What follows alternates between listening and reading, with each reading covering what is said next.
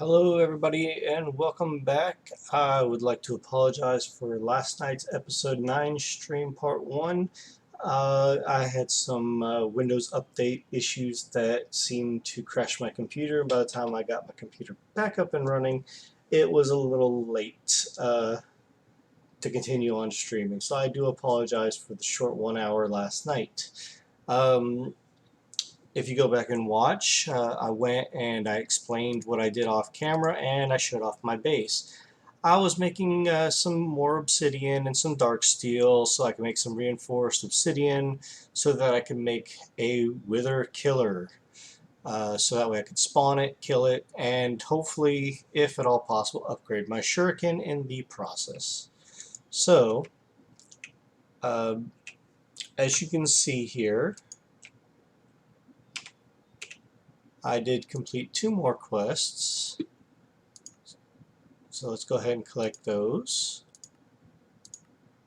Hey, I got a steel chainsaw. I think I have one of those already. And I'll be making some more chassis components later. That's 3 of them, and it's as simple as the recipe for what you see here: iron, some iron bars, and some grains of infinity, which I made a few more of. I didn't do anything off camera in between, so there we go.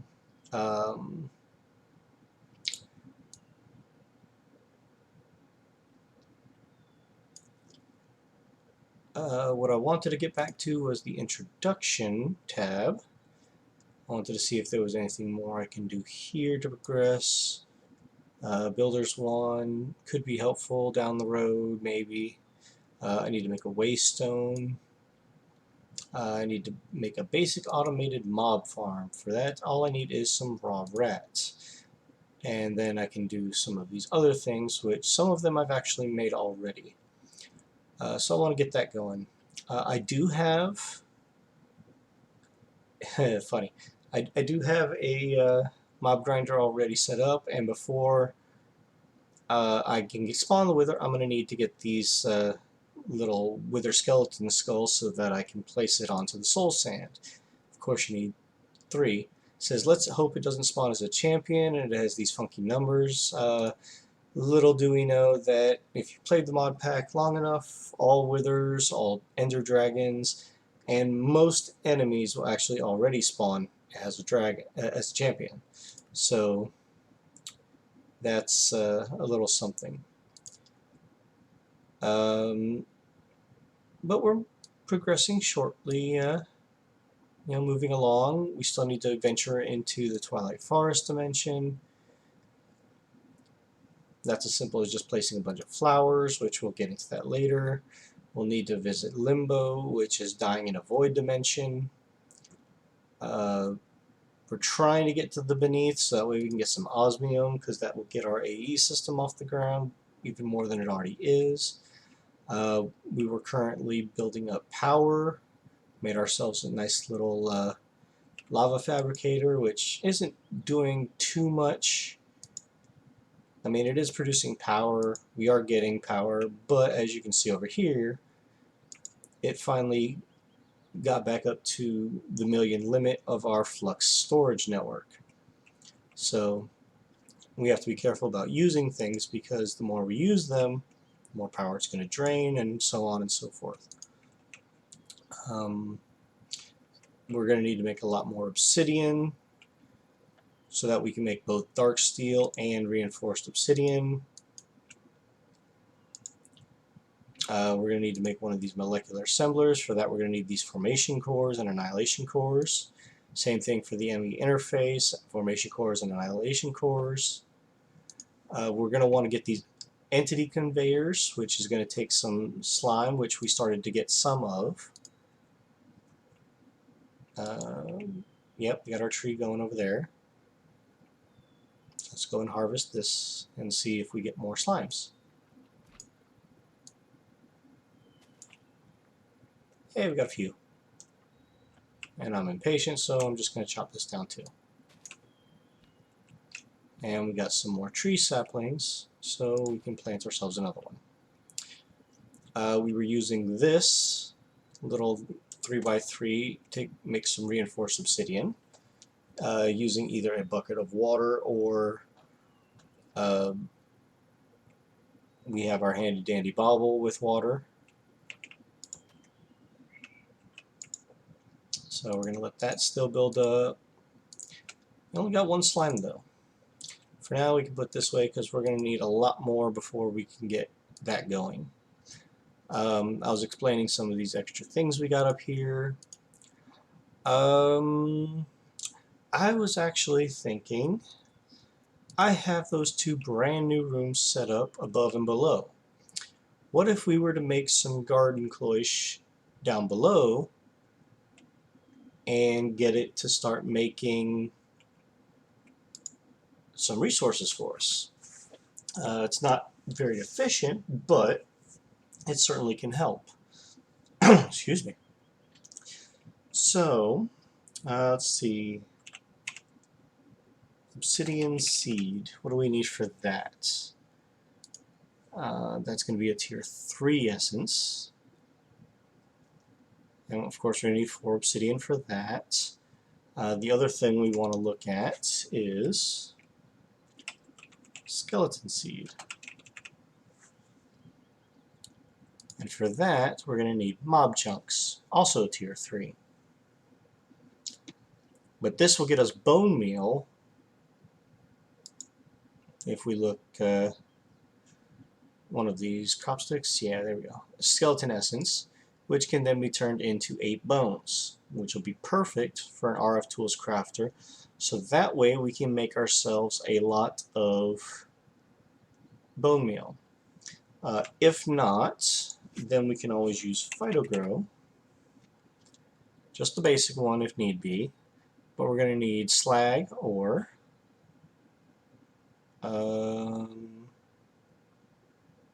no, just slag. And we should be getting slag, yes, from our coke oven, our crude blast furnace.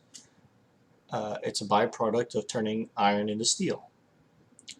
Now, if we wanted to go for either of the 2 higher phytogrows, either the rich or the flux, the rich takes rich slag, which unfortunately comes from an induction smelter getting pulverized copper and some fused quartz. It'll give us a use for our cinnabar, but it'll take gold, any gold to do, and it's only a 75% chance, but that's a good chance to get. Ardite ore and sand. You know, and you can look through all the recipes. There's 25 pages worth of 3 items, except on the last page. But it seems like 75% chance is the best. It looks like mostly cinnabar for rich slag. And then in order to get the flux phytogrow, it's just an energetic infuser with phytogrow itself getting energy. Okay, so let's see, we need infinite water, which I like to use these. There is the unending bowl, but I think it's a little bit harder to make. And we're not going to need too much of this. So let's grab ourselves 2 buckets. We have 2. And we have ourselves infinite water right outside. And of course you could also use an aqueous accumulator for it if you really wanted to. To be fair, the aqueous accumulator would probably do better, but the reason why I'm going with this one is because while this only produces 10, if we go back to our infinite water, this can be upgraded to doing either 80 or 640 millibuckets of water per tick. And this is very, very nice, and we will probably use it a lot later. And all that is simply 8 of them around a bronze, and then again, for the higher one, 8 of the level 2s around a gold. So it's really easy to upgrade them. It just takes a lot of resources for the first level. Okay, so we're going to be able to automate this later. And of course you could use a fluid infuser on an empty frame, which is honestly easier to make, but again, we get our buckets back, so the infinite water going straight into it rather than just making an empty frame for nuclear craft is a little bit easier. Okay, so we have our infinite water. Let's go ahead and make ourselves some more garden cloches if we can. So for that, we have everything except for iron mechanical components, and for that we need our iron plates, which we can just use 3 iron for, and it looks like we are out of iron. So let's get another half a stack, which will get us 22. And it's getting dark, so we don't want to be caught outside, of course. Our configuration needs to be set, so we can throw that in. And then let's go rest for the night.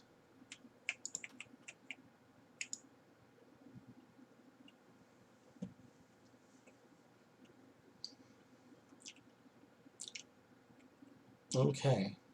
Like I said, I did upgrade my cobblestone generator to the level 2, so it's producing a little bit faster.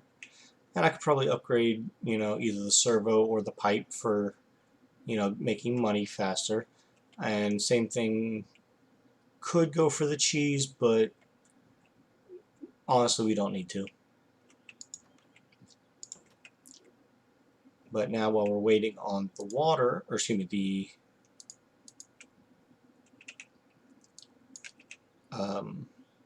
pulverizer, we can go ahead and make sure that we are getting ourselves lava to make obsidian. And then make sure this is on empty, put it right off to the side, and then pick it back up. And there we go. Takes a little bit to harvest, but we'll get 9 obsidian every time. And yes, I know obsidian takes a while to mine.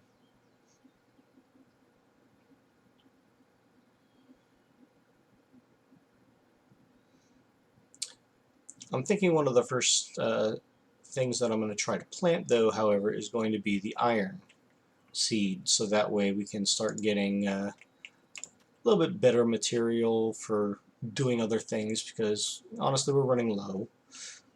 For the iron seed, it's going to take a tier 4. Now we do have a lot of essence outside. Let's make another RF Tools crafter.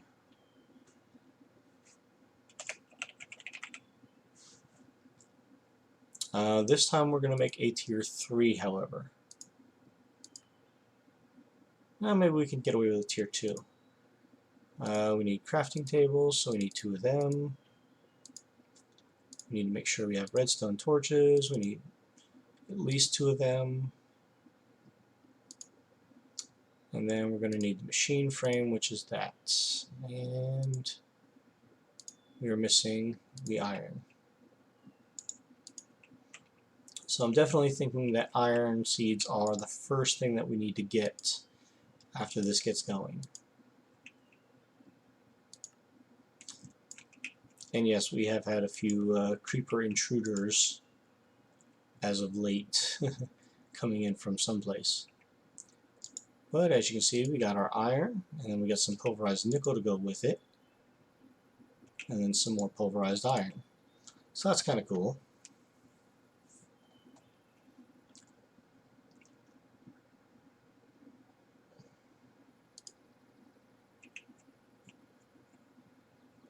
And our another slime tree is grown, so let's go ahead and harvest it.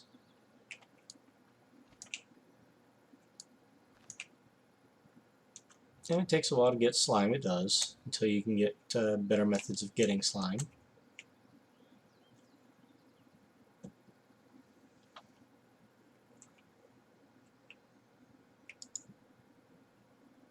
And this is almost done.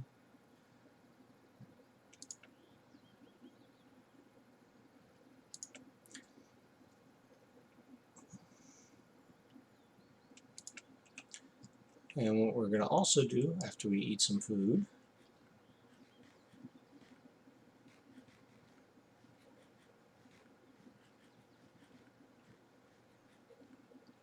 is we're going to start using some of this lovely inferium essence that we've got here.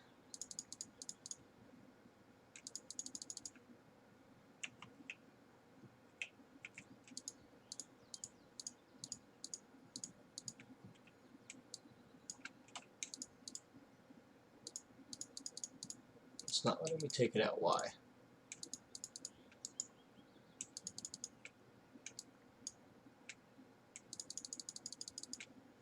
I'll have to do for now.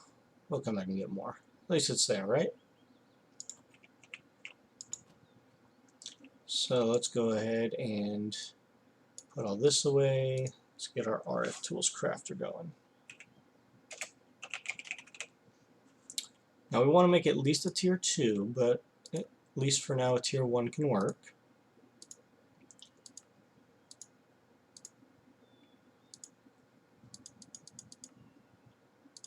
Okay. And for tier 2 it's going to be the same stuff. 2 more chests, or crafting tables, 2 more redstone torches, but then it's going to take the tier 1 crafter. And it's not that much for a tier 3 either, it's just the same. Let's go ahead and make our tier 3. Since we're here and it's not that hard to make, right? Okay, now it's going to need power, but I think for simplicity's sake, at least for now, we can just stick it right above our cheese. I don't really care about which way it's facing. We're going to also need our infusion crystal. Now we can use this one, but honestly, why? Now each crafting recipe, or excuse me, RF Tools Crafter gets 2 recipe slots, except for the last one, which gives it, I believe, 4. But what we're going to do is we're going to teach the RF Crafter how to make Inferium into other things, which we can just do this.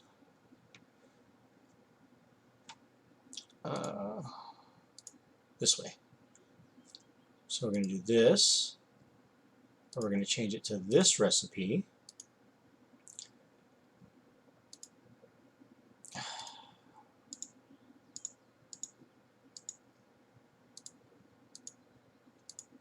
Okay. And then we're going to keep it internally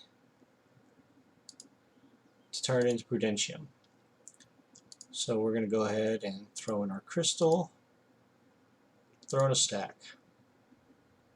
Okay. Then we're going to make a new recipe with our crystal in the center, staying internally, and using Prudentium to make our next level up. And last but not least, oops, we're going to do the 3rd level. Again, we're going to save our crystal, we're going to put all these in, and it's going to make us 1 blue. And this one we are going to export. Well, we're not going to export it, only because we want our crystal here to stay in. We want to remember the layout, but not quite yet. So we will take that out, and we're just going to throw in our stacks, and it's going to just craft it all up. And we just take that out. But now we can also do this and remember. Okay, so that's a start. Then we're going to want to get our, well, we can get the rest of our Inferium out of here, but we want our seeds. And we're going to basically do the same thing. We're going to teach it how to do the recipes for all of our seeds. So let's go ahead and add our tier 2 crafting seed, our tier 1 crafting seed, tier 3, and tier 4s. We're not going to worry about tier 5s just yet.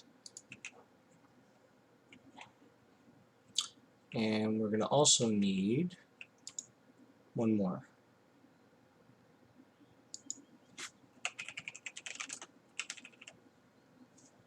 The crafting seed itself. Before I forget about that. Now ideally you want probably maybe 2 crafters for this, but for this we're not going to. Okay, so first we're going to take our base crafting seed, we're going to apply it. Then we're just going to take our tier 1, apply it, tier 2, and apply it.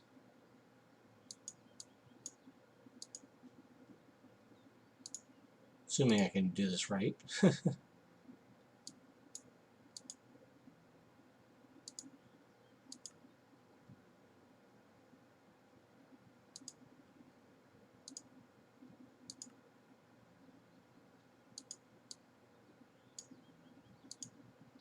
Okay.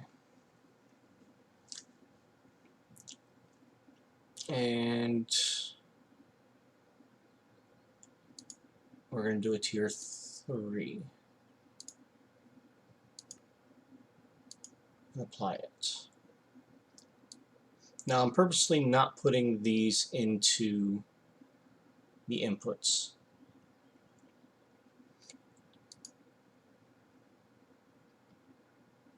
Although we probably are going to need to select oh,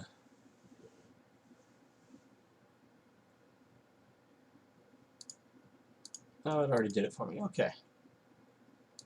So then, while the crystal does this, we can just take the crystal temporarily out, throw in our crafting seeds, and our inferior essence. We can also take one of these,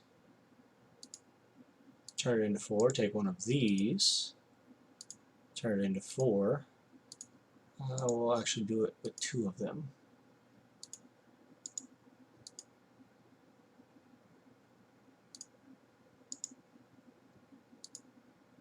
And we can get more inferior essence back as well, because why not?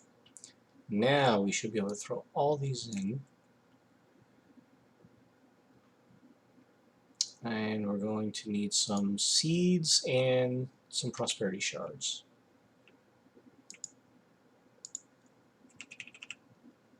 So we have plenty of seeds, and we have plenty of shards. Now theoretically this should also work.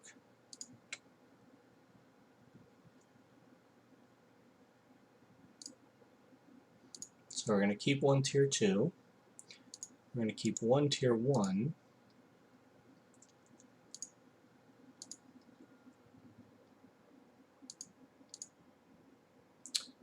and we're going to need to take some more supremium essence and turn it into the lesser essences.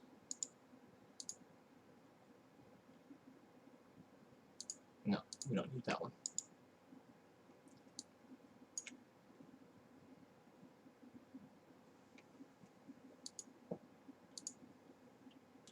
So there's our tier 3. And then we can take some more supremium essence. Actually, no, we're going to leave that one in there this time. It's nighttime, so we're going to sleep, and then we're going to go grab a whole bunch more of our essences from outside.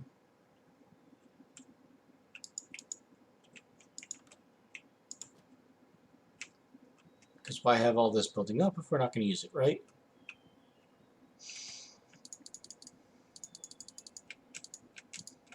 I don't know why it's not letting me take out more than 2 stacks at a time.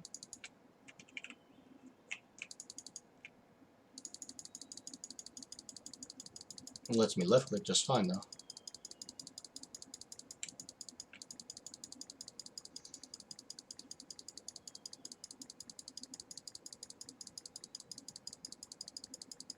Well, I can do this a long way, I suppose.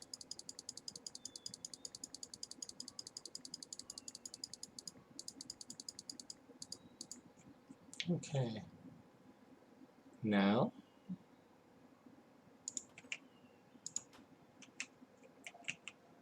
we just go and throw all this in.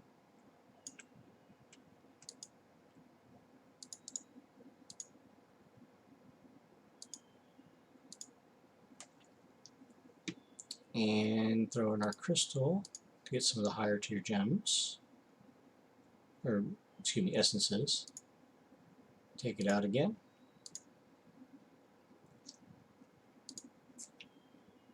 Did we get the blues? No. Okay, so all of our blues can be transformed back downwards. So let's do 4 and 4.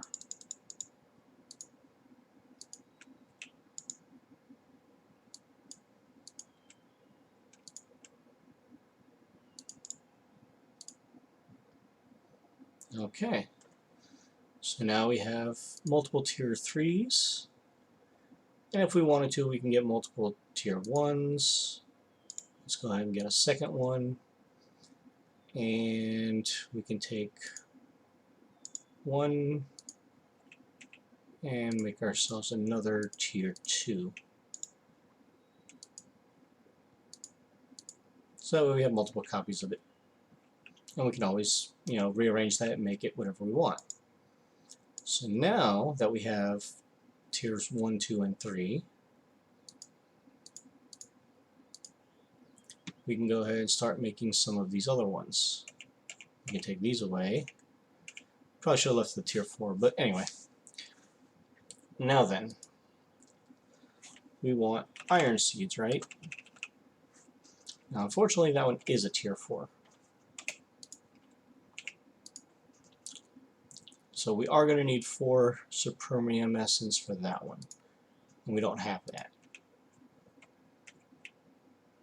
So yeah, we can go in here, we can perfectly get our essences built up. We can take out our tier 1 crafting seeds and our regular seeds and throw our crystal back in. And of course we can go out here and grab more of our essence because we have plenty.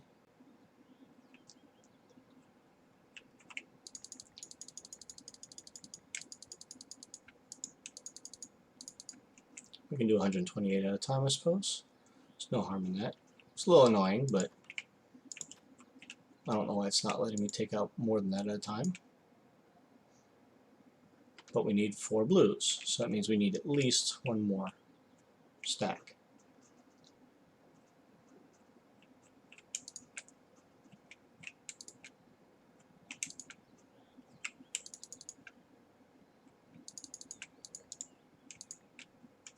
There we go. Again, I don't know why it's doing that, but it won't be bad for long. Okay, so now we have our 5 Supermium. We're going to need a little bit more than that, only because we're going to need to use 4 of them to make a tier 4 crafting seed, right? So for the tier 4 crafting seed, it's just going to take 4 of them.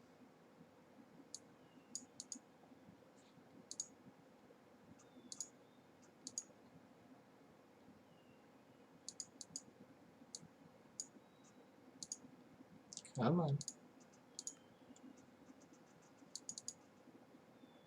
There we go. And we're going to throw 1 and 4. Okay, there's our 1 tier 4 crafting seed. Now we just need to throw in a bunch of more Inferium essence.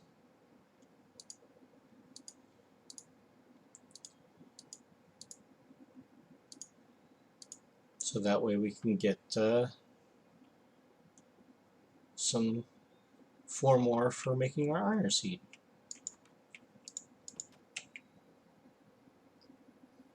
And we have the 1, so we just need 3 more.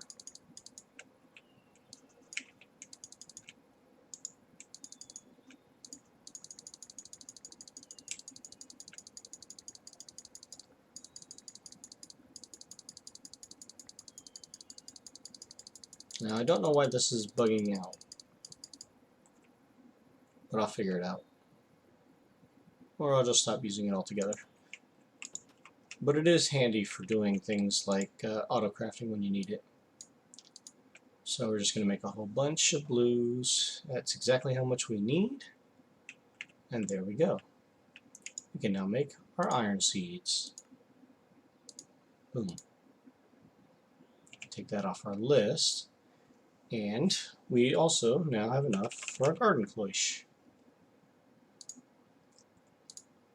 We'll use this to make 6. We'll make one of these. And bam, we have ourselves another garden cloche. Now we're going to also need a point from our flux networks, which need to make more eyes of enders. I still got a little bit.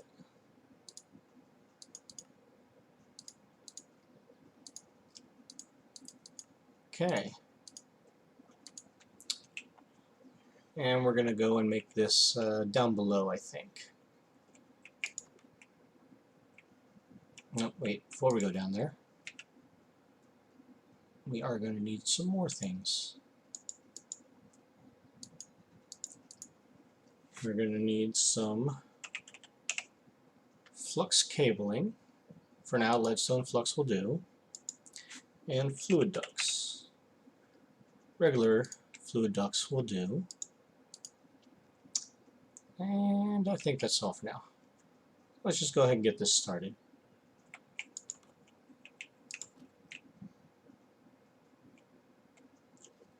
Now, we want to make sure that we have some small space because the garden cloche is going to need to get behind, right? So we're going to place this one here. We're going to place our infinite water source here. And then we're going to need to power it from our node, which we're just going to run right across the top. So we need to select our network. It's already chunk loaded, but we're going to disable limiting, and then we're just going to build, nope,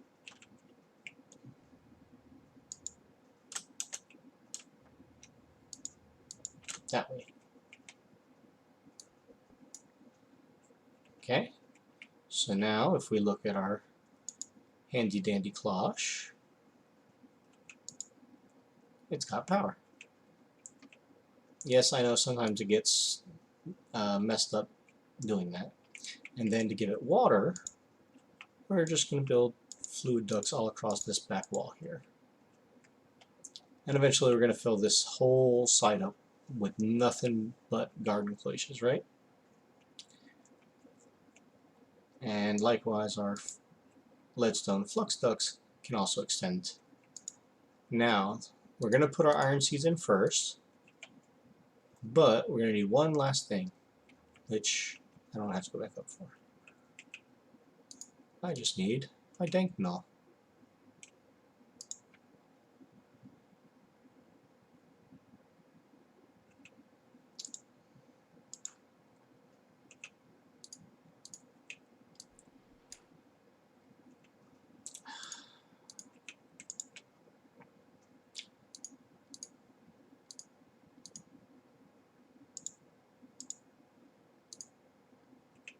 Okay.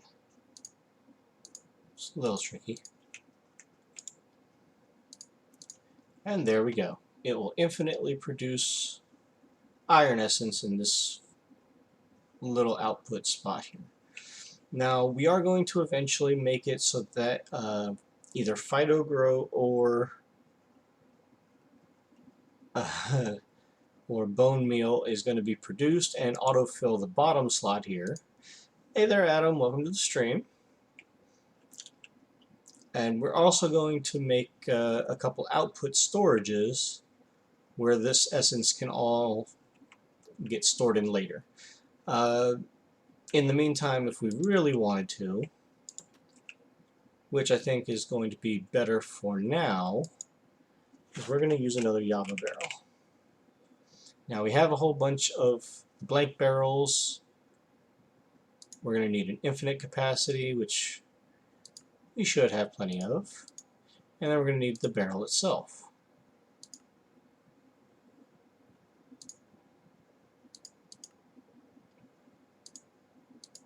Okay. And all you have to do now is put it in the right spot.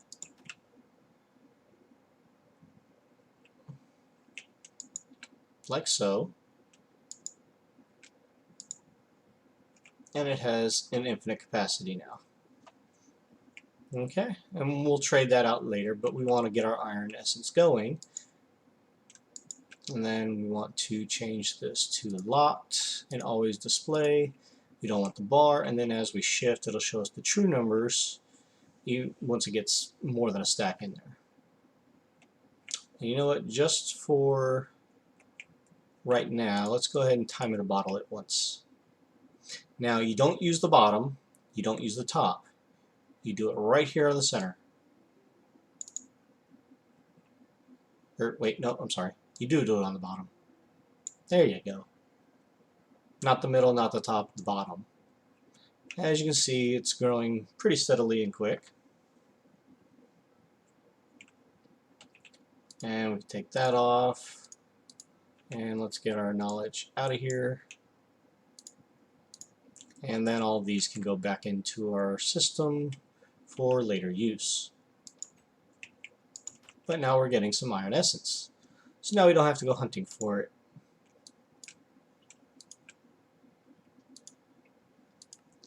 Alright.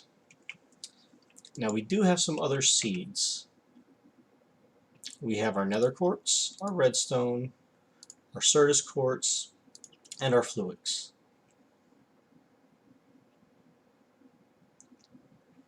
So we want to get enough iron made that we can start getting all of those. Which means for each of those we're going to need 4 more pieces of dirt,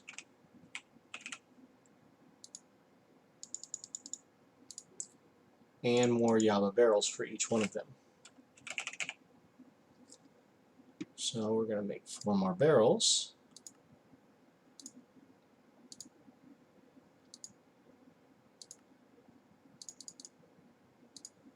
And 4 more infinite capacity upgrades. Let's hope we have enough. And we do not. Can we do it with emeralds? Almost. We're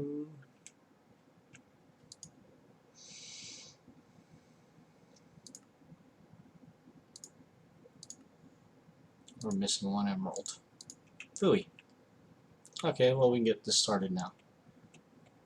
Actually, we are, however, going to need to make, obviously, more cloches.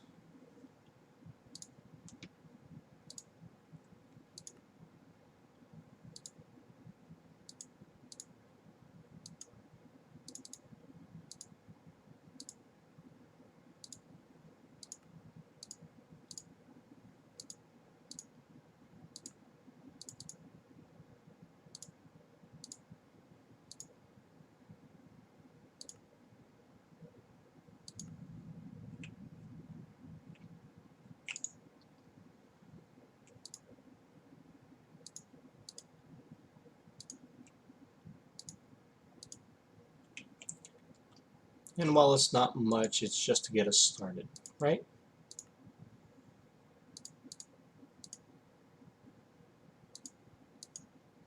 And we're going to need some more leadstone flux ducts. 6 should do for now.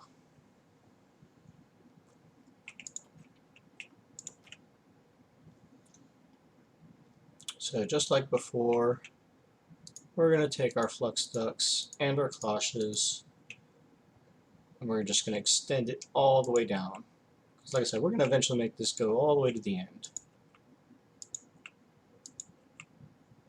Okay, we only got the 2 for now, so there we go. And if you click on it, it's full and full. Put in our dirt. Let's get our redstone going first. And then we got our yellow barrel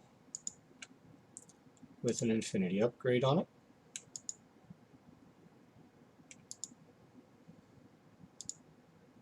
Nope. Has to be done with an empty hand. There we go. Lock it, always display.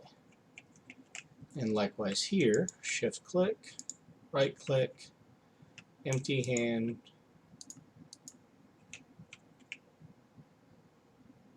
I hear a rooster. That's never good.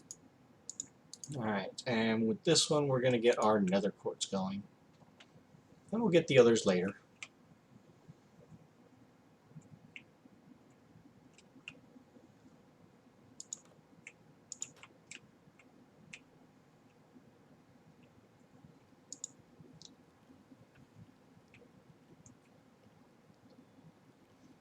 But now we can go down and we can grab some of our essence for some iron. Look at that, we already got a stack of 64 in there.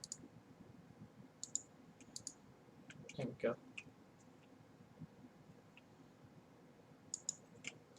And simply making iron essence into iron. It's one in every slot. Excuse me, not one in the center. That gets you 6 for 8. So one stack gives you 48, which should be enough to get us making more of our garden cloches.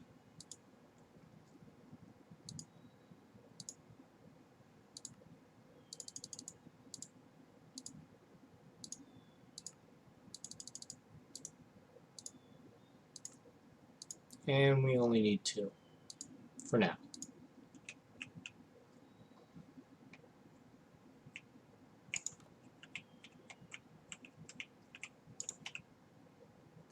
And just like before, place them down, put our barrels on the fronts, give it the upgrade. We don't have the upgrade for this one yet. Put in our dirt, put in our Certus. Oops. It's got power, it's got water. Put in our dirt, put in our seed, it's got power, it's got water, and they're all producing. And then of course, just like before, always display. There we go. And now we're getting all these essences made.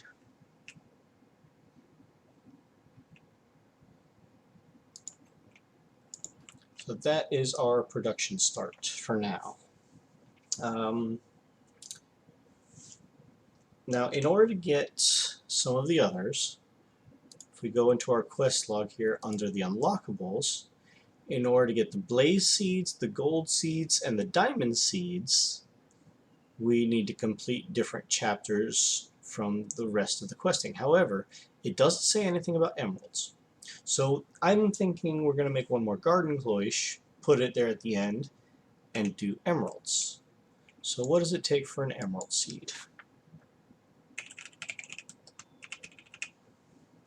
Because this one we can get. That's rather expensive. And we need one more emerald to do it. Now we do have a block of emerald. So that we can do, which will also incidentally let us get our last double barrel upgrade.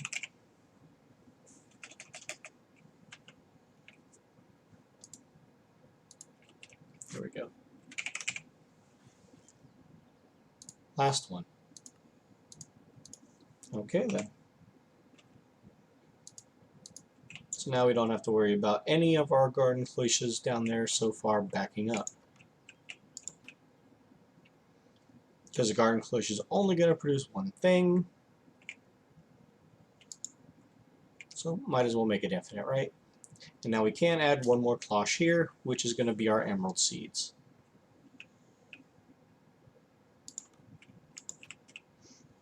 Now for those of you who are keeping up on the latest, I don't remember if I said this last stream, I think I did. 1.5 has been released.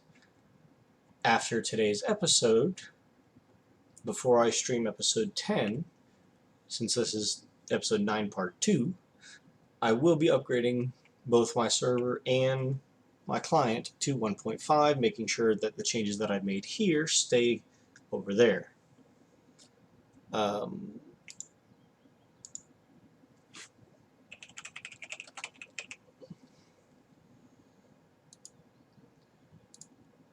so let's see, we need Supremium Essence. We need at least 4 of them. Okay. So we're going to need quite a bit of our essence from out here.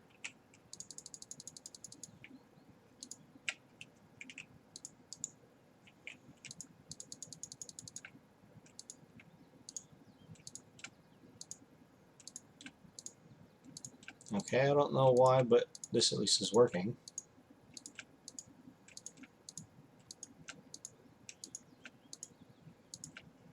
Okay.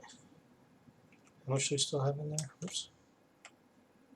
16 stacks of 64. That's nice. It's been going for a while, honestly, so we're just going to toss all this in here. Let it work as much as possible up to blue tier.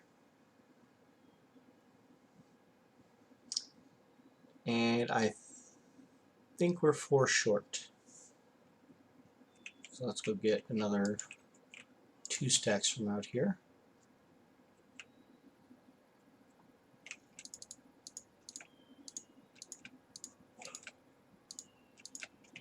And that should get us the remainder of our blue Supremium Essence.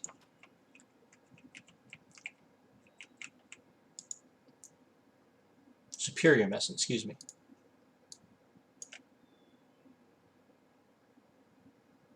And then we take out our crystal. And we just make sure that we get ourselves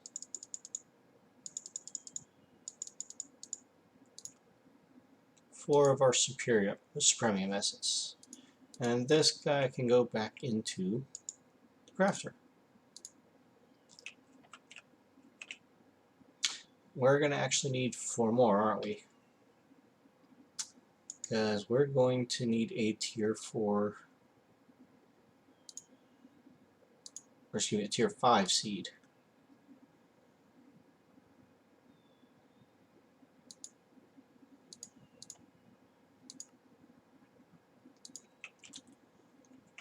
So might as well get out a whole bunch more. Honestly, this is probably the longest part of the process in getting things out.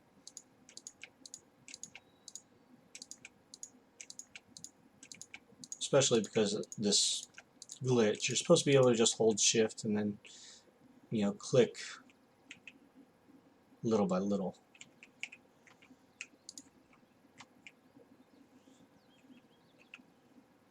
Can't hold it because then it'll start trying to break the drawer, but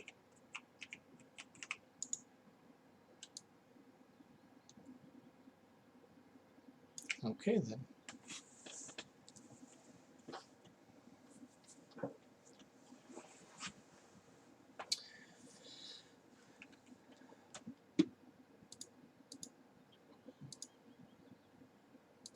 So we need our Superium Essence.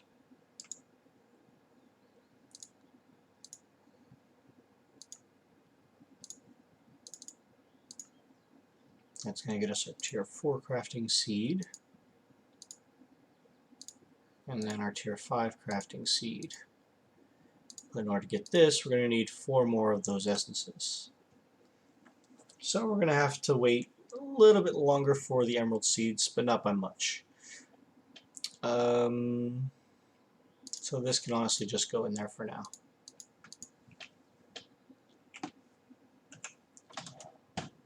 And we got some food and take out of there. Now another thing that the emeralds are going to do is we're going to finally be able to take advantage of this market guy, right?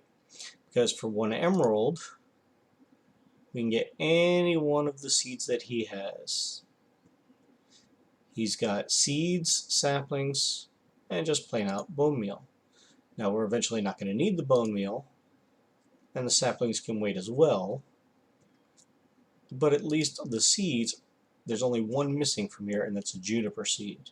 So if you do the search function, nothing comes up. It is fixed, however, in 1.5. I did ask. But then we can start getting all of those and building a Cooking for Blockheads kitchen, getting into that mod. And that's going to allow us to make some interesting foods and finally increase our health quite a bit. Once you try all 600 something foods, you can get a maximum of 13 milestones, 2 hearts per milestone, 26 extra hearts above vanilla, which is 20, so you wind up with about 46 hearts. And that's before Astral Sorcery, before any other mod that gives you hearts. There's also the Golden Heart,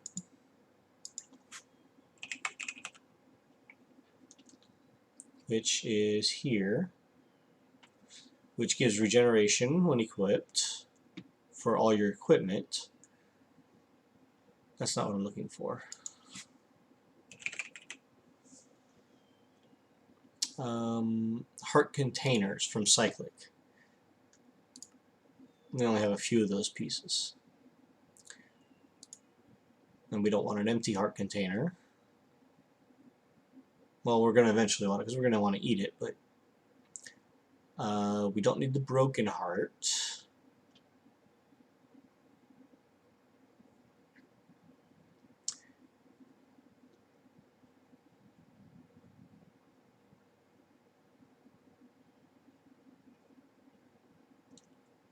But I think that is pretty much it right now. At least for now. But eventually we're going to want to get this Molten Heart, because, yeah, fire damage to player can be used to brew a potion of molten lava, which that's definitely something we're going to want to get. And we need more molten meat for that, which means we got to go to the nether and get some salamanders. There's also the heart drops, which if you're damaged will just instantly give you a heart back. So yeah, there's plenty of things that we're going to get into throughout all of this. And the Restonia, which is redstone onto the Atomic Reconstructor, will give you the Heart's Modifier trait, which you can look in your Tinker's book, which will tell you what it does.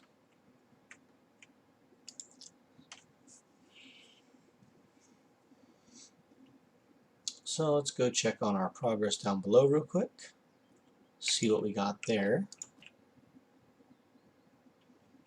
Okay, we already got a stack of iron, and we've got a little over half a stack of each of the others. So that's nice.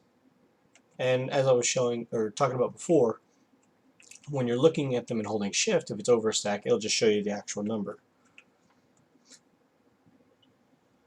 I found that out by using the Yaba barrels up here, because I have what shows as 24 times 64 stacks, or 24 stacks of 64 plus 60, but when you hold it, it only shows 1596, but if you look inside your system, for instance, and you look up dirt, it says 2K. And then if you hold shift, it'll show the actual number. But we're moving right along. Let's see, how about obsidian seeds? What do we need for that again?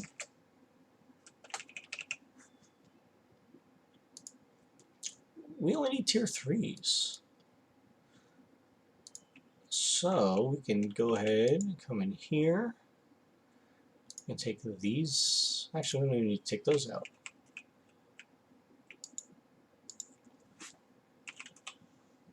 We only need one of these.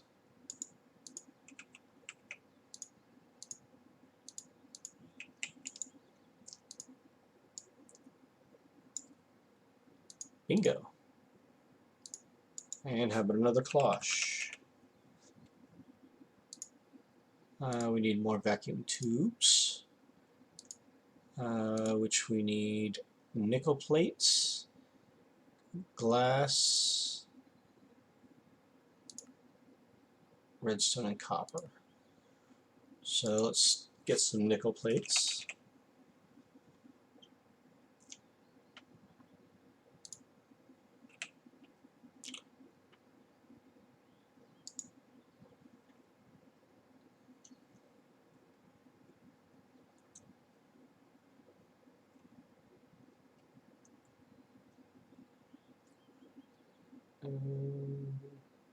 Okay, it does not have the same recipe as iron, but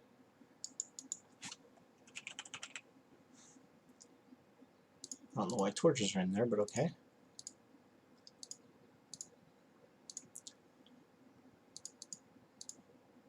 Let's get 4 of those.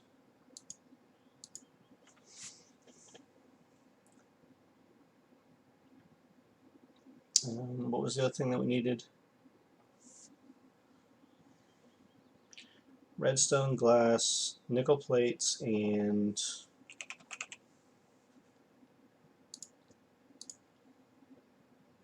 oh, copper. Oh, that'll work. And the cool thing is you can just leave these in here, and they don't have to go in any specific order. And we can just go grab a stack of redstone or a stack of glass,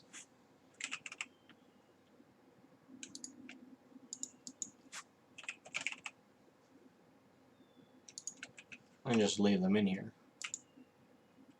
As we need them, we get some more.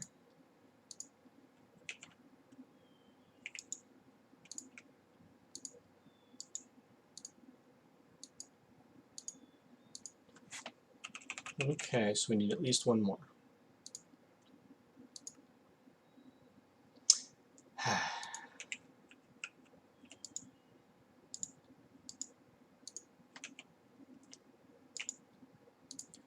Gotta love when a plan comes together, right? And we are going to need one more dirt.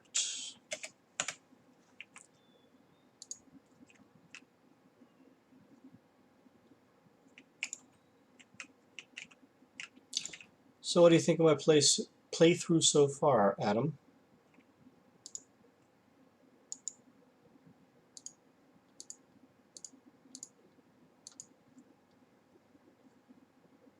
Oh, those are my torches from here. I need to get those back. We get ourselves another Yava barrel and another infinite capacity upgrade.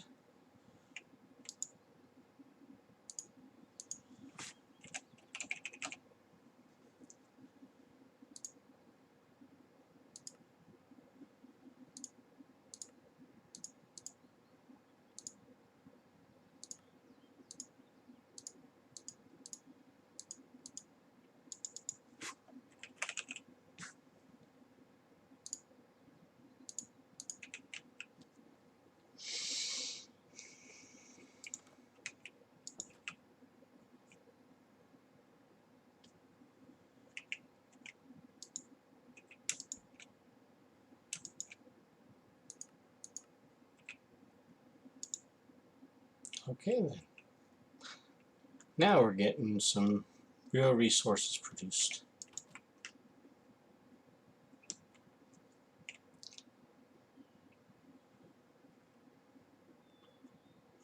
What's our money looking like? Hey, we got 3,000. Nice. So we are really progressing along. Let's see. Something I am going to do, however. We go to the tavern, scroll down a little bit, and starting with fresh coffee, look at what hasn't been eaten and get one of every type of food. Some give you more, yes, and some give you effects that you don't necessarily need. But this is going to help us get quite a bit of foods that we have not yet eaten, and hopefully some more hearts in the process.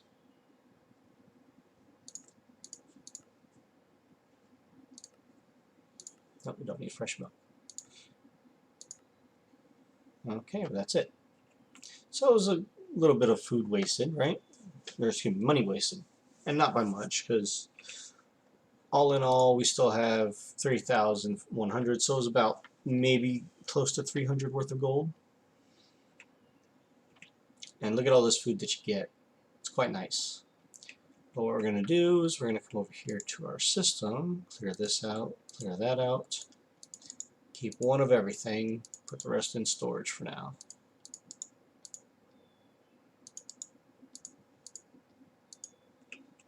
And then all these others we're just going to stick up in here until we eat them. There we go. Now, we had this working, didn't we? No. That finished. Okay. Let's see how our power is doing. Now we should be having a net gain this time. So our flux network should be good. Yeah, it's staying maxed. Now this is going to drain quite a bit of resources in the process, but now we can put this back in.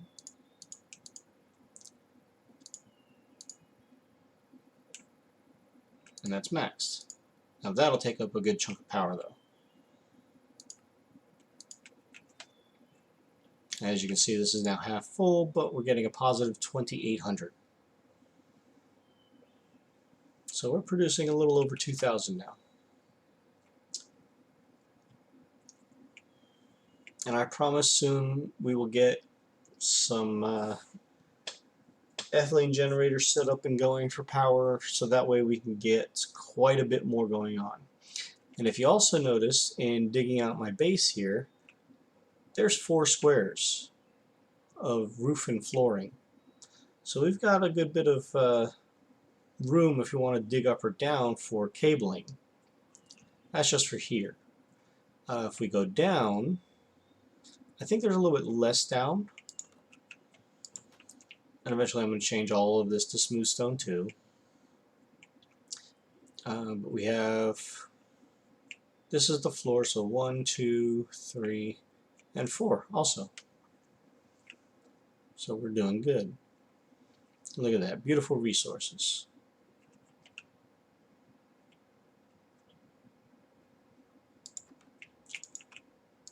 So now we just need to wait a little bit. We could go exploring. Arcane workbench. Because I'm wanting to really get into Electro Blob's wizardry now. What am I missing? Purple carpet. Do I have anything purple? I do. Can any of this be used as dye?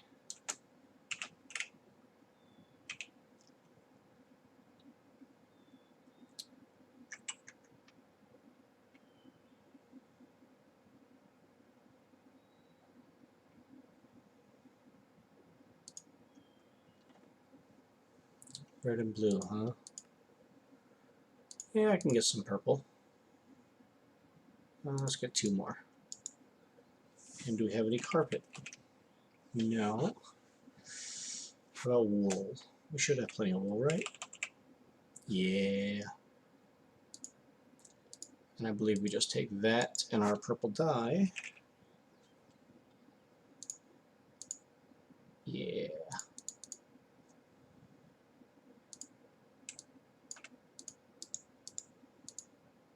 Bingo. Now we can make our what was I making?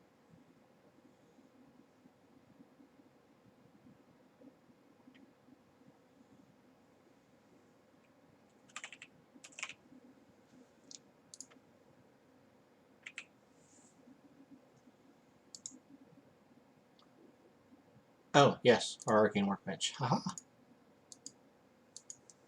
So the quest completed. And a whole bunch of things unlocked. And we're just going to stick that up here somewhere. Well, let's just put it in this corner. Now we do have a wand.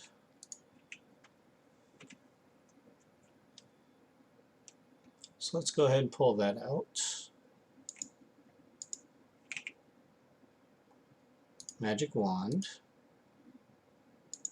Crystals, we should have a few. The ones we are wanting are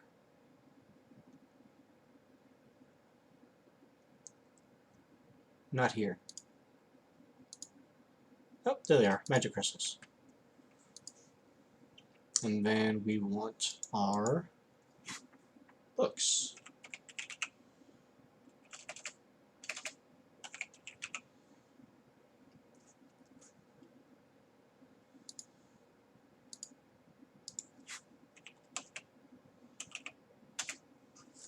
So let's see what we got here. We want our novice books.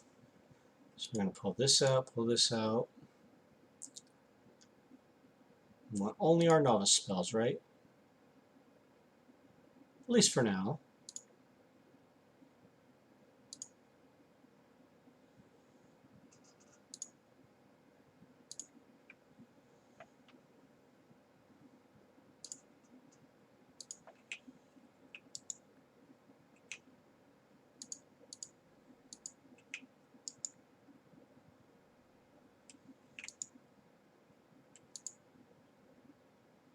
Disorient. Okay.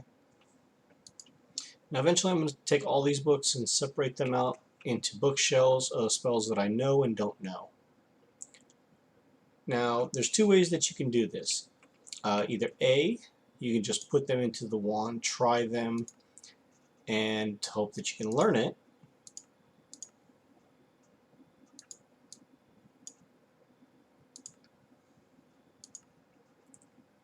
And it wants us to make a random spell book.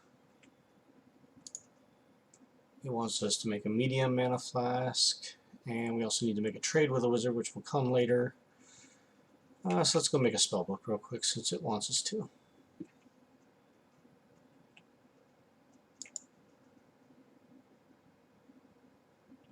Plain old Jane spellbook.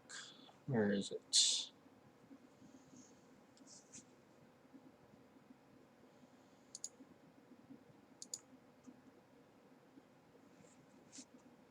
Oh, we can actually choose what we want to learn. That's cool. So let's try and not get one that we have. Sure. Oh, I see. You can only craft the magic missile one. Well, we don't know it, so for whatever reason, there we go.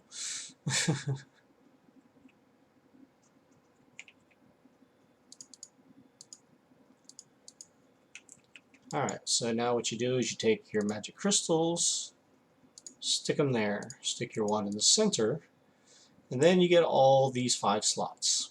So we know this is magic missile. We're going to stick in this random book, this one, and this one. And then to save the spells, click the check mark. So we're just going to take these and put them all down here. I believe that one is this one. Yes. And then our magic missile. Then you take your wand out, and it has 700 of 700 mana.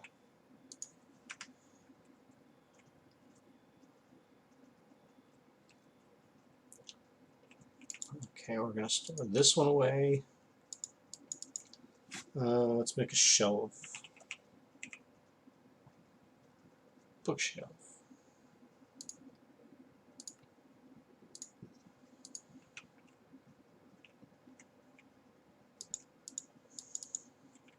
Nope, that's not what we need.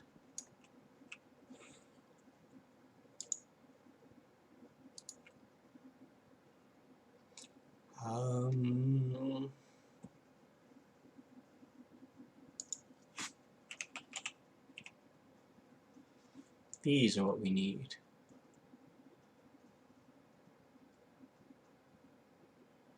Of course, those are creative only.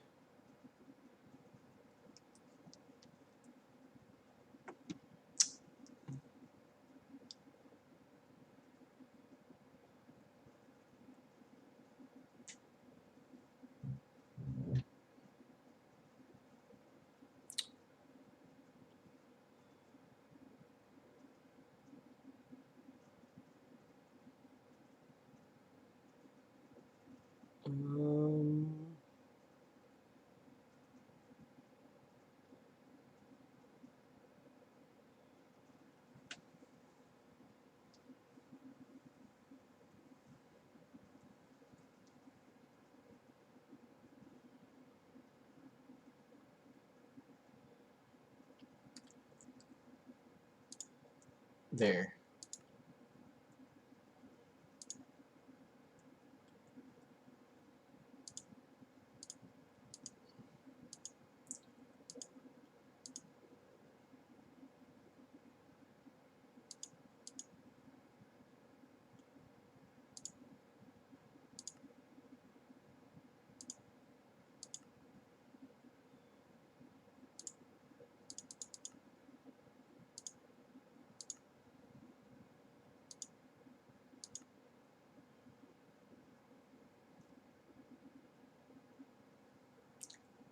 Basically, you want anything other than the vanilla bookshelf.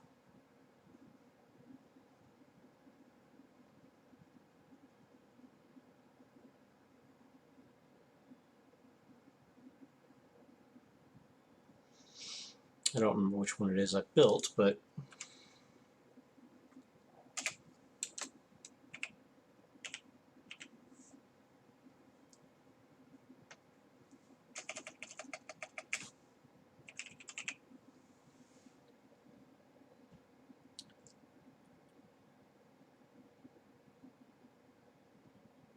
it's Bewitchment, Bibliocraft. Let's try this one.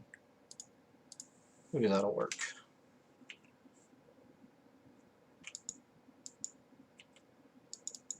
Yeah, there we go. So we can just stick 4 spells on like that. And we can just expand that as we get bigger and better spells that we know. Okay. So now you hold your shift, which is your crouch button by default, and then you can just cast the spell. Now, Magic Missile, we know.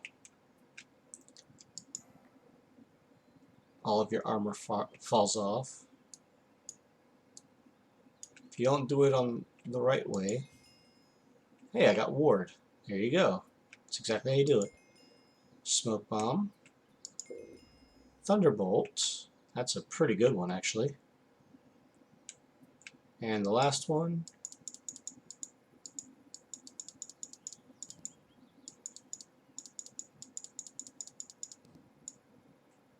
This probably has to be casted on a mob.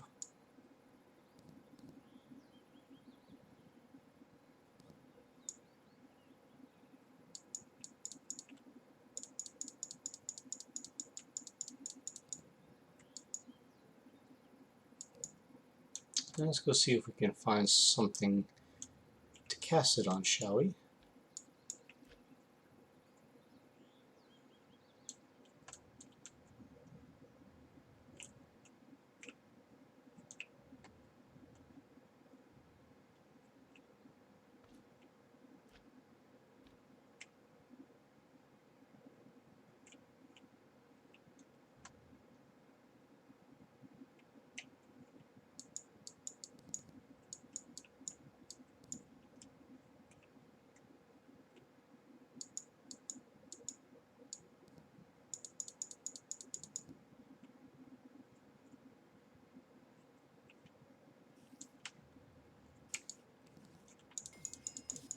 Hey, Arc. That's a pretty good one.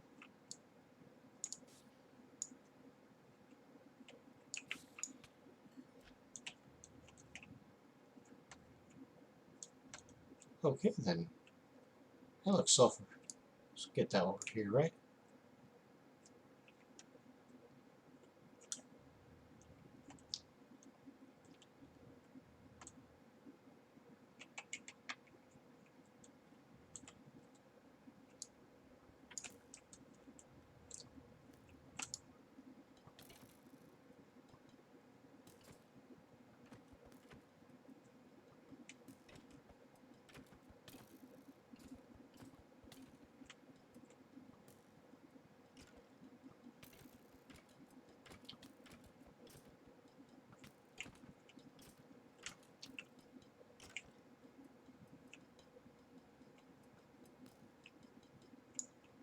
Well, let's go back to our wand and use Arc.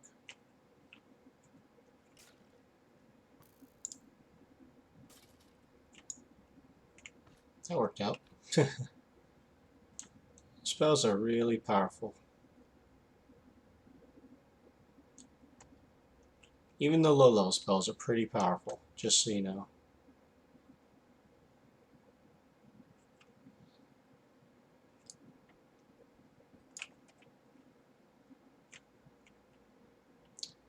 Oh, what do we got over here?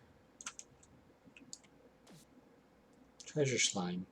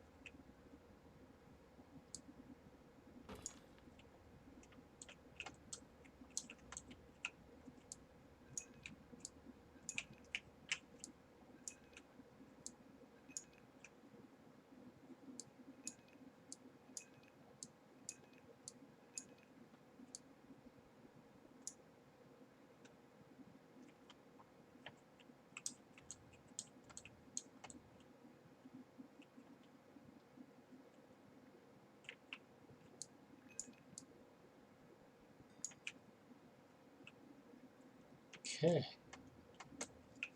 Let's get ourselves on out of here, shall we?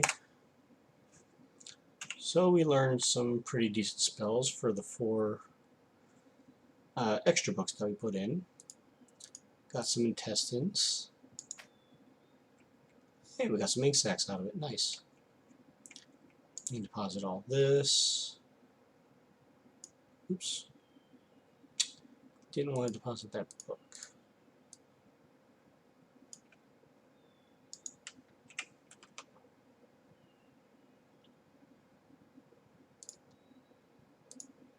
Okay.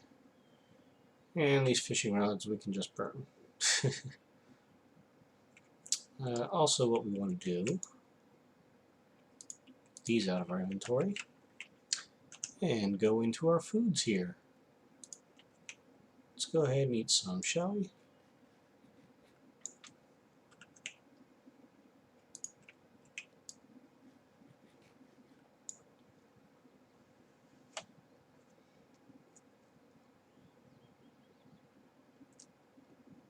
Also, if you didn't know, when you look at any foods, just underneath the description, you have your little saturation and hunger bar. The more that is, the more it's going to fill up. The red is the actual number up to 20, and then your saturation, which is the one underneath it, which goes around the hunger, which is the yellow bar on classic bars, is how long it takes for you to heal all the way back up. So that's what that's how you can tell whether you're healing or not. Let's see. That is about 1,300 experience still from leveling.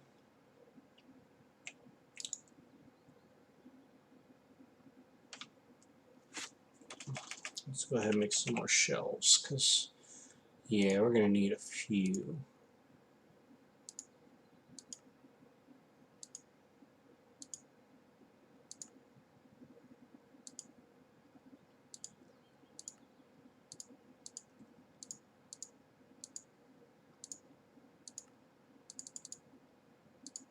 Okay. And we can just place all these right here.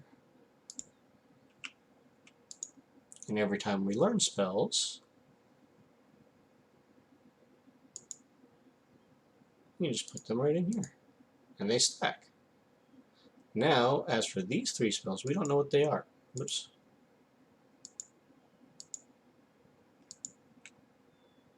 We got Smoke Bomb. That shouldn't have gone in there. So now we're going to take off some of the less useful spells. We'll put our wand back in. Now, starting from the top, it goes clockwise around, so that's how you can tell which spell is in which position. We want to keep Magic Missile, we want to keep Arc, we want to keep Thunderbolt, but Smoke Bomb and Ward we can take off. So we're going to change up these last 2. And also, as you put in the books, it'll overwrite the spell. But it won't save it until you hit the check mark. Okay. Now these are the spells that we have in there. So now we can go outside and test them. And then these 2 fishing rods, let's just get rid of. Oh, and we got that. Now it wants us to make an apprentice wand, which means we need our wand to level up from a novice to an apprentice. Or you can just make one. It's not really that difficult, but why wouldn't you just level it up? It's going to give us, looks like Apprentice Wizard Cache. There's several different types of books that come from that. It's going to give us a guaranteed apprentice spell book and some extra coinage. So again, you just come out here, select your wand, change to the spells that you don't know, Snare, and then Snowball. Neither of those are helpful. So these 2 books are the next for the shelf.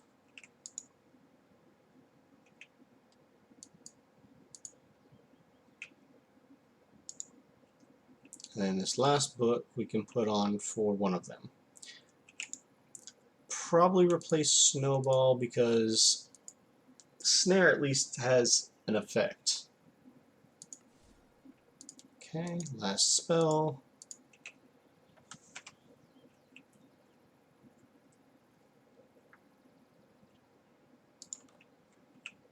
And I've been meaning to get into this mod before now.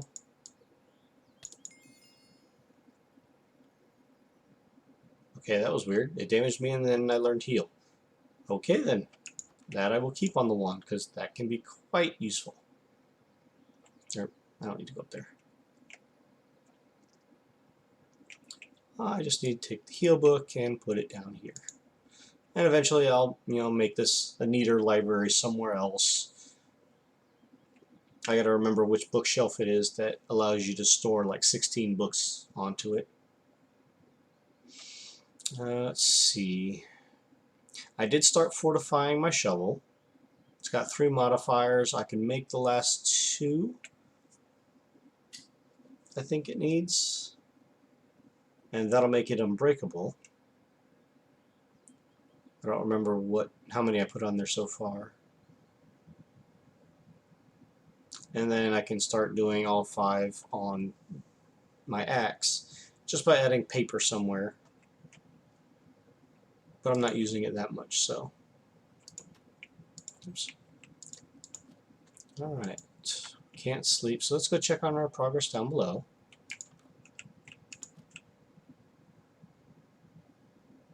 So yeah, we're coming along nicely. Everything except for the last one that we placed has at least 2 stacks in it. Almost 2.5, and that one's almost 3. So yeah, let's go ahead and take out a stack of our obsidian essence, because we need a lot of obsidian, don't we?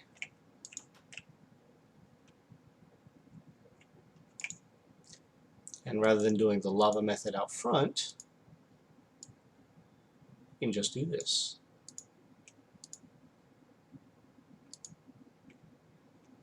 That's a lot of obsidian. Actually, we're going to take a stack of it back out for now, because we can always get more later, right? I'm going to rest.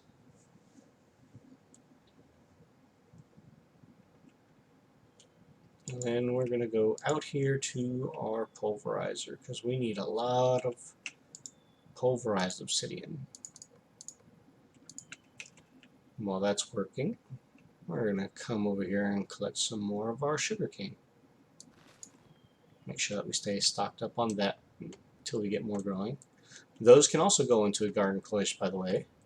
But I'm going to try to save the garden cloche for more useful things, like the essences mostly. But like once I get cooking for blockheads going, and I get all of the different foods, I'll know which is the best food, the highest saturation that I can make, and I'll be able to use that to know what foods I want, so that way I don't have to just make everything. Aubergines is a good one. Actually, what's it going to take for cooking for blockheads?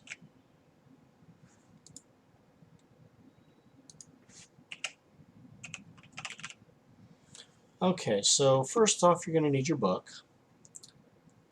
Cooking for blockheads 1. For that, you literally take a book and smelt it. So let's grab ourselves a book. We have 7.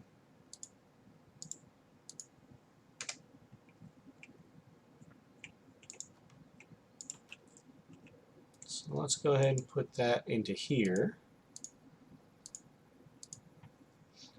And that's going to get us our cooking for blockheads. Yay! Now, it is part of the quest line to make it. Let's see, where is it?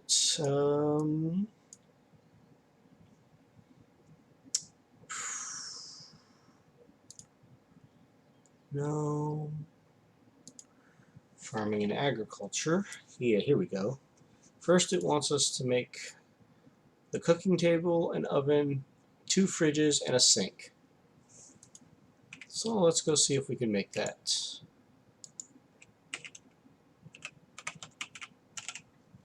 So we want the cooking table, which is going to take terracotta, which is clay. So let's grab some clay.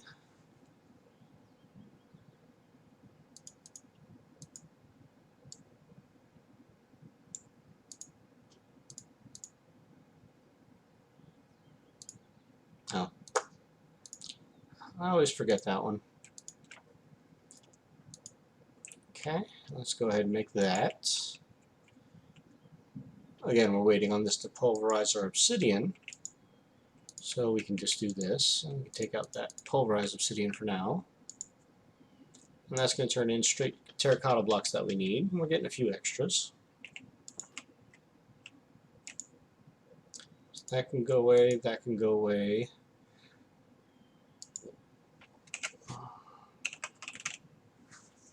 What else? We need the oven. So we need black stained glass. We do have ink sacks now, but we don't have any more glass. But luckily for us, we have a whole buttload of sand that we just got, so we'll be able to do that. Again, we're not doing anything else here, so why not?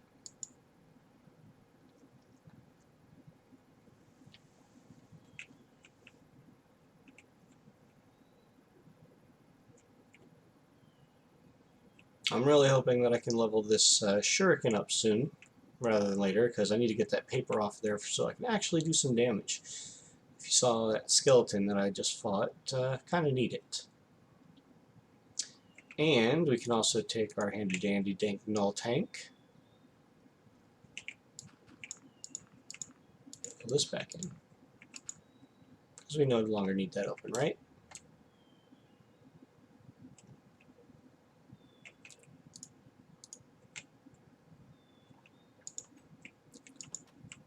Now, if you also take a notice, I don't know why that showed up, okay. There is a second book, Cooking for Blockheads 2, which takes diamond and 2 crafting to, make. But we're going to keep the book 1 for now, and then for the no filter edition, which just shows you every recipe, you literally just put it into your crafting table, and it gives you all food recipes, not only the foods that you have on you. Which we're going to eventually get that. Let's see, can we make the fridge? That takes iron doors. And some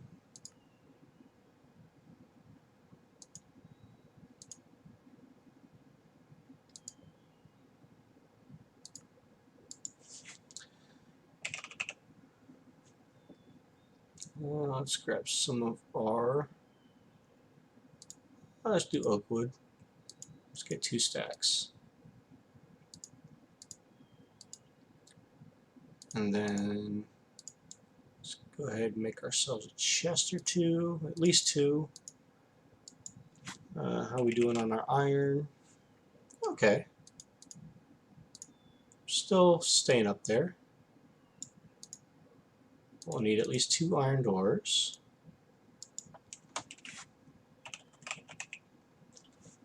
And that'll get us our 2 fridges. Our sink. Let's go ahead and grab our buckets. One of them.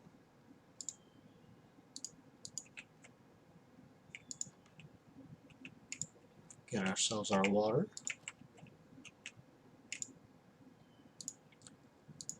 Now do take note, does not produce infinite water. It used to.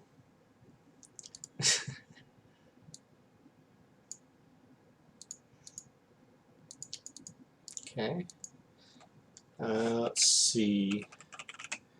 For the crafting table, which is probably the next easiest to make, we're just waiting on that terracotta.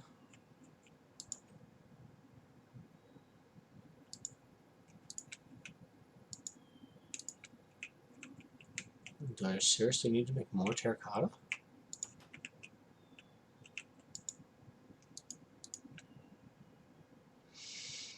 I guess I do.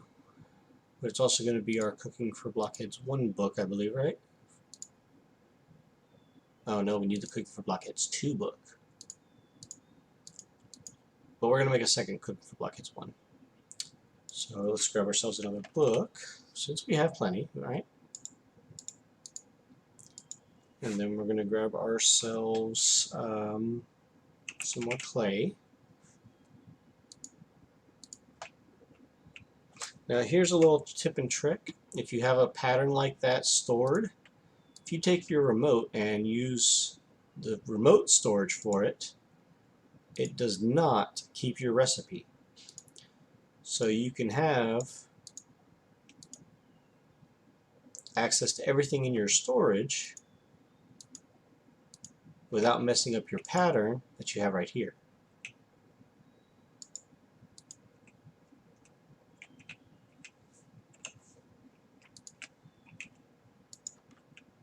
So now we're going to come out here, stop this glass, get some more terracotta, at least the one. Okay, two.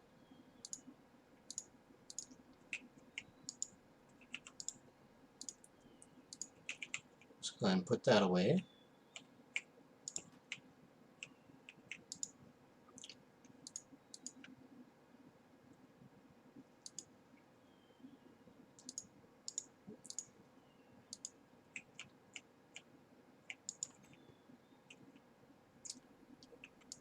I almost forgot.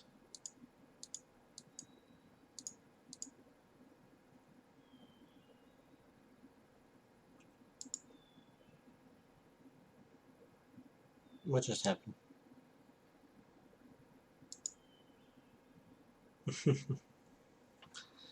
So what do you think, Adam? How am I doing so far? Hey, Derpy, how's it going?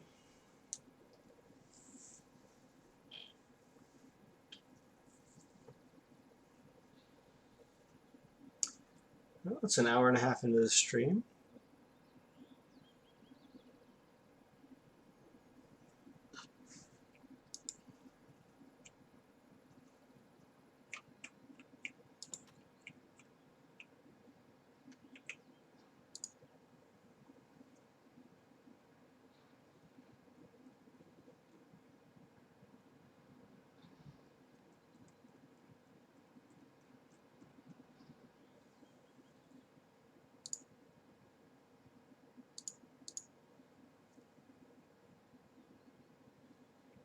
Ah, well, this is episode 9, part 2. Part 1 was only about an hour long because my computer decided to do a Windows update in the middle of my stream, and my computer wound up slowing down so badly that I had to completely shut down and restart. And by the time I got back going, when I figured out what was wrong, well, let's just say it was too late to continue streaming. So I cut the stream short, and this is part 2. Part 10, or episode 10, the next stream, I will be updating to the new Minecraft Eternal 1.5 update, and going over some of the things that have changed, been added, things like that. So it might be a few days before episode 10 comes out, but all is good. I'm looking forward to sharing some of things that I've learned about future mods as I get there.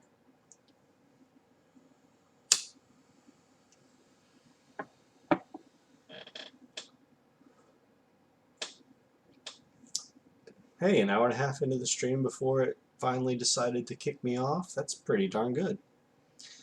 Hopefully I can get my bank card tomorrow and finally get those RAM sticks I need.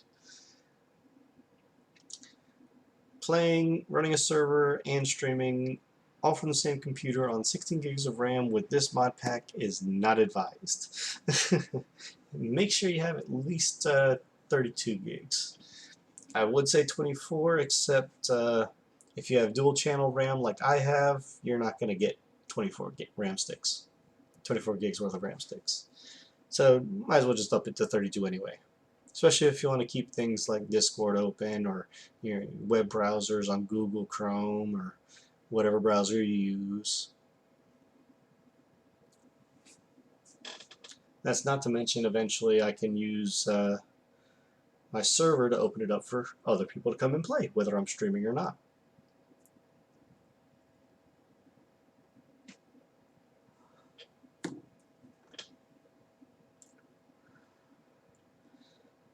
Okay, you kicked me out of the game. Now give me the login screen.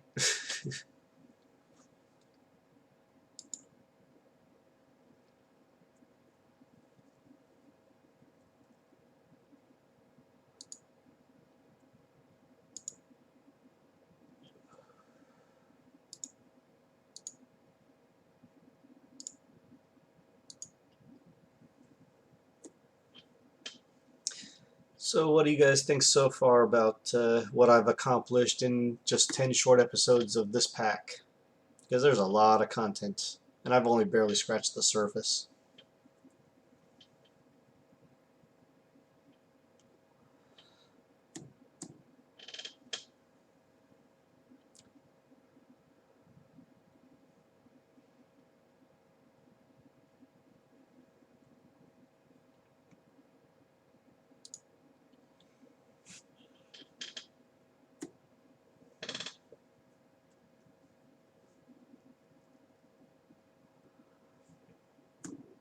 Hey, I'm just showing you that it can be done, Derpy. Whether you get it or not, it's just a matter of how lucky you get those early game resources.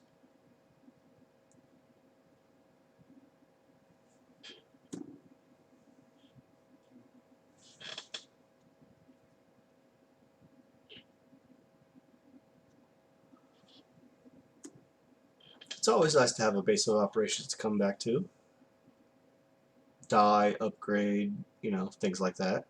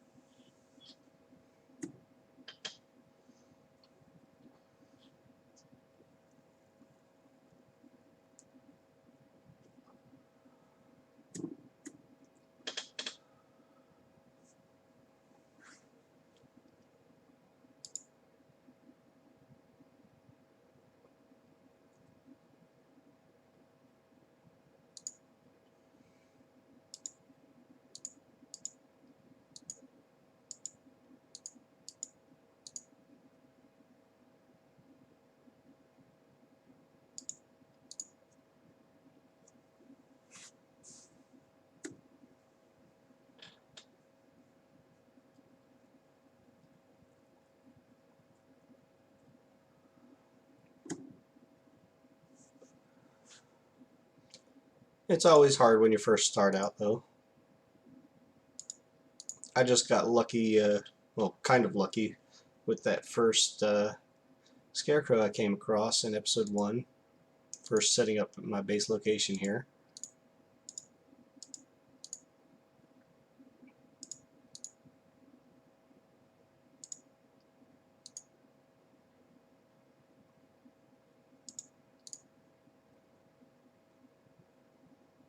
Killed the first one, the second one fell out of a tree and got me.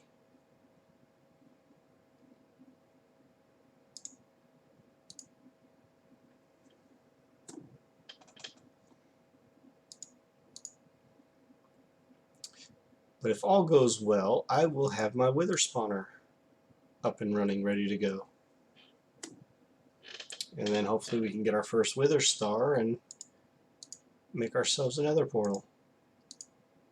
Or not another portal, beneath portal.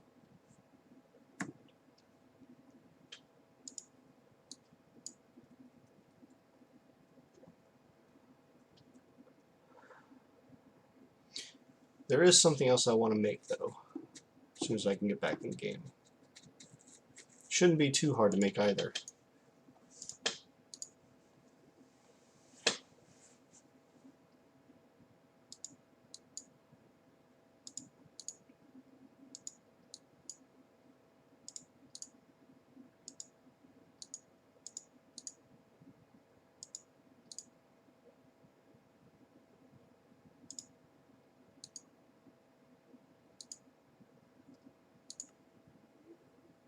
Here we go.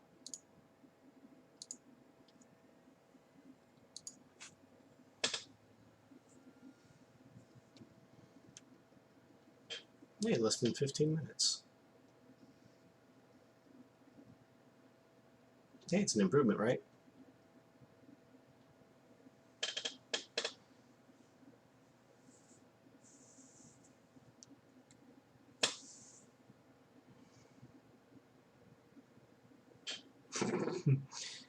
Yeah, compared to the one stream where I had almost an hour of downtime because of it.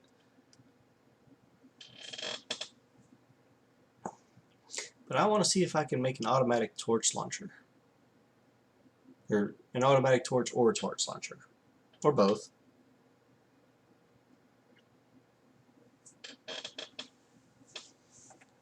And I do want to see if I can upgrade the capacities on both my portable water and portable lava containers that I have as baubles.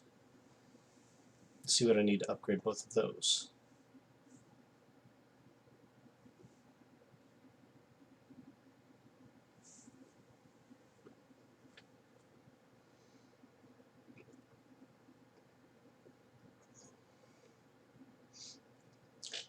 But I do hope that you two are enjoying the content, and anybody else who tunes in or watches it afterwards on YouTube later.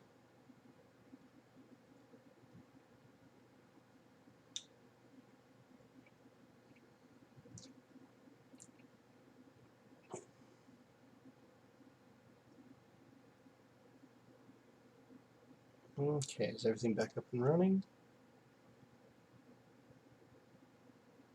There we go.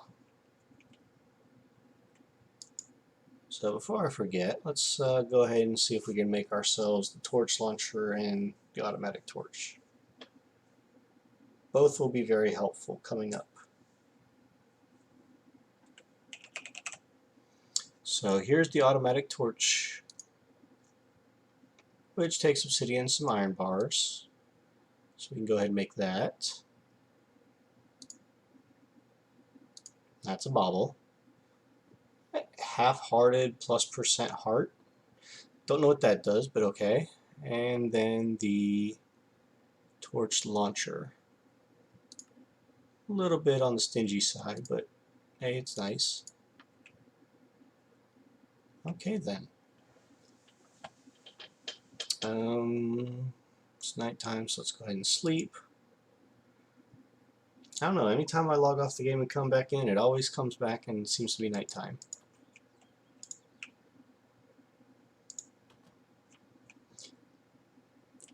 Alright, so we can go ahead and pull out our pulverized obsidian. Our second Cooking for Blockheads book. Put back in the sand, get the last glass, and then we'll put in our clay to make some more terracotta so we have some.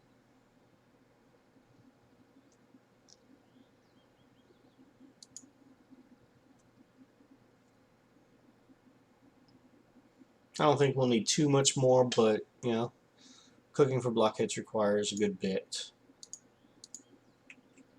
Okay.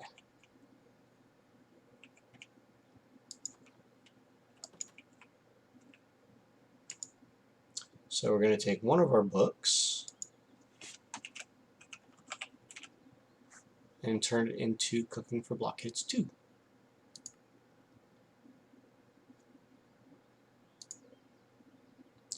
We have no more diamonds? Really?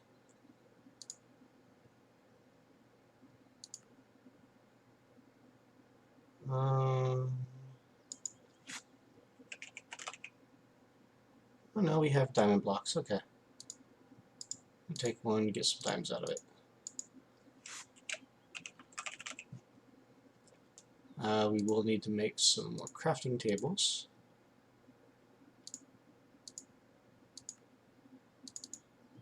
Okay, and there's our Cooking for Blockheads 2 book. And for the cooking table, we'll use that book. There's that. And what was the last thing we needed? The oven, which we need black stained glass for.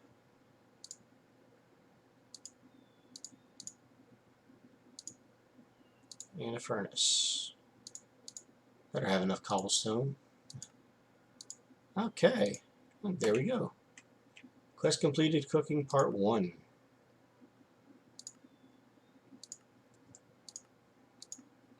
And we got ourselves a Cooking for Blockheads 1 book.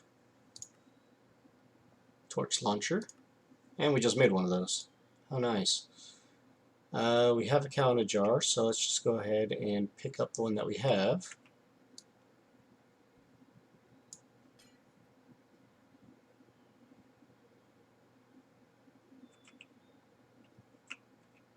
And place it back down.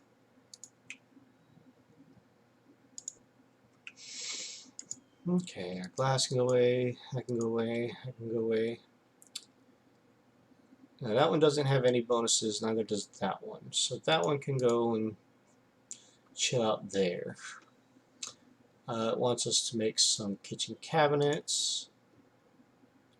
See, we're going to need more terracotta. More terracotta, more terracotta. And then the floor, that needs white concrete and black concrete, or blocks of coal and blocks of quartz. We'll get some of those made. Now for the next part of the quest, hey look, we got a diamond back. Hot and cold, we need to make the heating unit, the ice unit, and the preservation chamber. Which are these 3 things? Let's see, can we make a comparator? I think we can.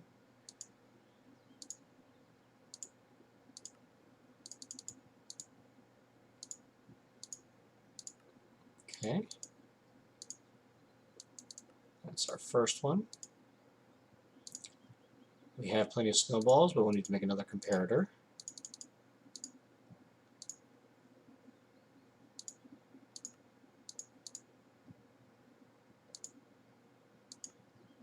Okay.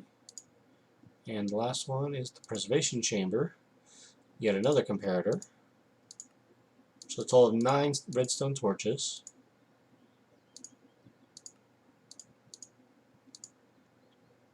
And voila! So let's go and see if we have any more of our terracotta.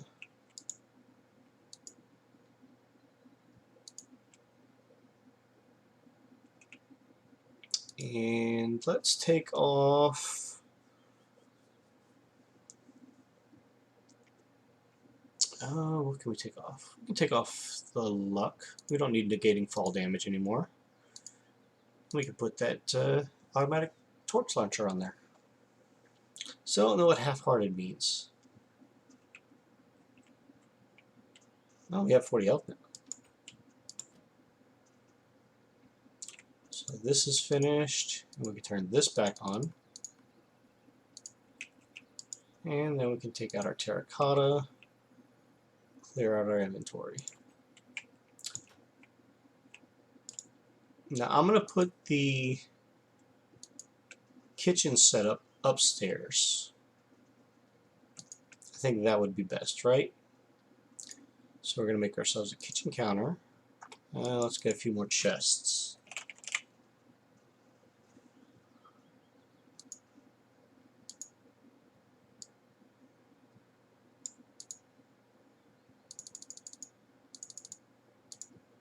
Okay. Let's make a couple kitchen counters. At least 1 kitchen cabinet. And as soon as these go away, we can make ourselves a corner piece. We also want a tool rack. spice rack, a fruit basket, which we need a pressure plate for.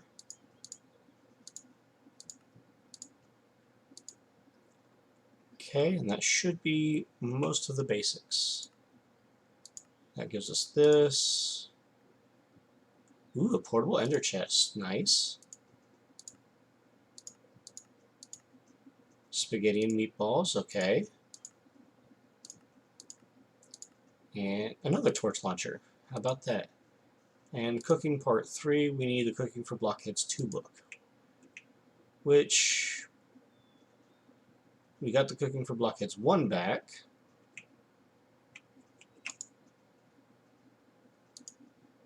So let's go ahead and make ourselves another Cooking for Blockheads 2.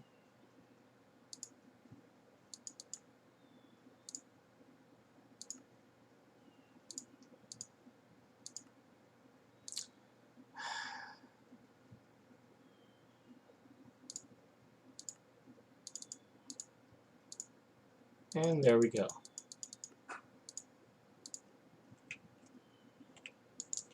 Now this is just your vanilla ender on the go. So that can actually go away. Maybe I'll keep it with us eventually and stick it in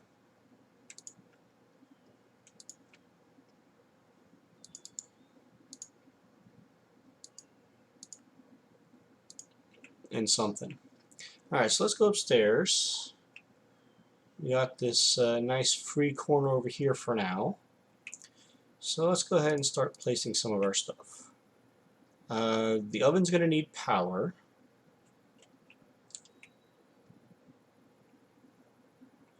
So we're going to put the oven there. Kitchen sink, we can put there.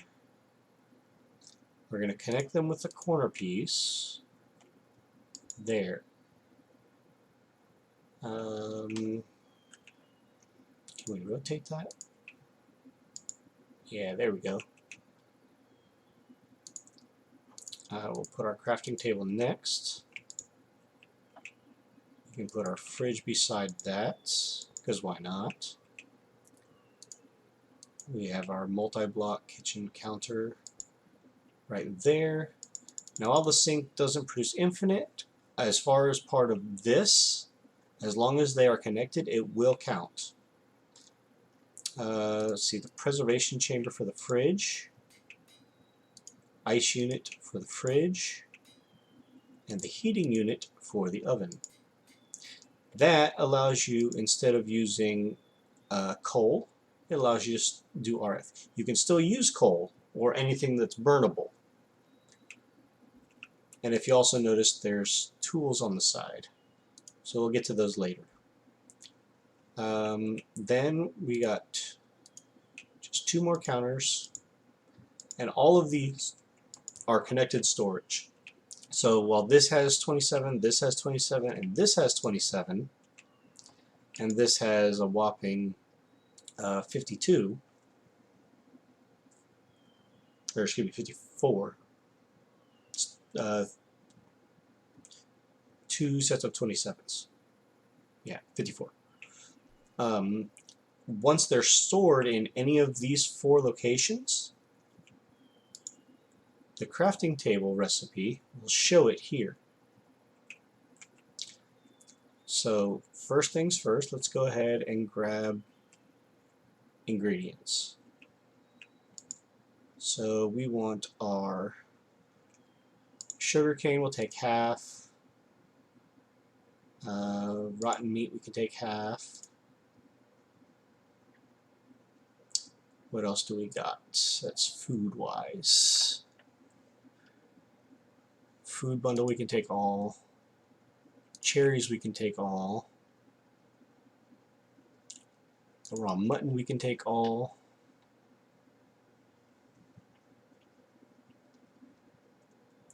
Potatoes, we can take all. Apples, we can take all. Basically anything that says eaten, even raw fish, wheat,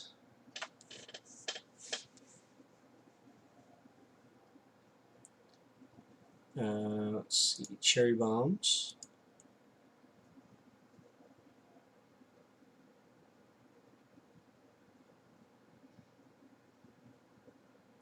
sour sops,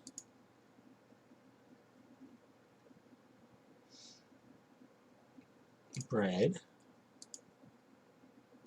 Now you don't want to take things that are already made, like the Bounty Hunter's Feast or the spaghetti and meatballs, but I'll show you why in a second. Let's see, we've got pears, golden apples,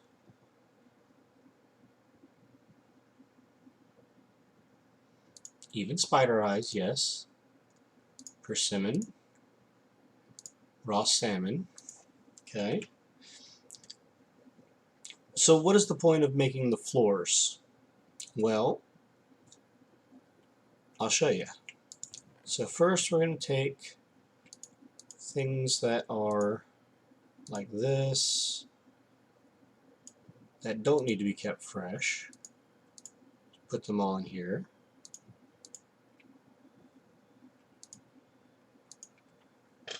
Eventually we'll put our other foods in here as well. In the fridge you can put in stuff like the raw mutton, the raw fish, the rotten flesh, even though it's not going to do any good. But now what do these fruit baskets and spice racks and other things do? Well, I'll show you. For the spice rack, we're just going to put it right there. For the fruit basket, we're going to put it there. For the tool rack, we can't put it there because of the fruit basket, but we can put it there. Now those are only one block apart. However, they are all connected because it is only one block apart. We'll have to make another point so that our oven here can get power.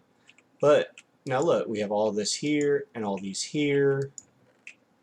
Now when we go to our crafting table recipe, it shows a whole bunch more things.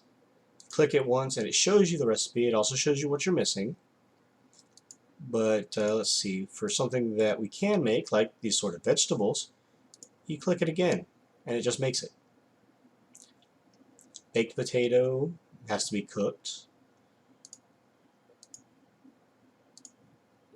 You know, and it shows you, cooked. And basically you can go through and anything that you don't have, you can make.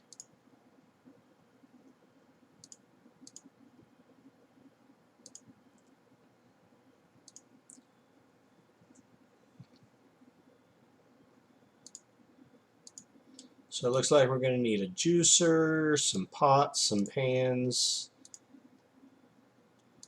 and we'll get into all that.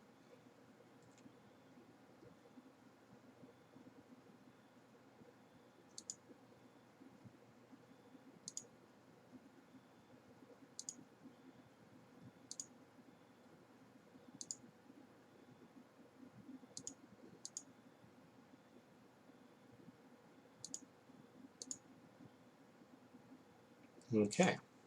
Now you can't sort it, however, by not eaten. However, you can sort it by name, by how much hunger it restores. And if you go to the top, if you look down at the bottom underneath the description, again, it shows you how many health it'll restore. Not health, hunger it'll restore. And then if you wanted to instead, you can do by saturation. Toast actually does a heck of a lot. But you got to cook the bread. Okay. So let's go over here to our empty one. We can put our sugar in there. We can put our dough in there. And that'll actually get us even more recipes.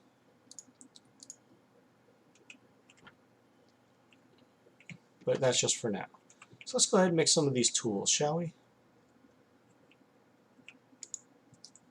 So if we bring up cooking for blockheads again, now it doesn't show us the tools here. However, if we do a search on just a knife, All you gotta do is find the one that you need, and it's from Actually Additions. And if you look, it takes a knife blade and a knife handle. We don't have either. So if we do actual, and we come back a page, 2 pages. Okay, maybe not.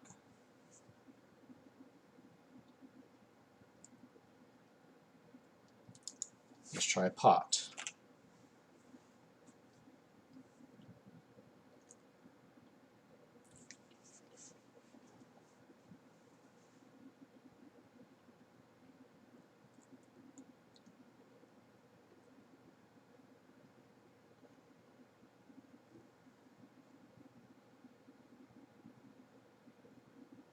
Ah, here we go. Oh, it's from Pam's. Should have known. Okay, so pot. Where's the pan? So let's go ahead and simplify this. Do Pam. As you see, it shows all these up here that you can make. We can take the royal jelly out.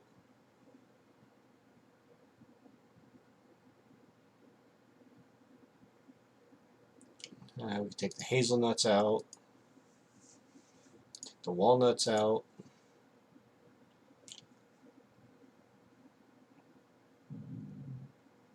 Alright, and let's look for the rest of our tool making devices like the juicer. Now, of course, if you know the device's name that you're looking for, instead of searching all of this through JEI, you can just do a space and then type the name. I just made the pot, so let's make a skillet, saucepan, a bakeware, mortar and pestle, a mixing bowl, and a juicer.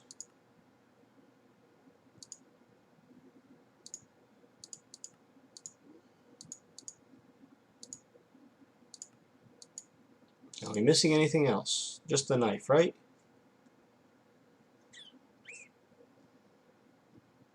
That's from Actually Additions.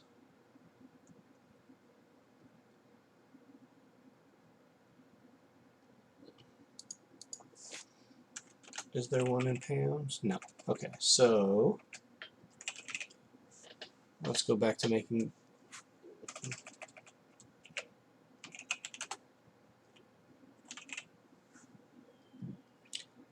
This is the knife that we know we need. So to make the handle, you need a piece of leather. To make the blade, and then you put them together. Okay then.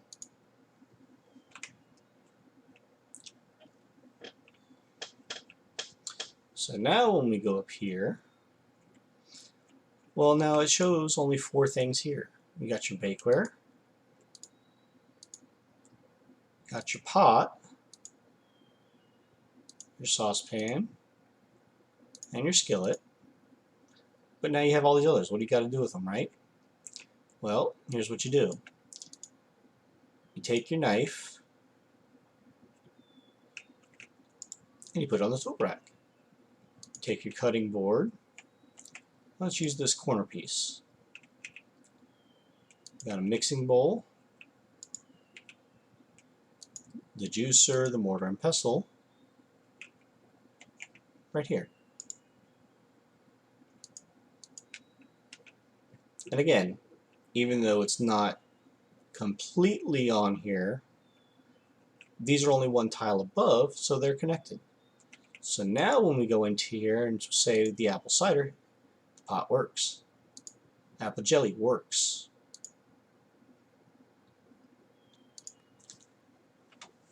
And it always goes back to sorting by name. Now if you have it in your inventory here, it will also still recognize that you have it. So let's go ahead and put in some of these things that we have made.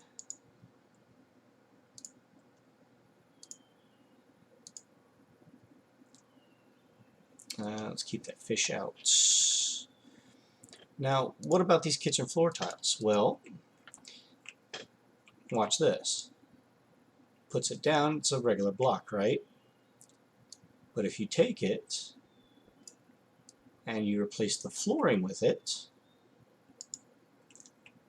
and if I were to put, say, another shelving here, or another kitchen tile here, and then there was a gap here, say the stove wasn't here, these kitchen tile floors will act, because it's one block away, as if it's a connected tile flooring.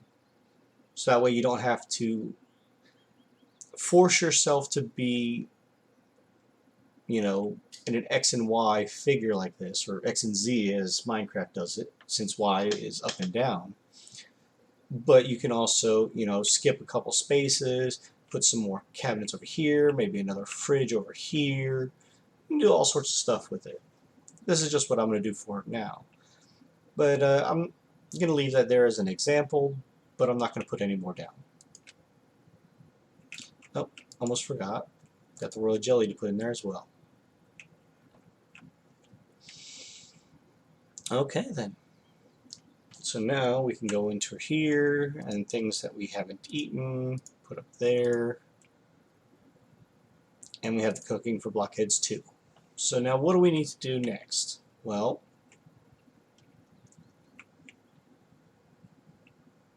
we want to make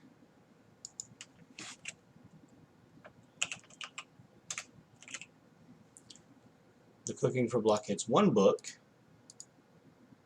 and that can just go away. And if you want, you can open them and read them too. It tells you all sorts of recipes. We're going to make this no filter one.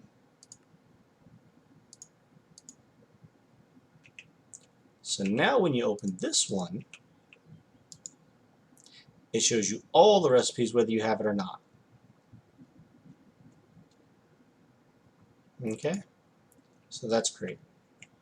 But for now we're just going to stick those in there and stick that in there. So we got those as we need them.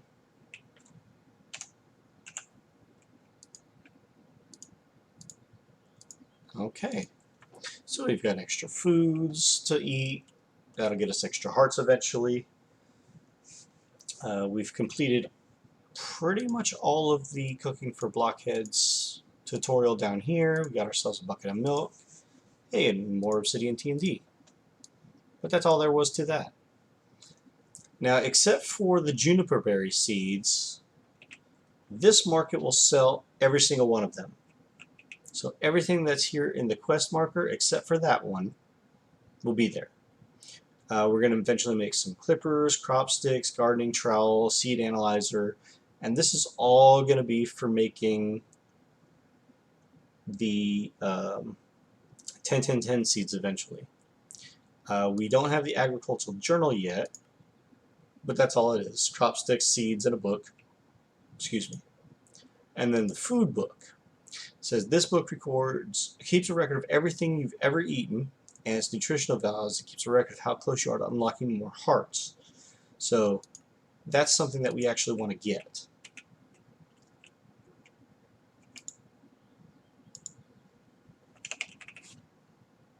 So we don't have any carrots. Can we make one? No, not yet. And a bucket of milk we can just put in there. Obsidian TNT can go away.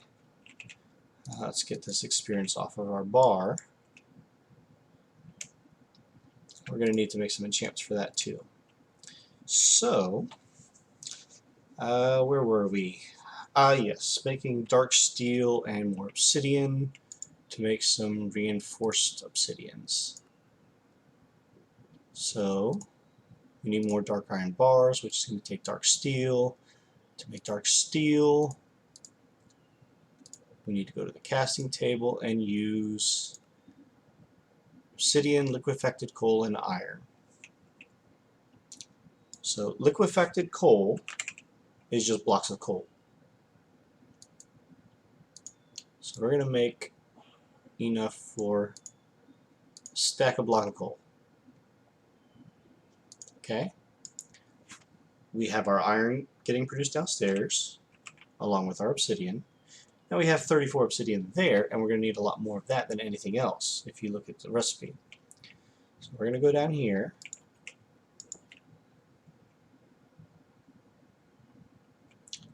We're just going to grab a stack, 2 stacks.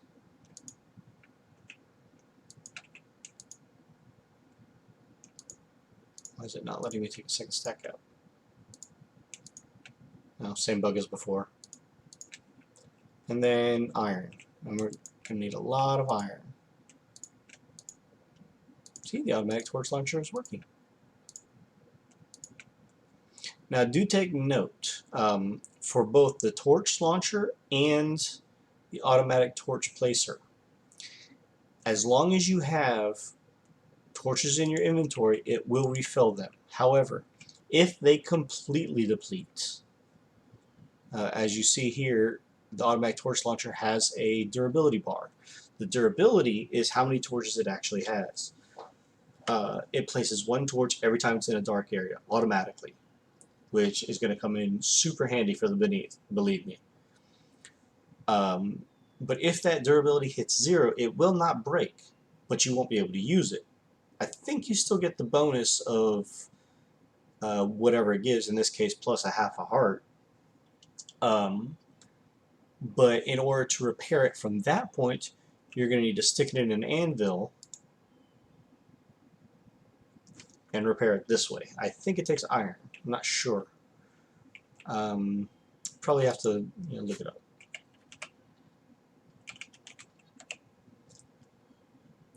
To repair it, it doesn't say how to repair it. Easiest thing that I found actually is the anvil pet. All you have to do is feed it once, and it'll repair everything in your inventory. But once your torch launcher itself has some durability onto it, you can save your iron nuggets from that to just fill it back up with torches regularly. But now these enchantments are Unbreaking, Mending, Curse of Vanishing, XP Boost, and all of these can be put onto it. Auto Smelt, some of these you don't need. Tombstone Soulbound is actually a good one. Soulbound as well. Salvage maybe. But one of the things that we do want to look at, aside from mending, is we want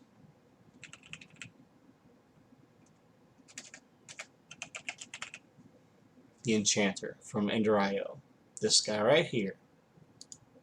It's going to take some Darksteel ingots, which we're working on. We have books. We have diamonds.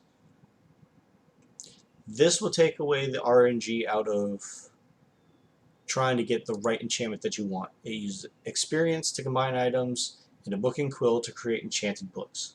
You can make specific books and specific levels of books. It just costs more, right? There's also this enchanter, which is used for different purposes. Any enchanted book will do.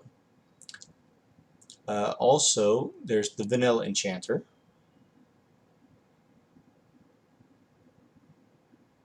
Well, this is the vanilla enchantment table. This is cyclic. Don't use it. Trust me. It's more hassle than it's worth.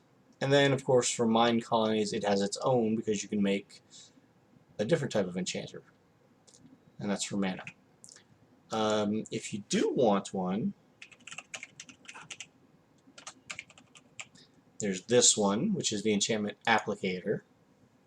Again, takes 3 anvils, a machine casing, some plastic, some iron gears, a machine frame or a steel casing, or a simple machine chassis. What this one will do is take either a book or a tool or an armor that you put into it, and as long as it has books supplied, it will automatically put an enchantment onto it at the cost of essence from Industrial Foregoing. There's the enchantment extractor, which is the easiest method of taking off enchantments onto books. However, it doesn't work when you're doing higher than vanilla, so just keep that in mind. And then there's the enchantment factory. which almost does the same thing as the applicator, but in different quantities. And I'll show you all those when I get there, because I like all three of those, and I eventually want to get into the Ender.io version, because that takes the RNG if you're looking for something specific.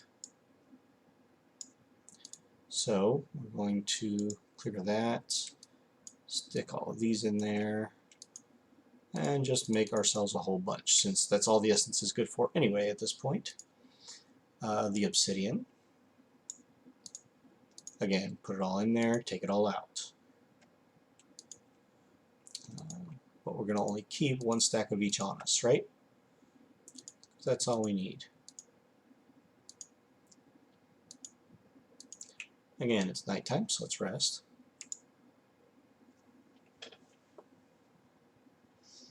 And we're going to make ourselves some more dark steel.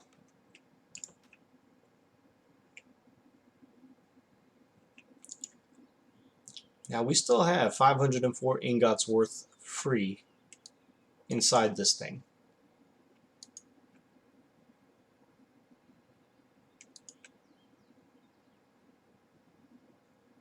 We might actually need to start making it more though.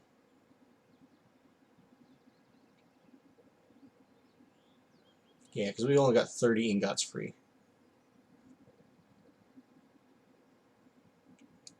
Just in case, let's put a few of those in there.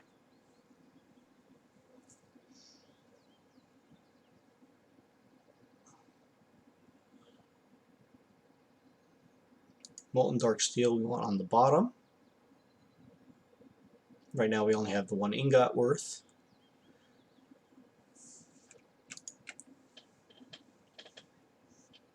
But as we get some more of this obsidian in there, it'll start turning into more dark steel.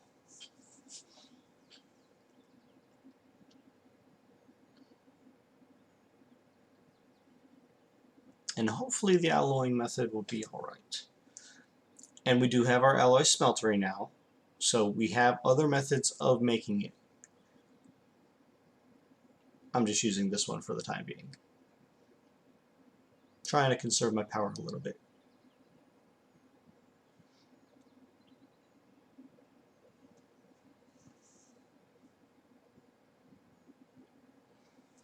While we're waiting on that to go,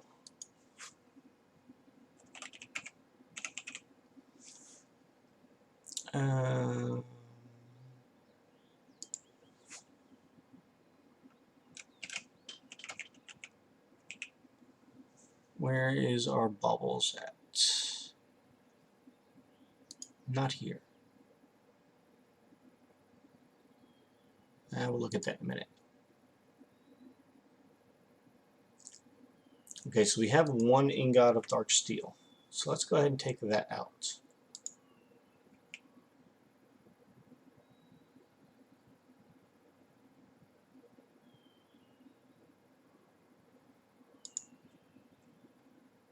Let's see if this works.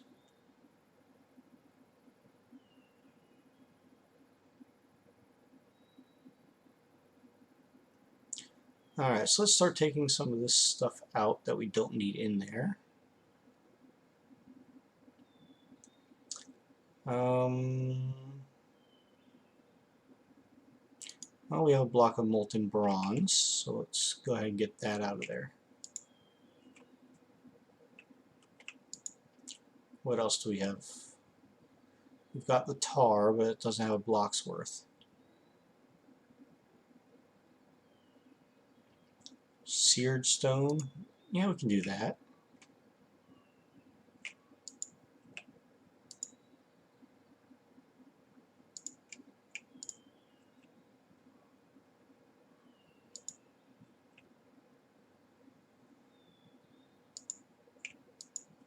Okay, that should get us a few, right?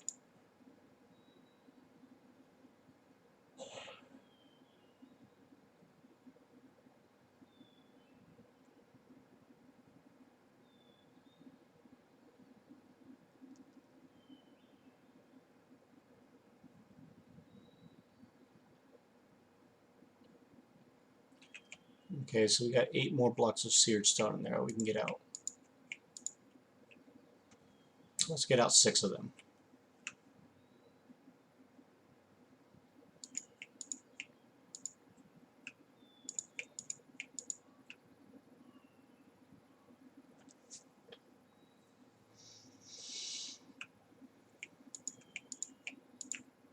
Alright, now how's our production going?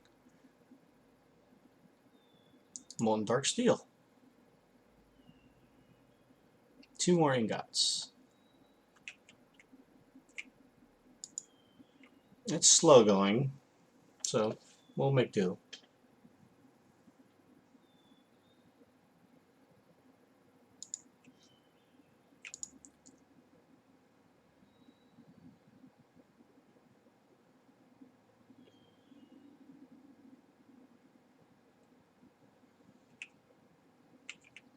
Because as we saw from the pattern, it takes almost 3 times as much obsidian as it does for iron and liquefacted coal.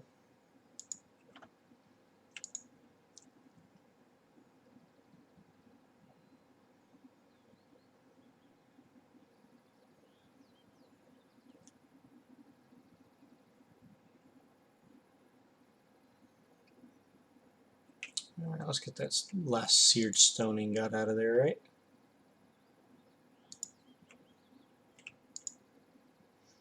There we go. Molten dark steel. Now it's at the bottom and it's combining. Now we put these in there and the rest of our obsidian.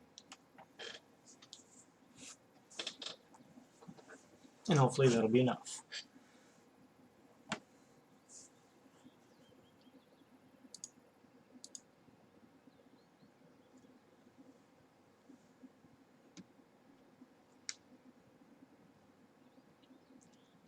Three blocks and 4 ingots worth. So let's go ahead and pull out those blocks. Because remember, every block is 9 ingots. And it's just a quicker way of pulling it out all at once. And if we watch our molten dark steel on the bottom, as things get smelted up, we get better.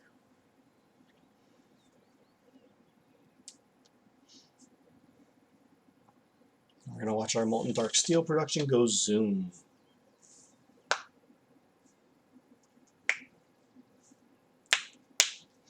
Presumably also we can get our first set of dark steel armor and actually get better than what we're wearing. We can't do our jetpack yet and we can't do our boots yet, but we'll get there. Okay, so it looks like we have blocks of iron, 21 blocks of obsidian, and 59 blocks of liquefacted coal. Oops, didn't mean to get out of that.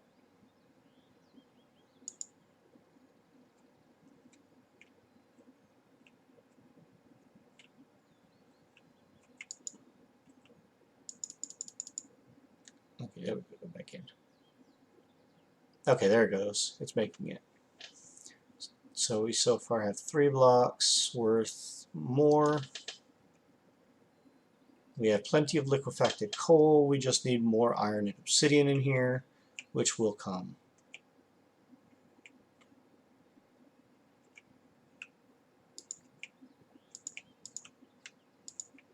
And yes, molten dark steel takes a long time to cool.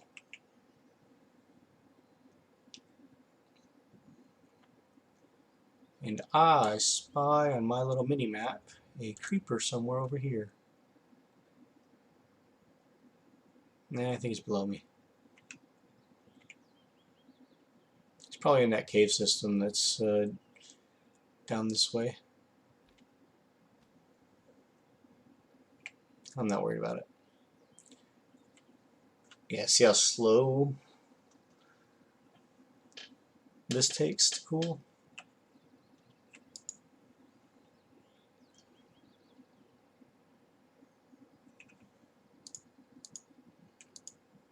Alright, we got 30 ingots. So that's nice. We still have 8 ingots left. Now if you also notice, for the time it takes to do 1 block, it doesn't take nearly as long to do just one simple ingot. See? Had I started it sooner, it would have been done before any of those were. Okay. So now we take the rest of our dark steel blocks. We got 58 total dark steel. And we will build our smeltery up better later. Alright, so now we can make our reinforced obsidian. We need dark iron bars. Let's make 32 of them. And we need a couple reinforced obsidian. I don't know what I'm at. Grains of infinity. Do I not have any more? I have 2.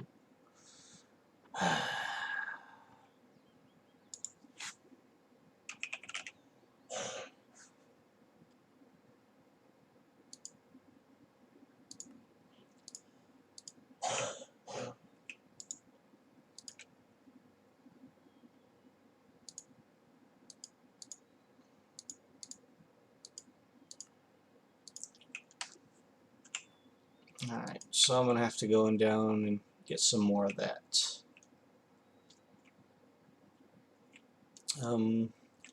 But as I was saying, as far as making dark steel goes,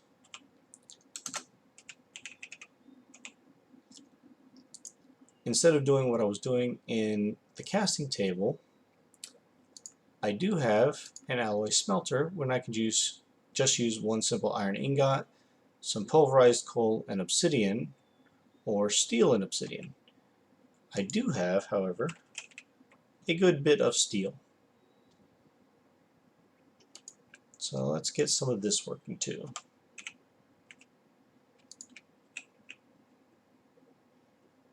Now, is it 1-to-1? I think it was 1-to-1, right?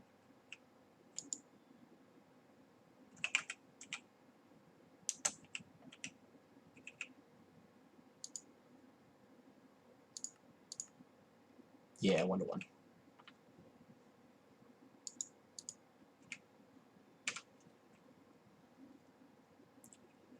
So while I go down and get more grains of infinity, we can go ahead and leave these in here smelting.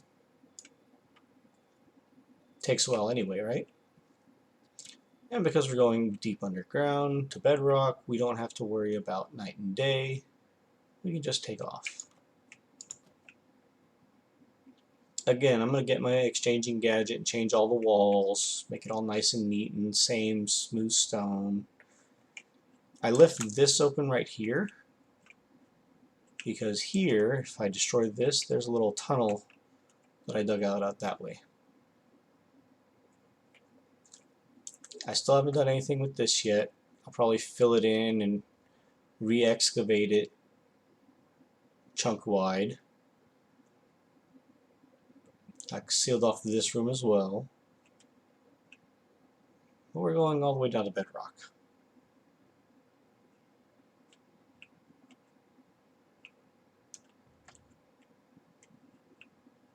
We have our nice little path over this way. And again, I'm going to make this somewhere closer eventually.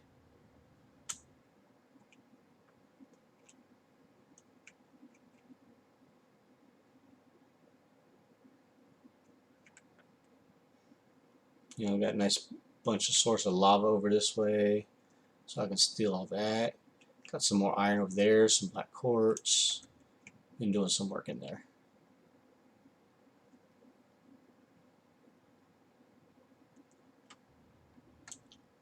And of course, if I come all the way over here, I got this way to explore eventually.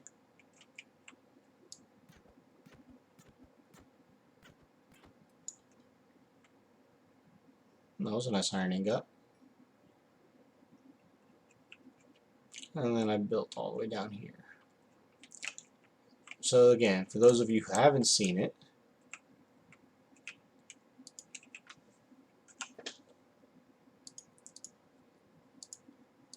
this is how you make grains of infinity. Take bedrock, take a flint and steel, and just light it on fire. and wait. It takes a little bit. So all you gotta do is wait. And you know you got some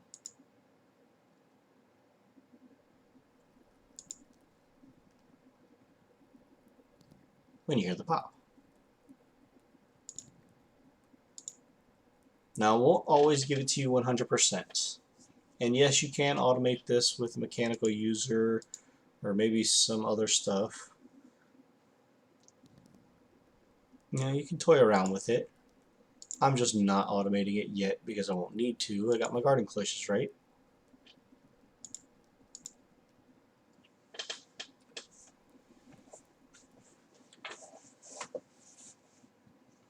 I want to get that emerald production going, and I can get these grains of infinity going as well, because you use a lot of these.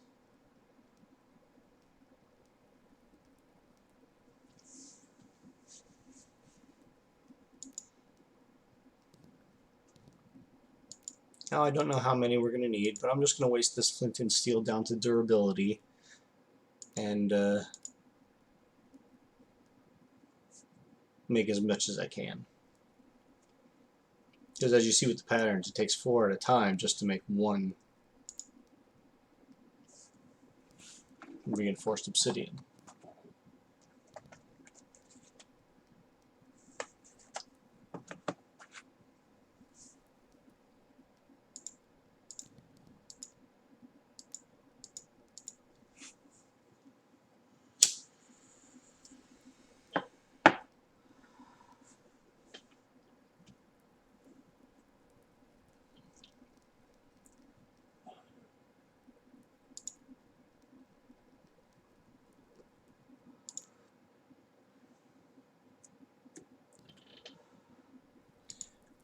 And again, this is doing it the vanilla way. This is the least practical way of getting grains of infinity. The best way is honestly setting up a automated user, mechanical user, and a whole ID setup. But in doing so, you're going to take up a lot of time, and it's just much simpler if you don't mind killing a little bit of ticks per second on your server with a garden cloche. Or if you get the seed, you can just plant it in an actual farm with astral sorcery, which works just as well. And to be fair, that's the faster way and the more preferred method.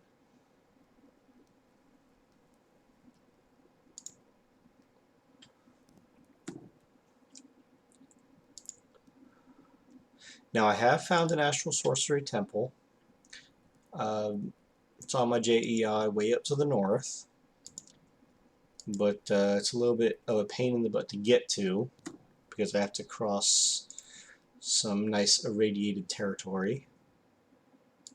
Not looking forward to doing that again until I absolutely have to.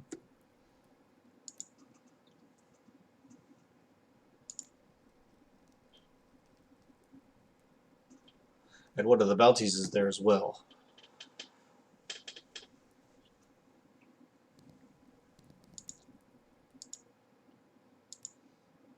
Alright, we're up to 24, so that's good. I think I got 32 exactly when I last came down here.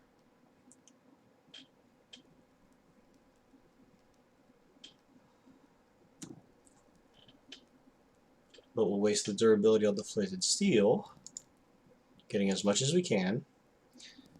We'll teleport home, and then we'll check out our alloy smeltery and see what we got in the way of dark steel from there.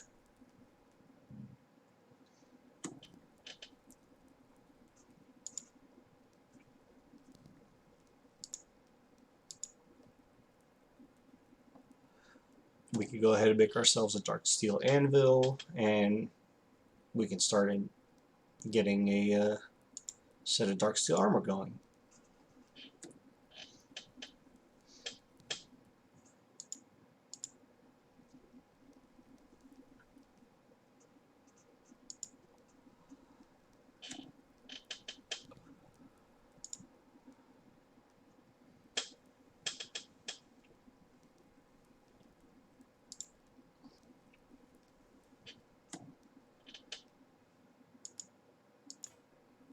There we go.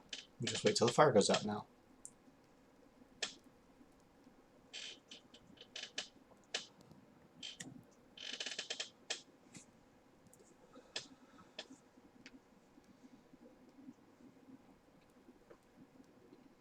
$34.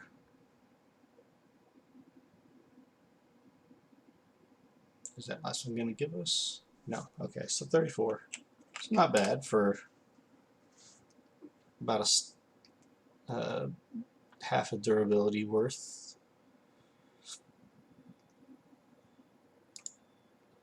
Hey, look, we already got 13 dark steels. Much quicker than the smeltery outside, right?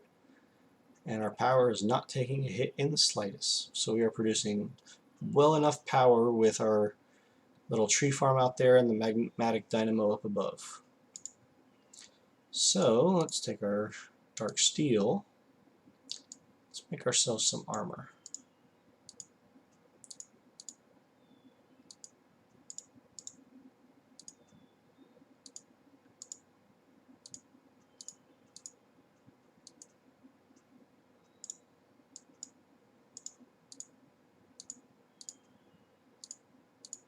Okay then. And then we can take the rest of our dark steel and put it away. And going back to making reinforced obsidian.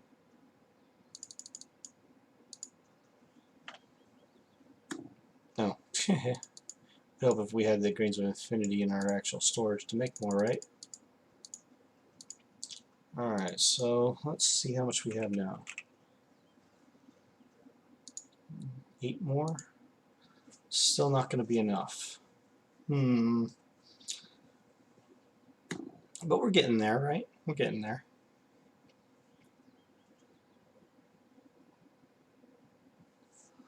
Let's see if we can make any of these upgrades. Just need swords.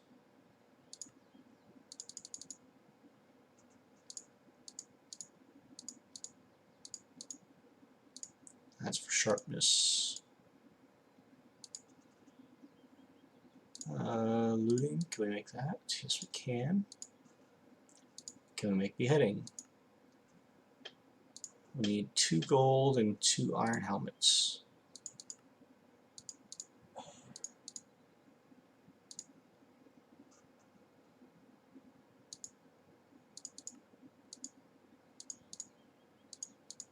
Okay, so we have each of one of those.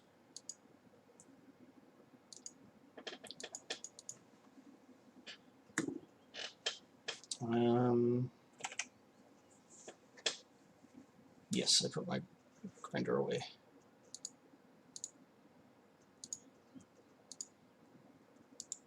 And a lever, because we made tons of them and we didn't need to.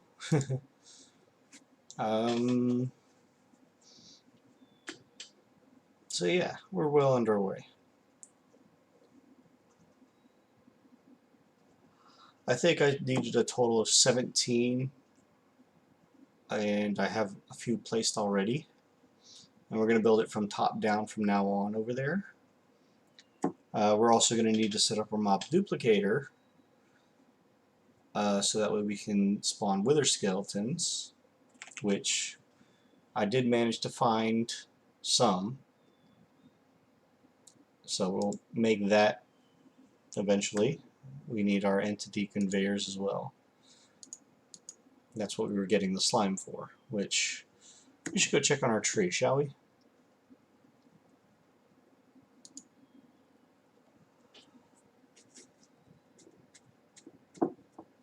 It's not the easiest way to get slime, but it'll do. Oh, we don't have one planted. How about that?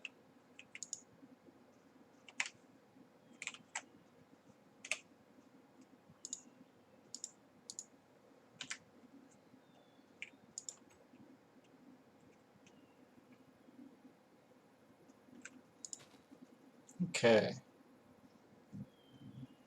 Let's go check on our 2 things over here. They're both empty. We can now take our helmets and put that on, and our leggings. We don't want to replace the jetpack and the boots just quite yet. Let's actually see if we can make an anvil pet.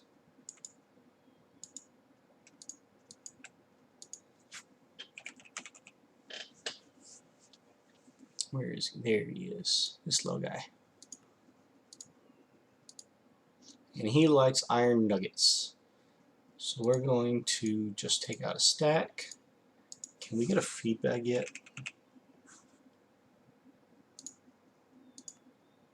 Yes, we can. Good. So we're going to take out our nether quartz, put our anvil pet away, and let's take out a raw fish. Fish we're going to eat. The feed bag we're going to open. And that way, whenever we have the anvil pet or our lava pet, the magma cube, on our hotbar to be used, they will automatically eat out of this feed bag as long as the feed bag is also in our inventory. And when we don't need it, it goes up there with the rest of them.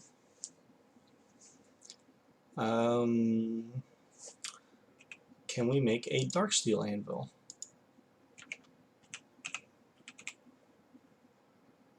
That's a regular anvil.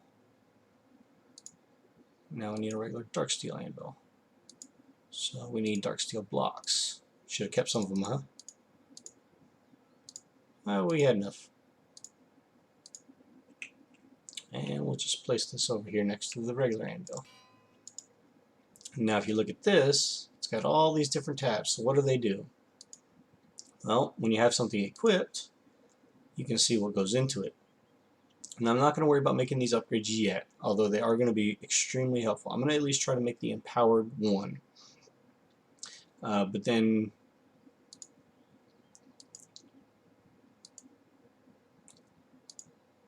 if we put in something like the boots, we can see all the other enchantments here.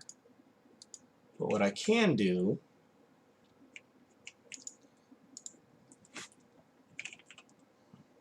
is pull out the boots that I have in here,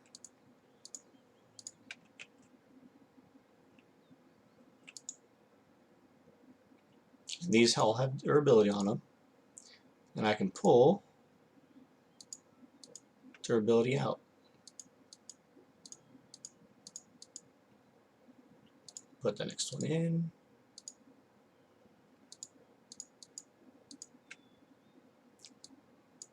Nope.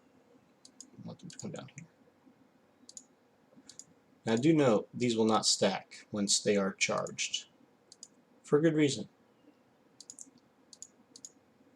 And the last one,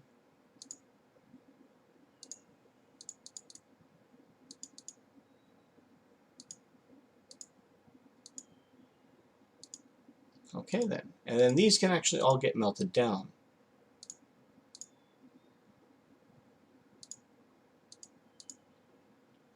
And we'll keep the one pair, but we're not going to put that one in yet. So we're going to go to our helmet. We're going to give it empowered 1. Let's see. We can give it the micro anvil and the mini anvil. And go to our pants. Give it micro anvil and empowered 1. And even though we're not using them yet, we can take our boots, give it jump. Why won't it go in there?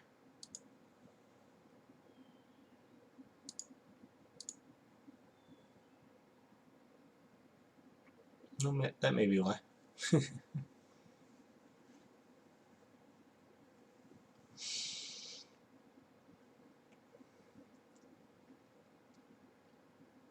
And I'll go over what all the enchantments for each of these sections are when I get there.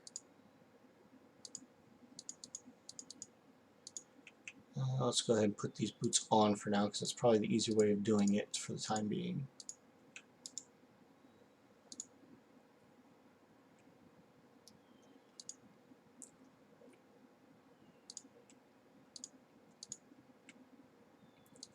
Okay, why won't jump go in?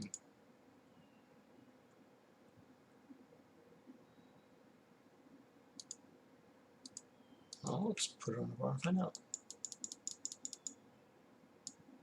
No?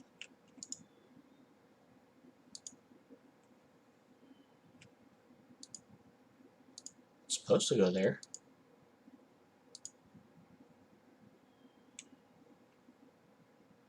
Oh, it requires the item to be empowered. Gotcha.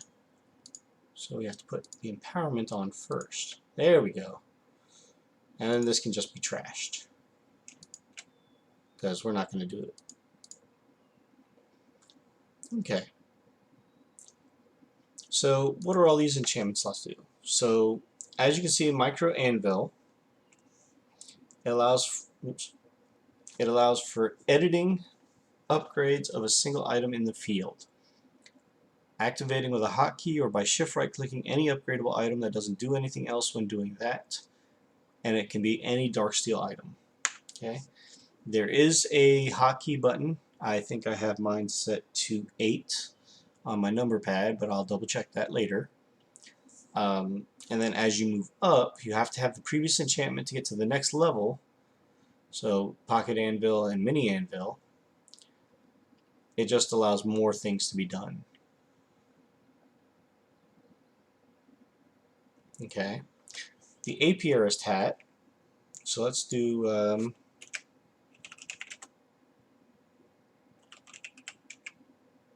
here. Look at them all here instead. So you need a blank Darksteel upgrade pattern for any of these, and it's only made in a smeltery with clay, string, and dark iron bars. We can make a few of those now if we wanted to. You saw the Micro Anvil and the Mini Anvil. The Pocket Anvil is the same thing, just allows for better. But again, it requires the previous ones to be installed in order to be put on. The Apiarist shirt is for obviously the chest piece.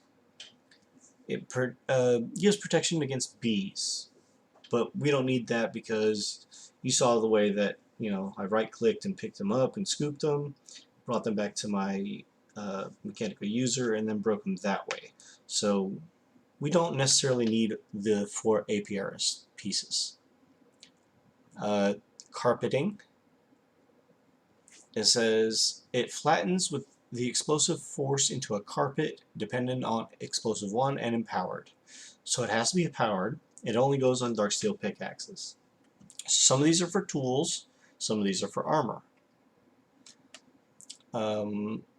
And the difference between, you know, whether it's glowing or not is whether or not it has enchantment levels. As you can see, it says needs to be applied with an item. This was said 4 levels need to be able to activate this upgrade. It has to be activated before you put it into the Darksteel Anvil to put it on the piece of equipment. Depth directs the explosive force away from the player. Direct teleports mine things directly into your inventory. Most of these require power. Again, this can only be on tools or weapons. The Elytra, of course, it's not exactly like an Elytra, but it's pretty darn close. It's not Creative Flight, it's just as if you had the Elytra wings from the Ender Dragon or an End City. Basically, you know, if you lean forward, you go faster. You know, you shift to duck, and it makes you go faster, but it also lowers your altitude. It's not Creative Flight. You have your Empowereds.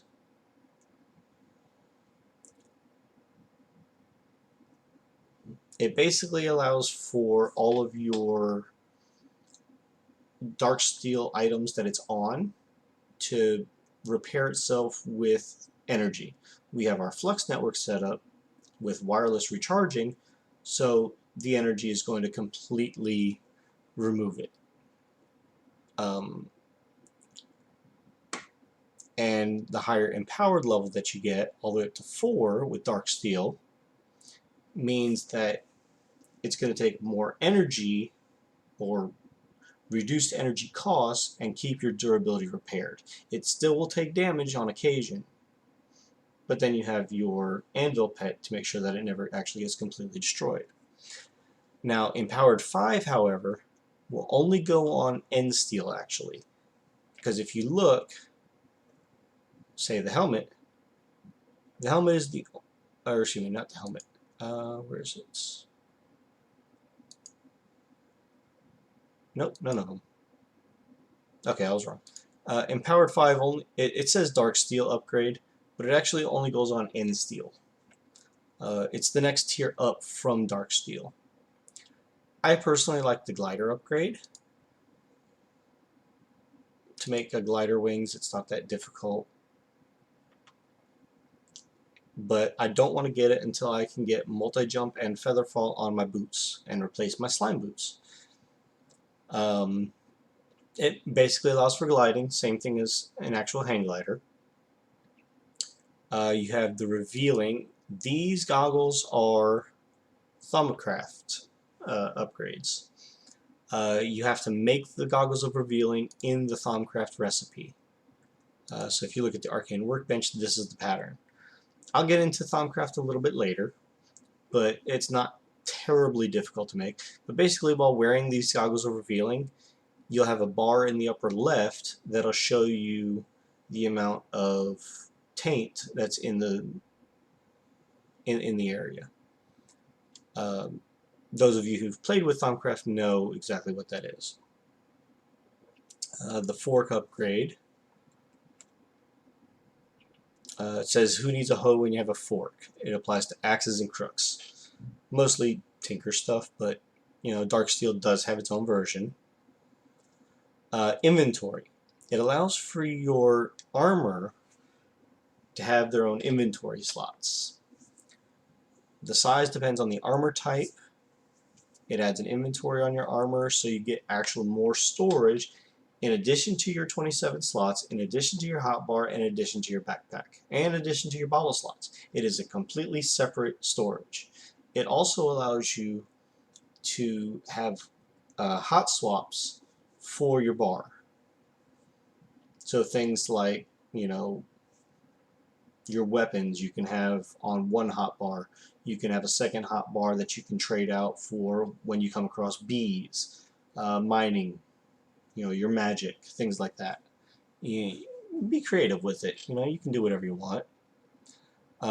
Again, inventory 2 and 3 require inventory 1 and 2 in order to get it, and it just adds an entirely another row.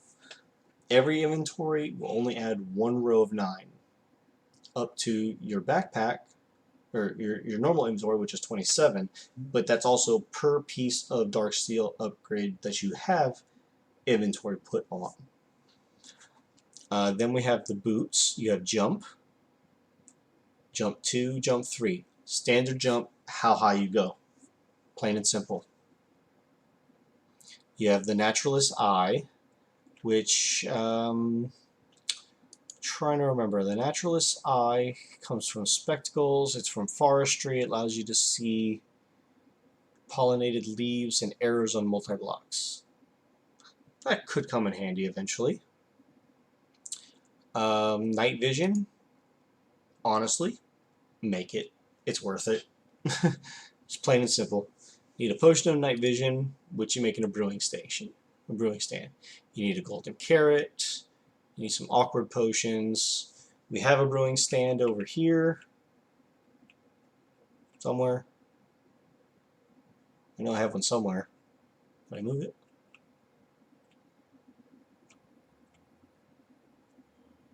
Can I put it away?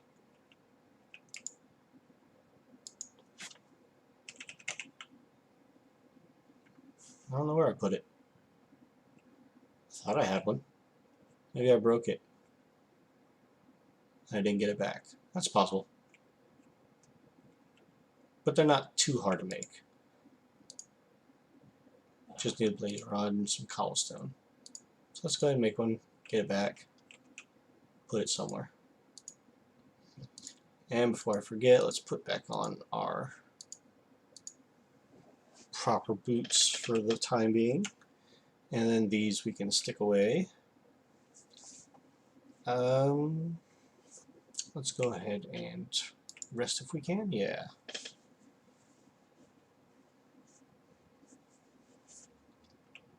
Alright.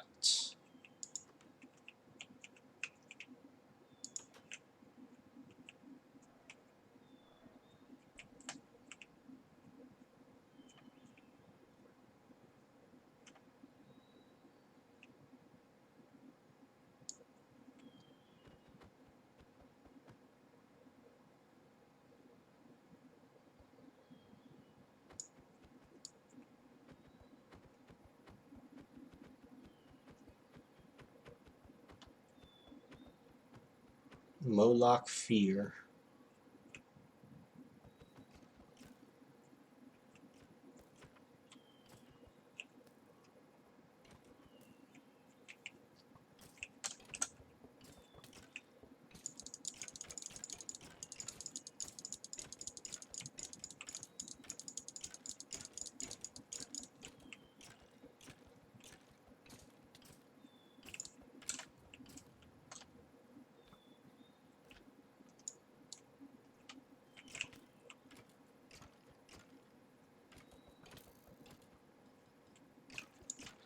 I'm gonna die.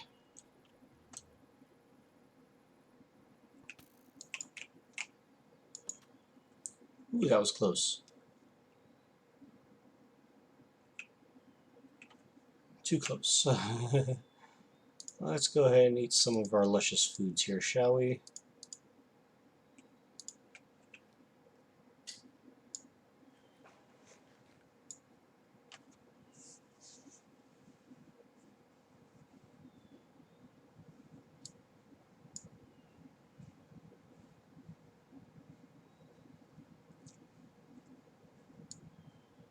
Well, that's also something I want to take a look at. What button was it? No. No.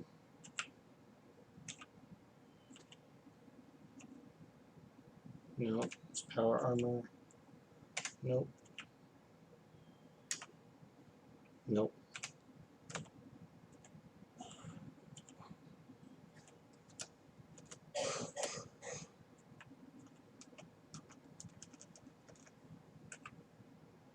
Nope.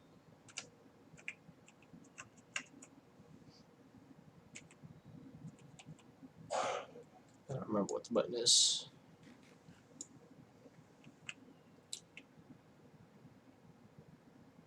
I know I made it something. Ah, there we go. I'll just see if I got any more levels. I didn't.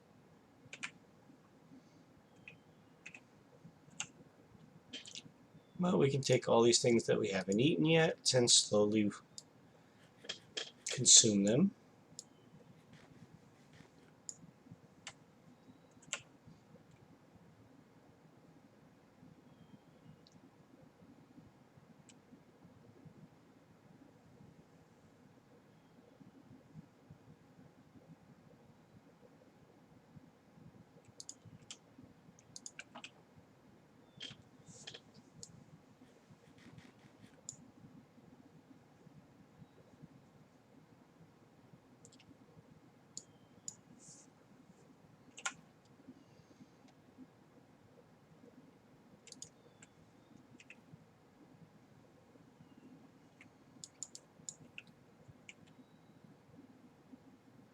Did you disappear?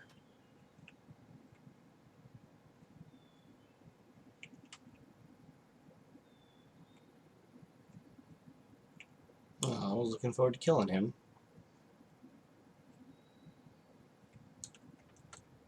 Nope, there he is. He no longer has his helmet, though.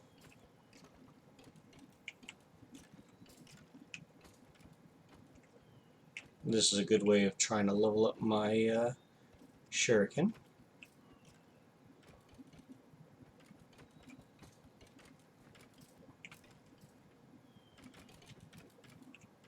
He hits hard.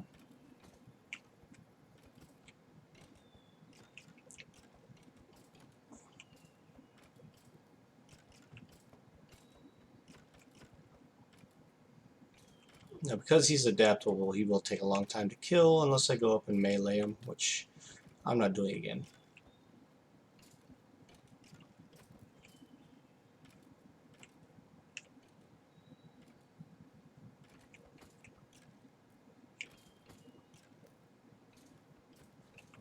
I'll take my time killing him like this for now.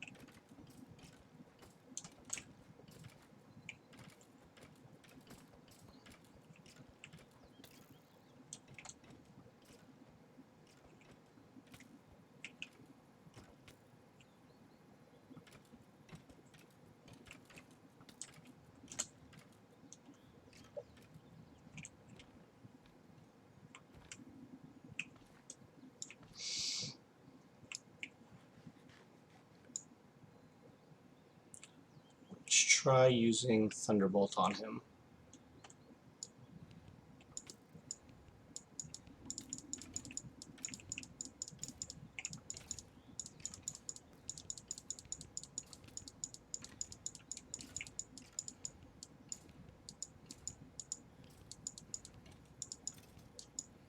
Yeah, he gives some nice stuff actually. Let's go back inside here and heal up and see what we got.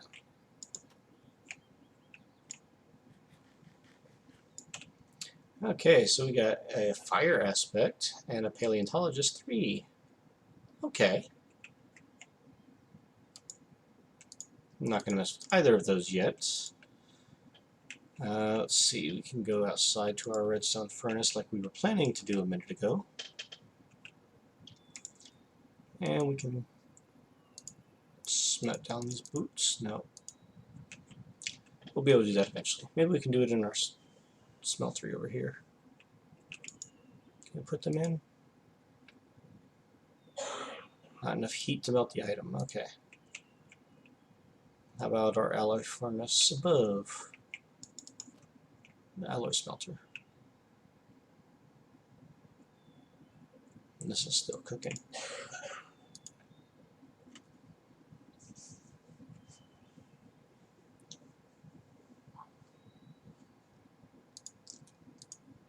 Let's go ahead and stop this and see if this will work.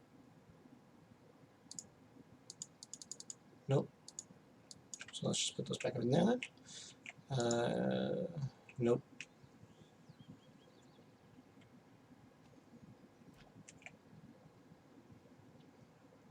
Okay, so we'll just stick these in here for now. We'll get them smelted later. We got our brewing stand.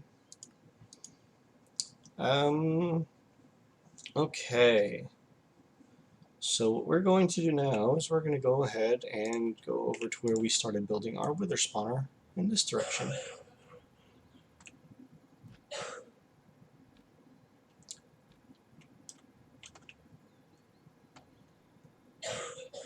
Now this is basically the rough outline. I'm going to replace everything with dirt with the reinforced obsidian, just so you're aware. So we're going to start with the top 3.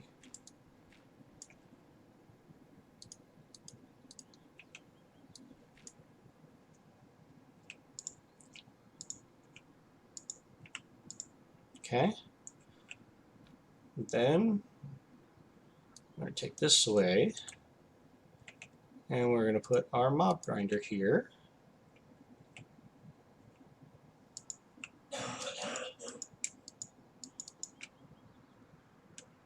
Would help if I was on it. And then the lever is going to go right on top.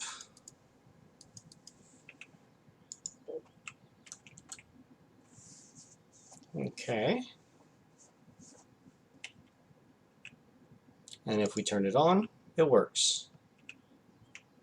And then we can put in our 3 upgrades. Now these can stack up to 10. Say max of 10, max of 10. Well, you can't see that one because of JEI, but that one also is max of 10. Okay. And then we're going to take away this block here, this block here, this block here, and this block here. And these are all going to be reinforced obsidian on this side. Okay. Let's see. And then we need 1, 2, 3, 4, 5, 6, 7, 8, 9, 10, 11, 12, 13, 14, 15, 16, 17 more in order to get it what we need to be at.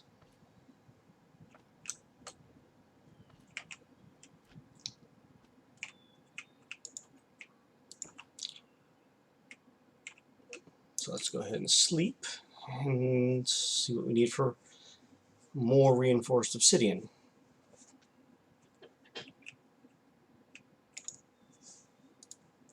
I think we need grains of infinity, right? No, we have that. What are we missing? Dark iron bars. Okay. We have that. Make a full stack of them. Okay, now we need more grains of infinity. And we only got 3 more. So we've got a little bit ways to go. Let's go upstairs and place down our brewing stand, shall we? Let's just put it by our arcane workbench, because why not? Alrighty then.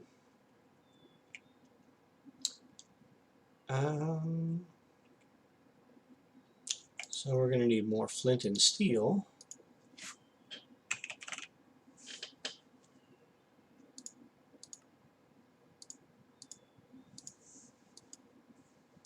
And they have durability values, so they won't stack. We'll get, say, 7 of them, right? Get a good number. Do we have 0 grains of infinity? Yes.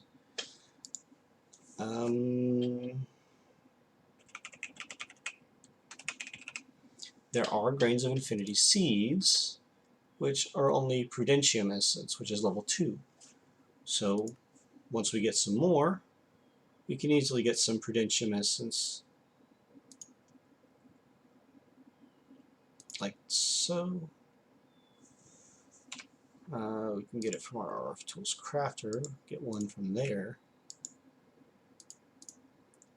So now all we need is at least 4 infinity seeds. Let's get another cloche.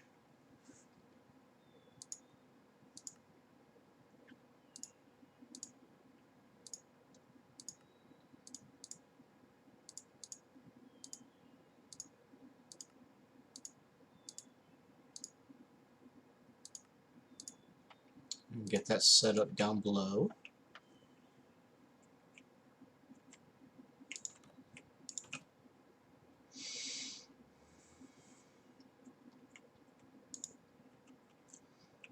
Now I know what you're thinking.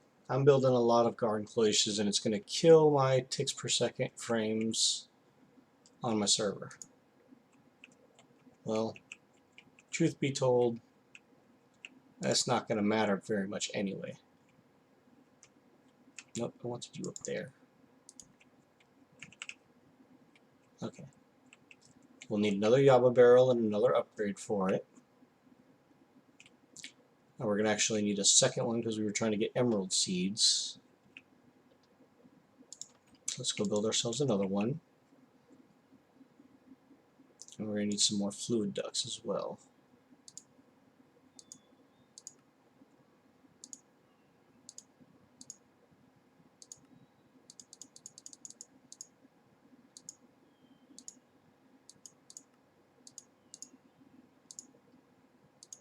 Okay. Fluid. Now we do have hardened fluid ducts, but we don't want to waste those on garden cloches because they don't need it, right?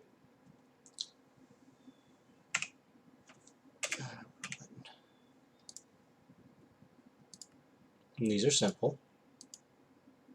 And we don't need that many of them.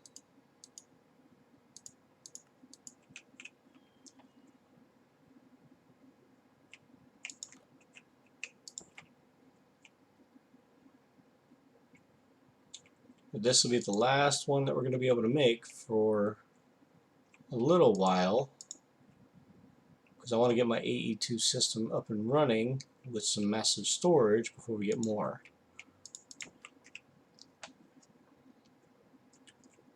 Okay, so those can go away.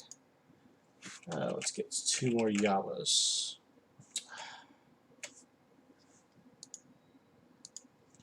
Hate how it does that sometimes. There we go. So we need 2 more barrels.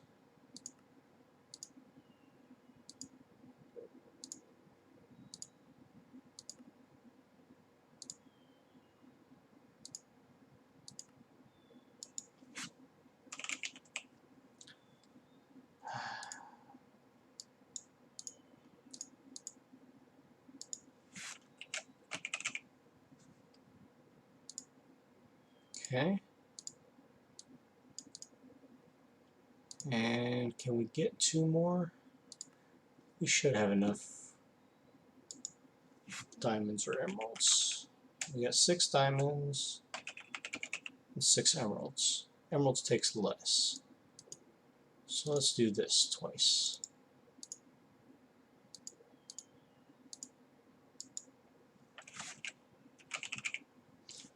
Because we're going to need those emeralds for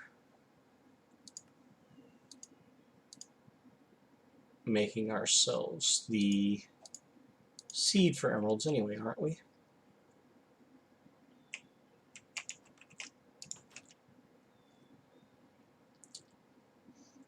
And I know I didn't explain the Electroblob's Wizardry Wand very well yet, but I will. I promise.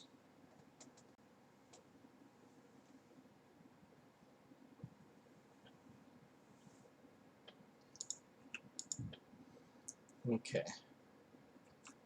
And that's going to be for the Emerald and Grains of Infinity.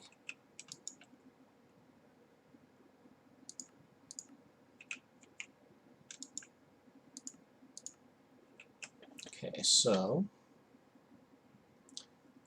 what did we need for the Emerald Seeds?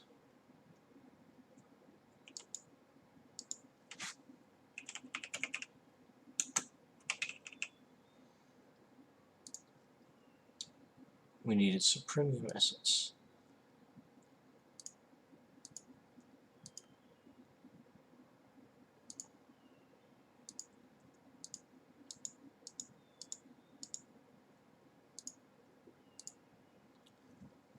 And for that, we're going to need to see if we have any more made out here in our garden cliche.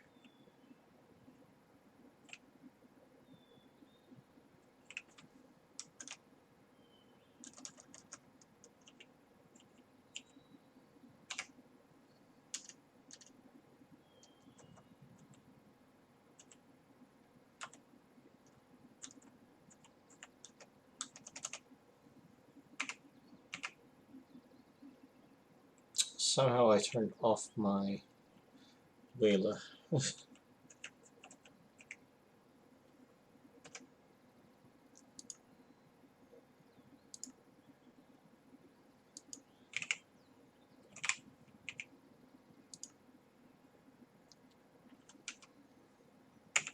There we go.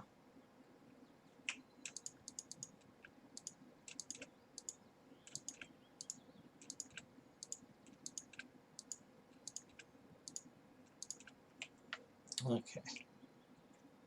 Let's see how much this will get us for our emerald seeds.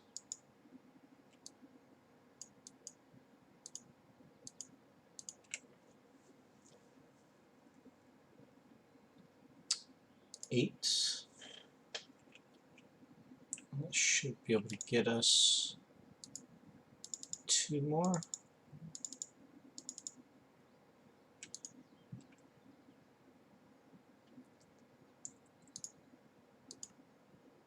There's our emerald seeds. Good. So we grab a dirt. Grab 2. And there we go. We now have emerald growth.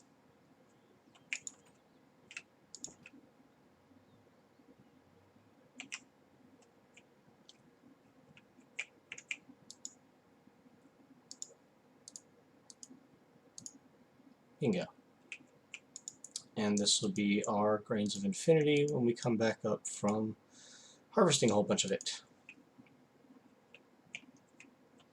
And of course, you can always come here behind and see, make sure everything is growing properly. Or just jump over here onto the water source and do the same.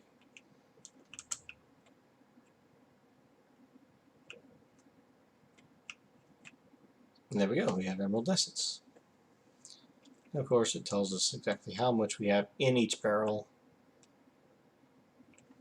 which is great. We are, however, going to need a sheep soon.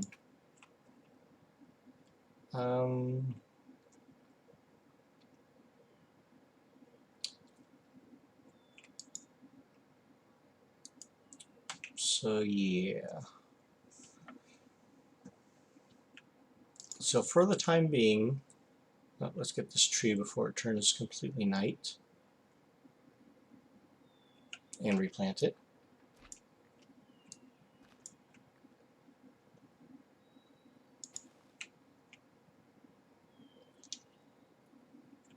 And I think we are set for the moment.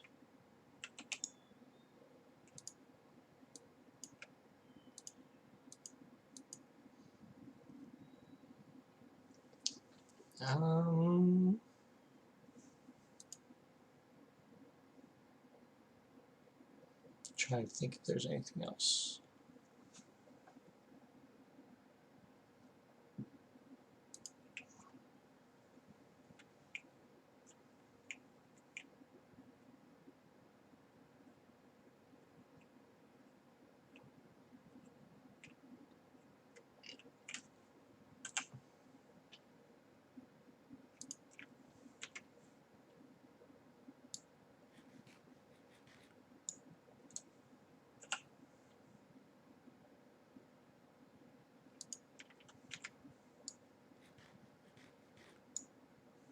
Okay. And we have fishing chips and epic bacon and our 2 armors that we're working on. And just for some added fun later, some extra cheese. Plenty of cheese. Now, in order to refill your torch launcher or your automatic torch, you just stick them in your inventory. Durability bar goes away, and also if you look, your durability bar goes away on this as well.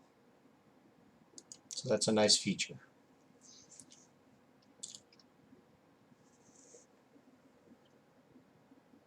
Isn't there a way to combine the iron jetpack or any of the jetpacks into your actual armor?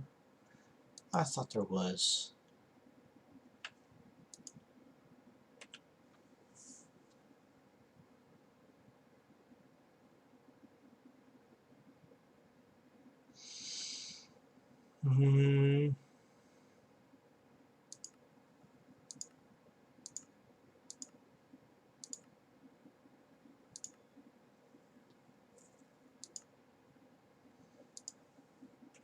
Maybe. I'll look into it some other time. Okay.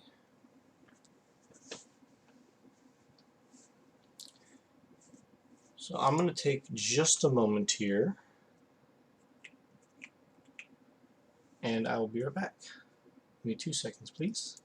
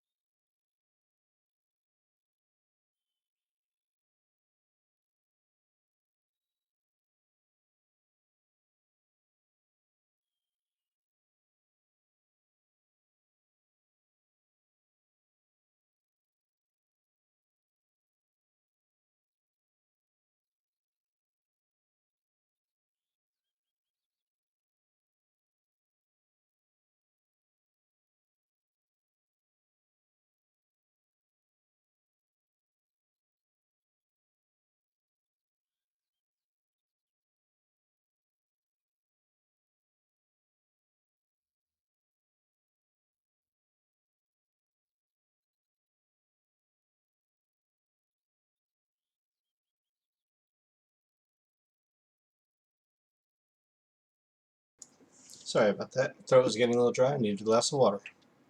Alright, so let's go down and make ourselves some more grains of infinity, shall we? Do a little bit of traveling. Nothing wrong with that, right?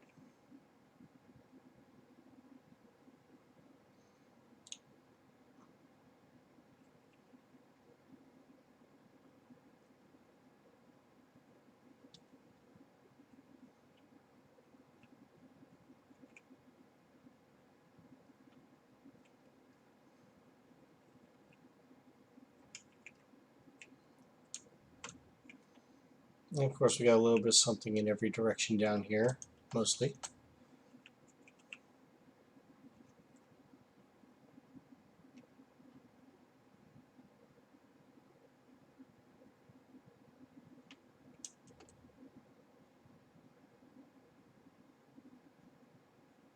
Alright.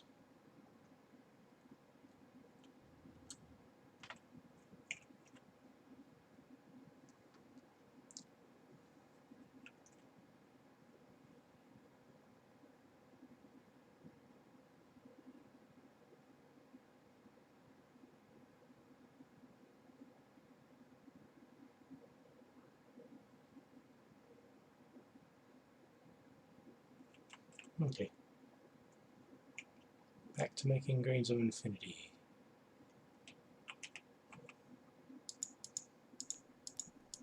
Now remember, technically we only need 4.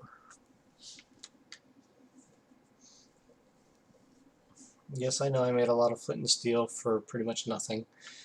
I'll stick these away in here for now. Because we only need the 4, right?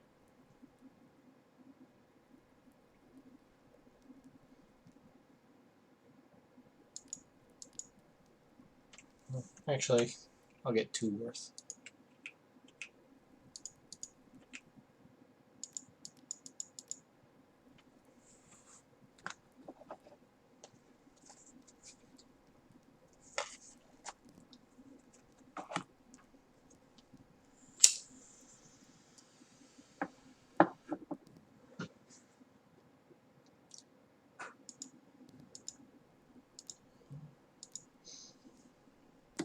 Now I know I haven't made the advancements like I was wanting to, but hopefully getting these grains of infinity going will get me one step closer to my wither spawner, my wither kill chamber.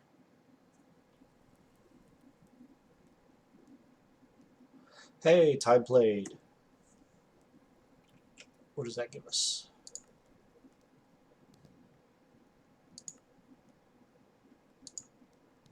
Hey, we got a creative modifier and 2,500 coins.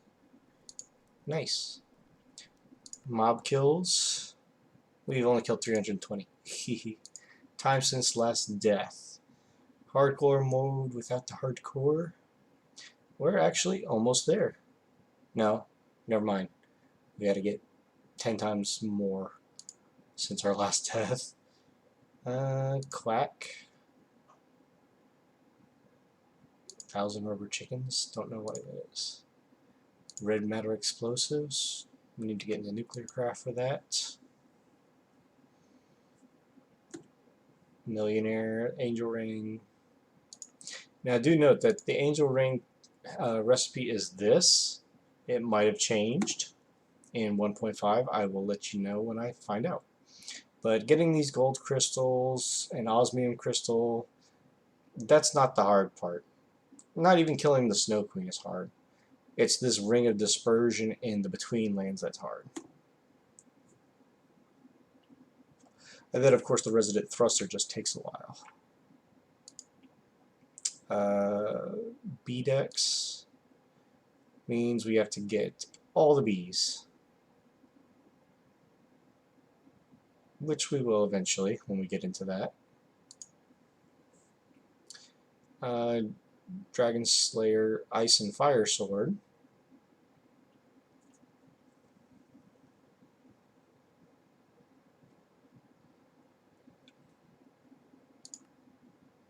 we just have to make one octuple compressed cobblestone, which is not terribly hard, but it's a little annoying to get because of how long you have to do it. But you get the creative storage upgrade near infinite. So that's nice. And I believe that also allows you to create it? No, you just get the one. Dirt factory, any compressed dirt. That gets you a whole bunch of stuff. Most of the stuff here will get you those creative modifiers that you need.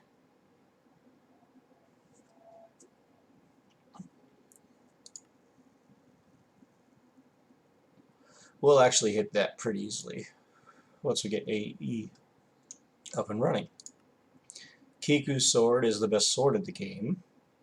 Living divining rod and opinion cores. But we'll get there. And I believe those are astral sorceries. Oh no, they're the between lands, my bad. I was wrong. But the main things that we want to get are what's in this tab right here. We have to do all of the introduction, Mare position completed, which is Mine Colonies, which is a creative collar for a pet dog. Unlocked from completing the advanced science chapter, you get one piece of bedrock. And the creative cheese tames rats, and you can use it infinitely. Also for exploration, farming, and the mystical agriculture. And then secret and secret. So there's those as well. The one that we're mainly going for is this one.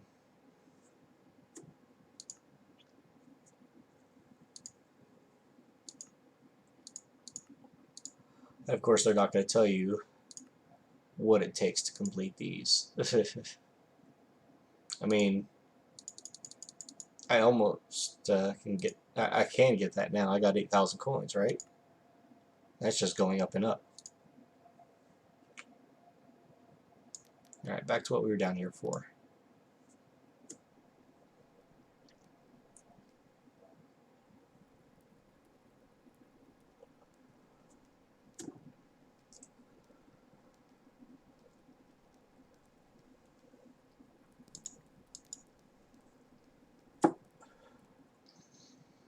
And after this, we'll never have to come back down here for this again.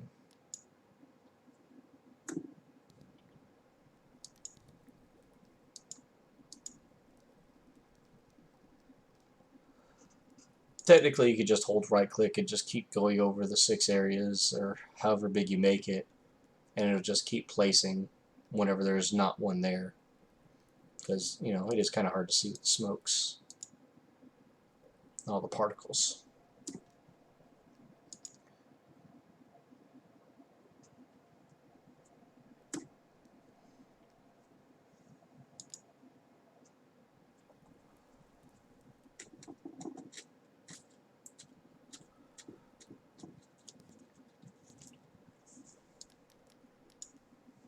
Just like that. Now, if you also notice, because I'm wearing dark steel armor now, my armor is now 9 and my toughness is now 5. That's because they each give 3 and 2. That gives 6 and 2. And when we can get the boots on and the chest piece, we'll have even more.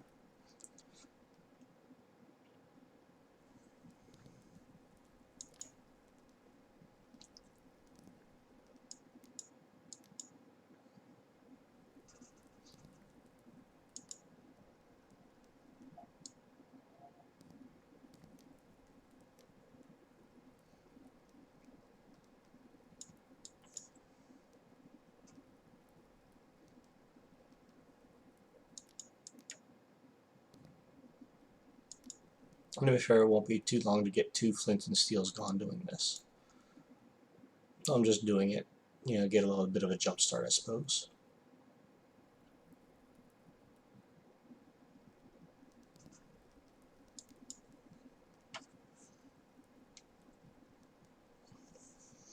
And I think the last thing I will do here in the next little bit is try to set up my mob duplicator, so that way we can start getting some wither skeleton heads. We'll need to make another mob grinder. Actually, no. I got a better idea for the time being.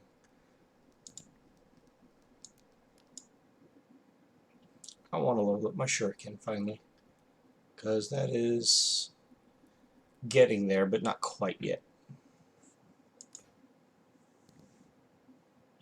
Okay, wait till all these fires go out, and then go home. Okay, so now we can go ahead and make our grains of infinity seeds.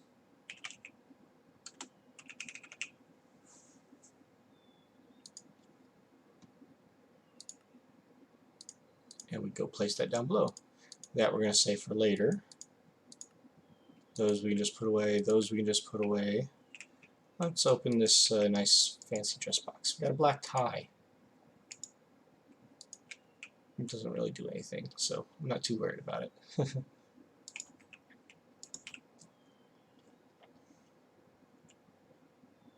So now we got our grains of infinity going. Look at that, we already got a stack of emeralds. Well, the essence anyway.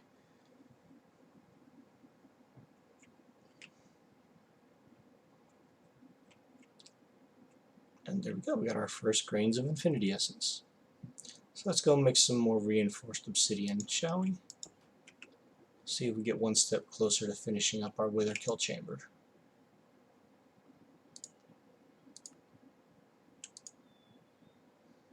So that means we have 9 more.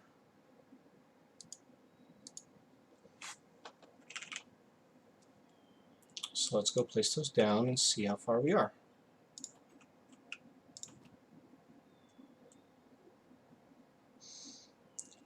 Now just note, you don't want to do this right next to your base, even though your base is protected by chunk loading, which I'm going to double check when I finish with this. And of course I can't spawn a wither yet because I need the skulls. But we're going to dig from top to bottom.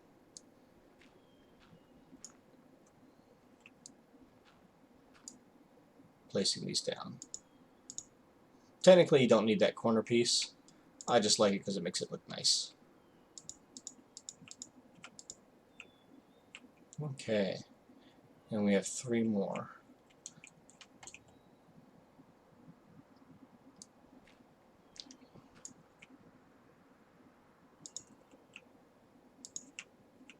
So you can just leave it like that and take these both away.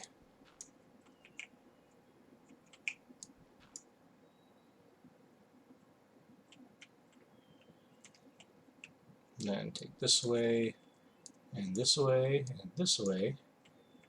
And technically we could finish our chamber right now. Matter of fact, let's go ahead and do that. Thank God our pick is unbreakable, right?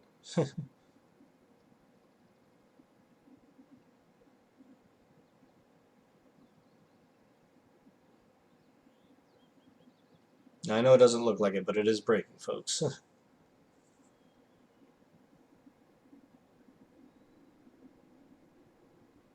See?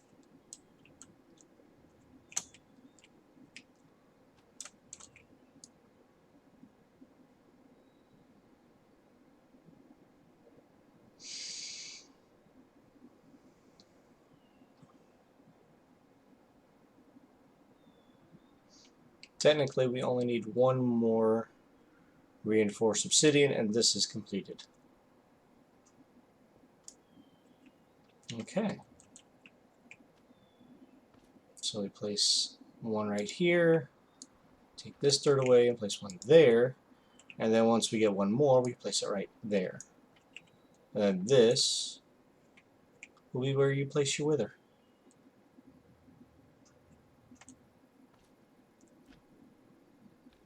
Boingy, boingy.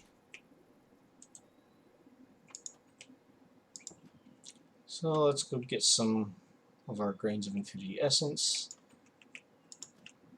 Of course, you can use JEI to find out what you need. But you only need 5.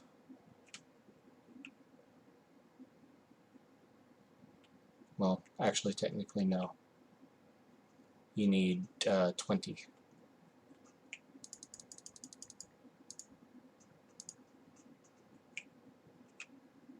So we're just going to time to bottle the sucker.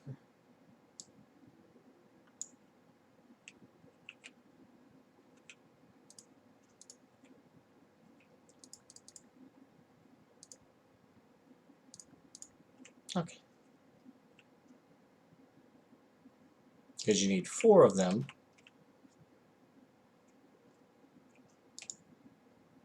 And you just make it like this. And I forgot you get 8. So it's more than enough. Okay then. And it's nighttime, so let's sleep. We'll go place our last piece, and then we can get working on using our building gadget to make our mob duplicator.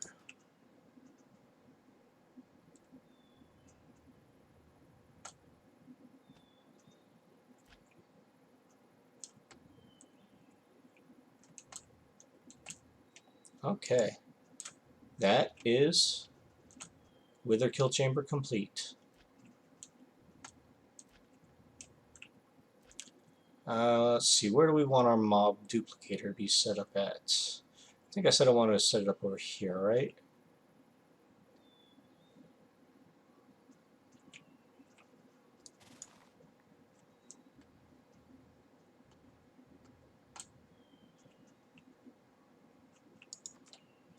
Okay, so let's put this away. Let's pull out our building gadget. Make sure that we have stone selected.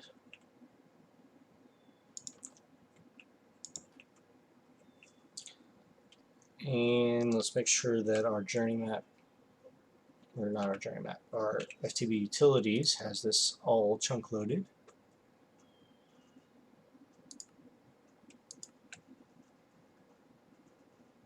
Yeah, that over there wasn't. Okay, so we can probably build it like right here if we wanted to. We're going to make it a little bit bigger. So let's clear out a little bit of this over here. We need the wood anyway, right?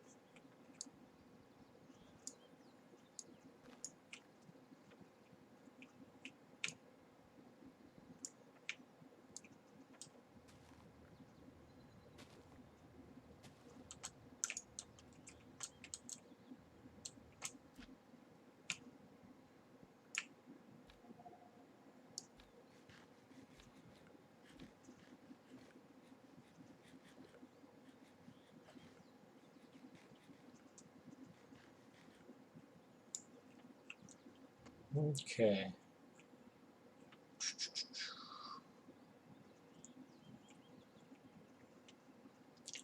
Now I'm not going to make this quite as big as the chunk, because, you know, that's a little overkill. Yeah, I know, I've been trying to do everything chunk wide.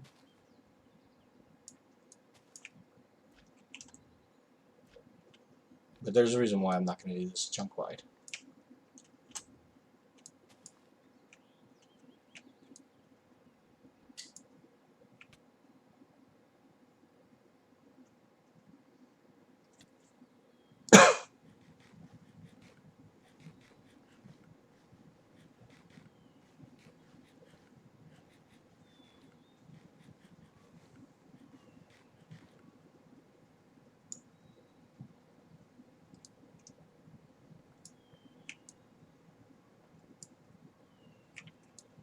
I will make it somewhat big though.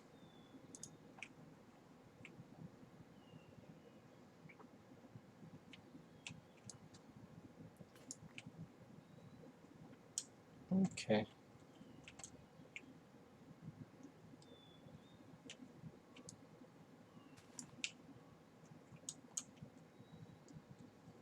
Oh, we're having a little bit of problems.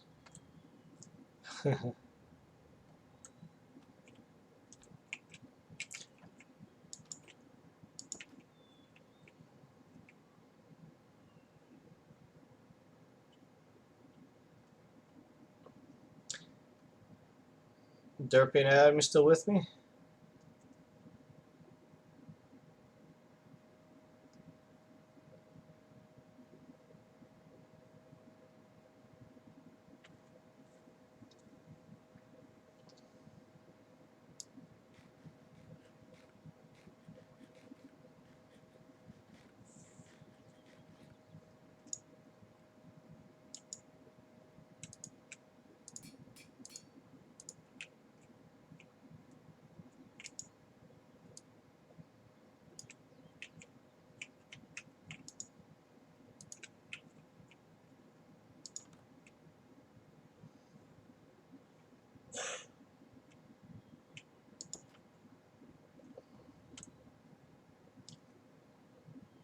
Okay.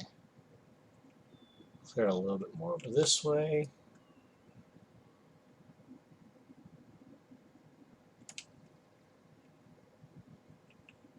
Clear up this up here.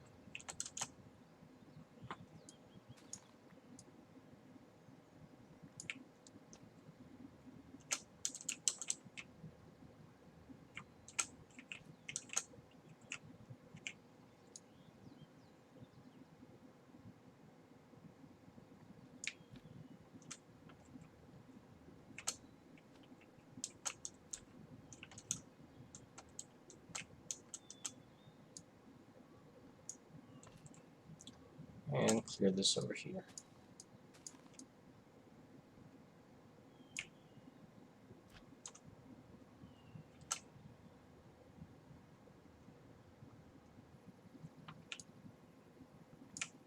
Okay. Now let's get this off our hotbar and just use some plain old dirt and make it all this high up here.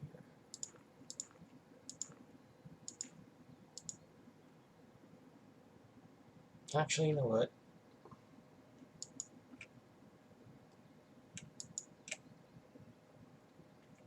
I'm going to do it this way.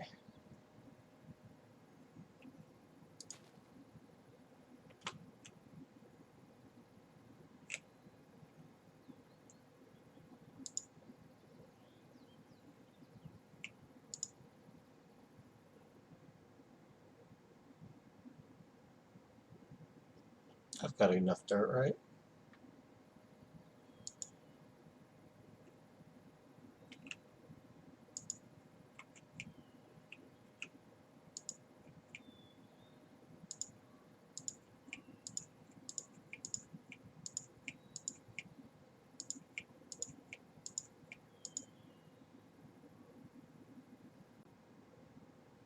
Having a little bit of lag issues here.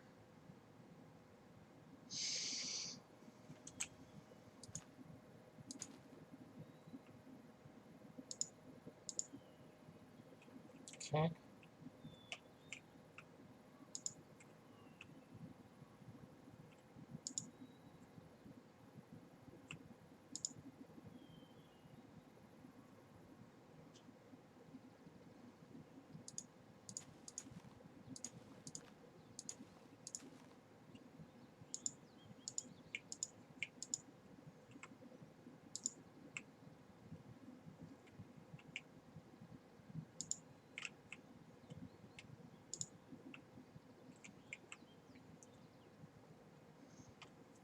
Alright, so how big is this? It's a decently sized area.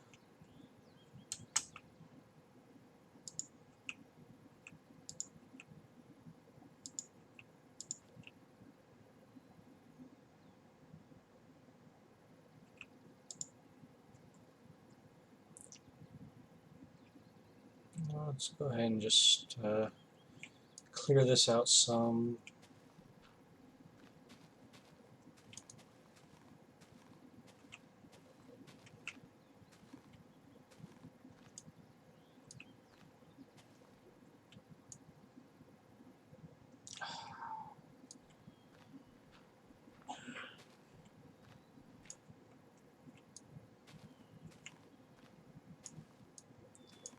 Alright. Make it nice and squared off now.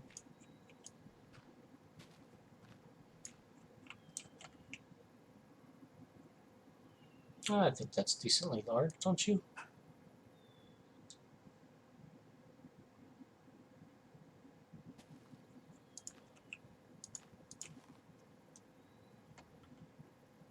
And just for aesthetics,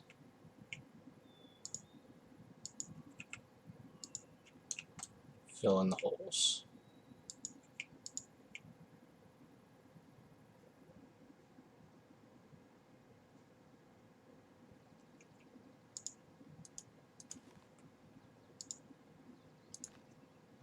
Okay.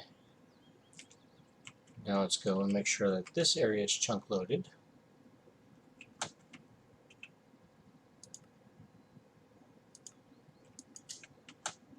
And make sure that we don't build outside the border.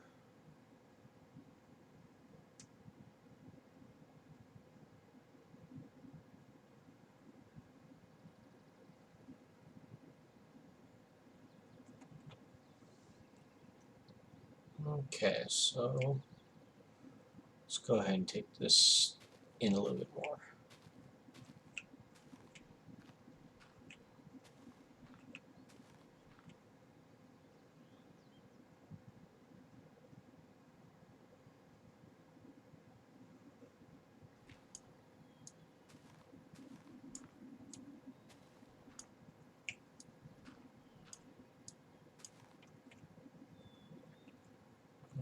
Let's do one more.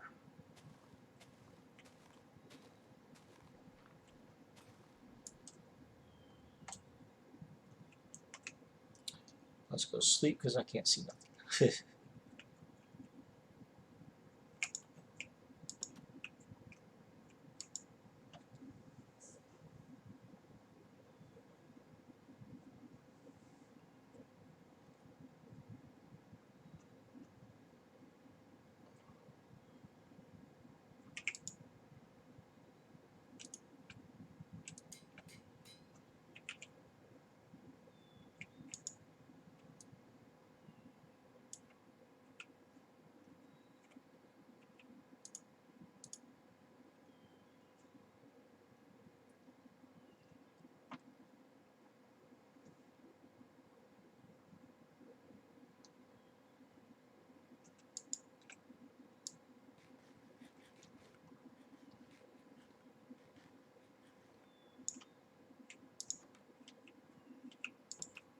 Okay, so now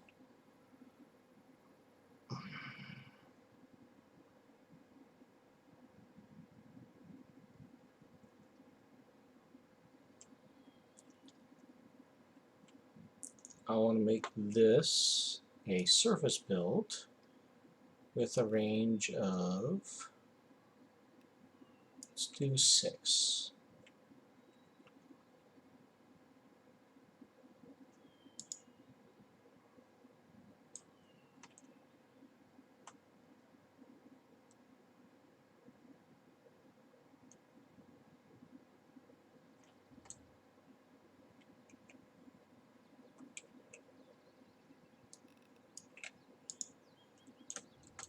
Okay, and we're going to go a vertical wall, and let's make it go 6 as well.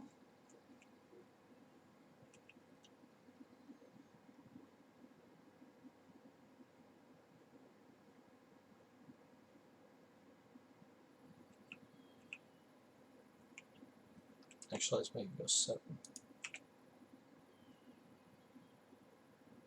Nope. Yeah, 7's fine.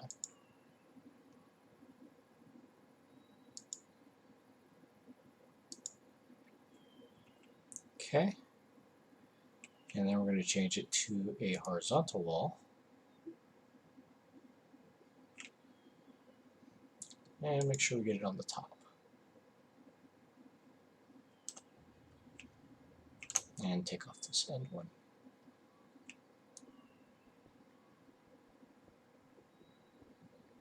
So it's a nice cubed kill box. And we're going to take out, we'll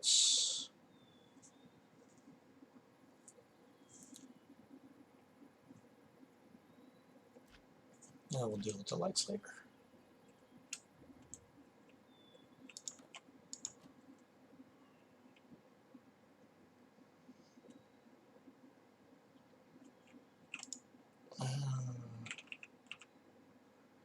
Do have redstone lamps, so that's good. Can use a bit of redstone. Handy dandy lever.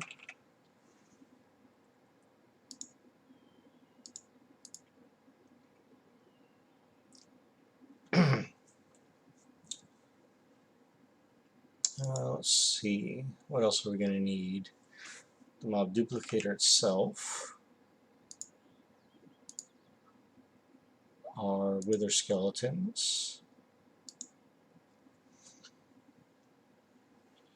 We want to make our dark ineffable glass.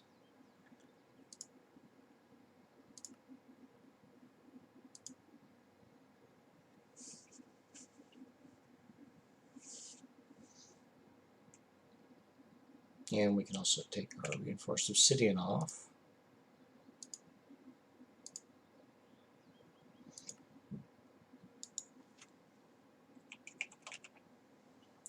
Let's go ahead and take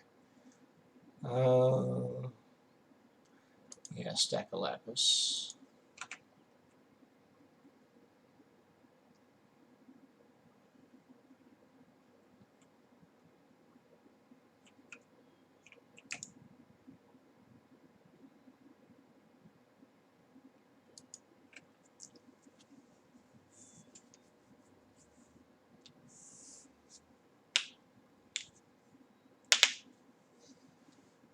And we'll speed this process up.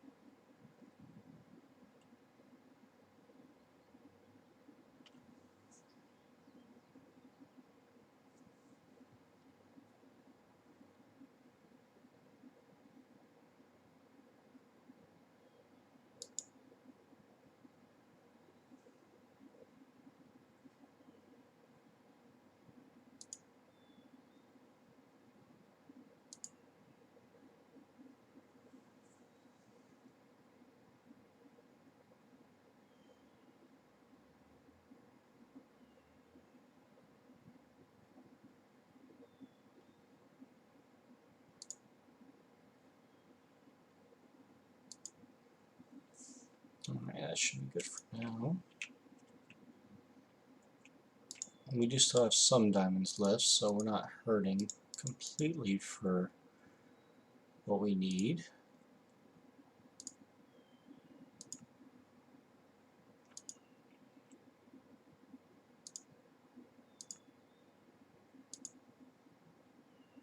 Quest completed. Space exploration, which I think is wrong. Dark glass.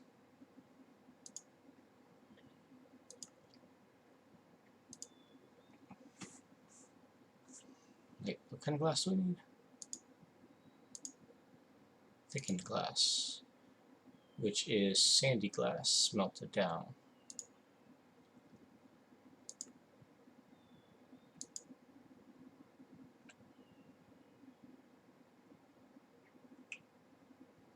I don't know how many of this we're going to actually need.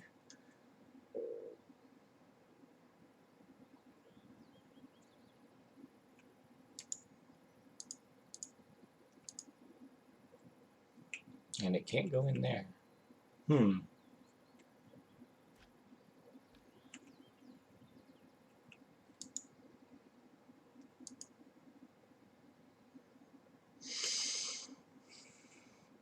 Well, due to my game being laggy, I'm probably going to get this finished off camera. test it and make sure it works. But I'll let you know how it goes.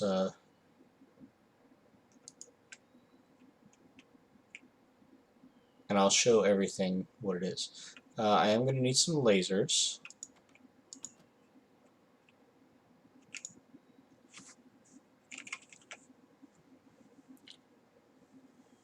Okay, to make them, you need an energy relay.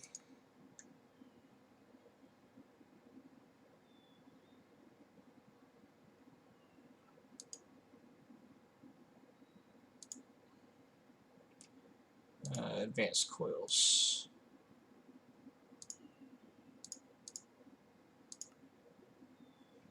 So we need a stack of redstone, which we have in our inventory, but we're going to need more. Let's just use half a stack of blocks.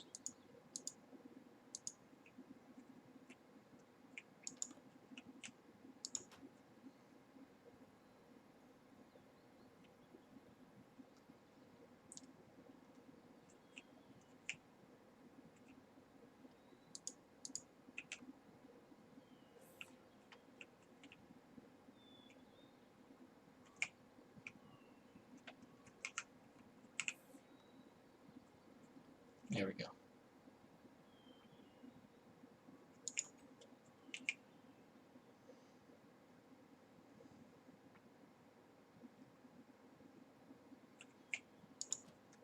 And to be fair, I'm not completely worried about it considering we have redstone producing down below, right? So we got 2 nice full stacks of redstonia, which will be great to put on our Tinker's shuriken.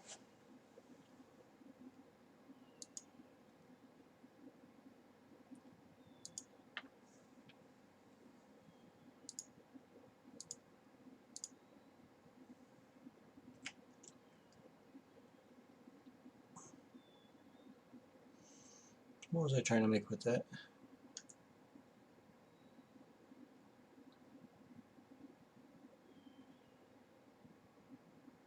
That'll come to me.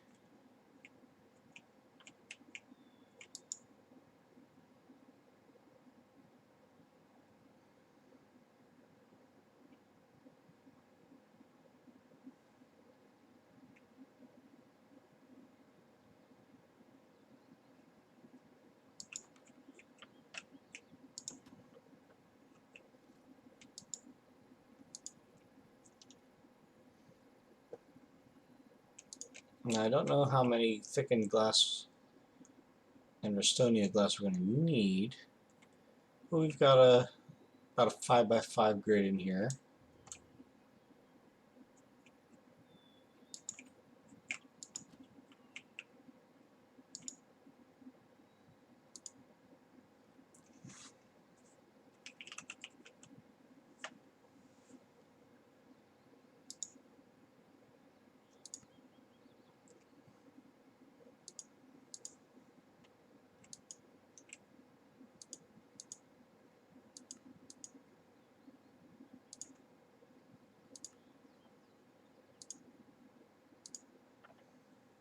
Okay. Let's see how far this dark ineffable glass gets us. I think we're going to need a little bit more than that. Now, the reason why you want to use this one in particular is because it doesn't allow for mobs to walk through, but you can walk through freely.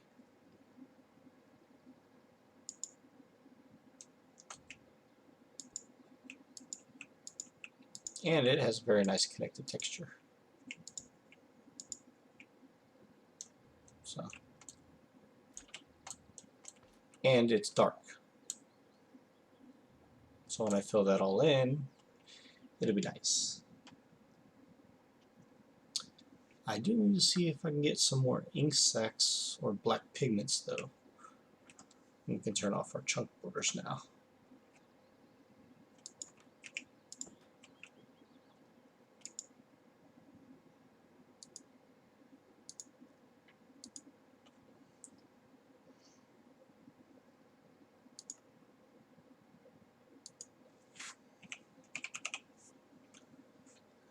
We do have some black mystical flowers. Let's try using some of that.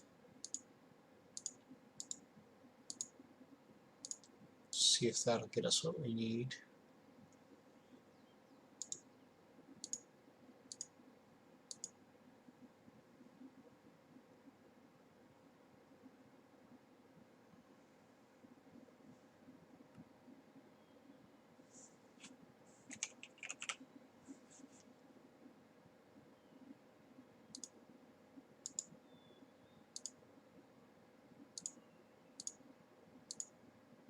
Oh, black dye will.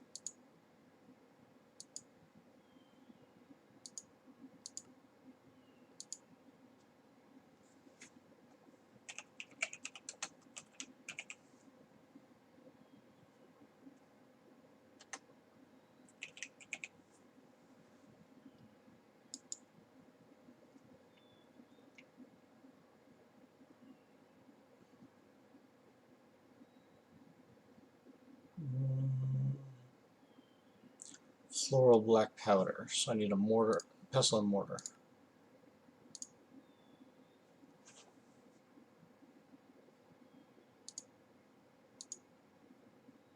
So if I take these both in here, and I get that.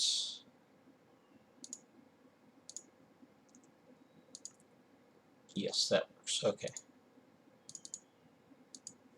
So that's 8 more.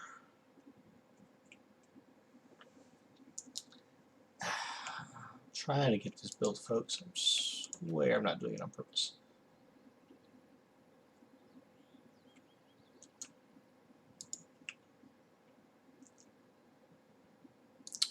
That is not the right glass.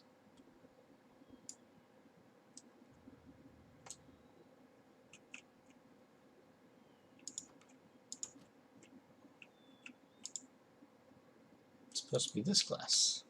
And I don't have enough now. Oh wait, yeah I do.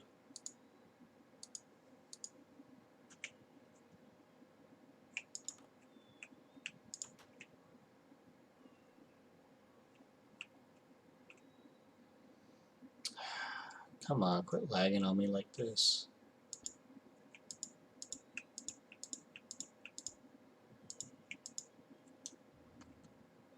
So let's see. That'll be 4, 8, 9, 10, 11, 12, 13, 14. 14 more pieces of dark ineffable glass. And while I'm here,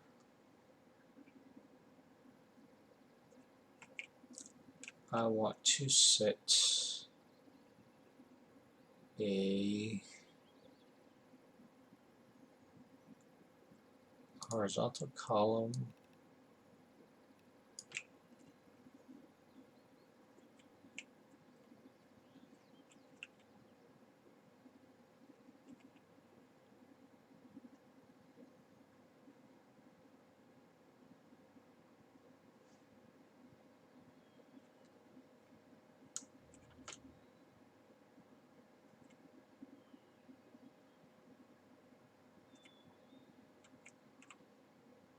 Nope. I want to build me range 1.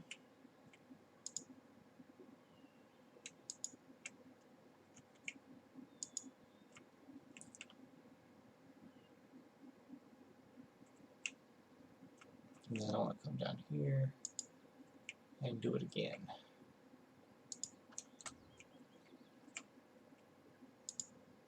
There. Nice small little platform to stand on in front of it. And I'll show you why later.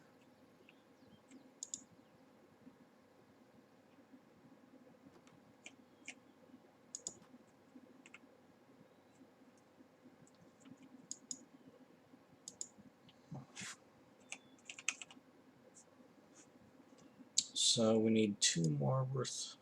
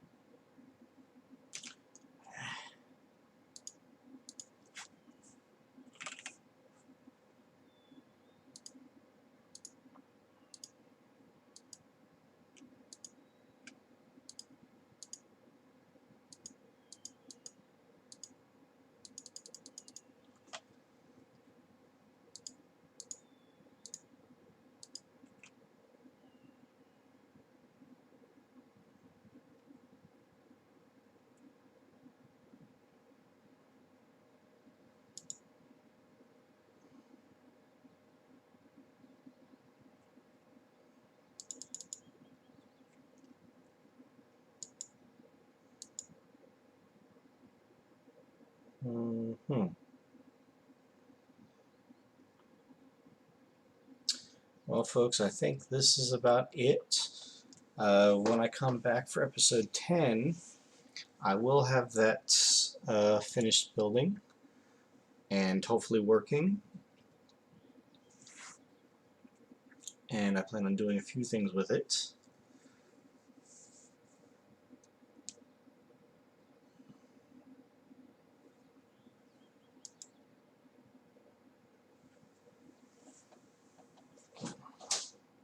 The last thing I want to tell everybody is this magic wand, if you use it and run out, the way to refill it is to just put it back in your arcane workbench. Don't put any spell books into it, and make sure that you have the magic crystals in the lower left, and then you can just immediately upgrade and it'll just refill how much mana is in the wand. Additionally, you could also carry around one of those mana bottles, and there you go. And that is it for me. So I'm going to call it an episode here. Thank you all for coming out. And I'll see you episode 10 when I upgrade to 1.5. Have a nice one.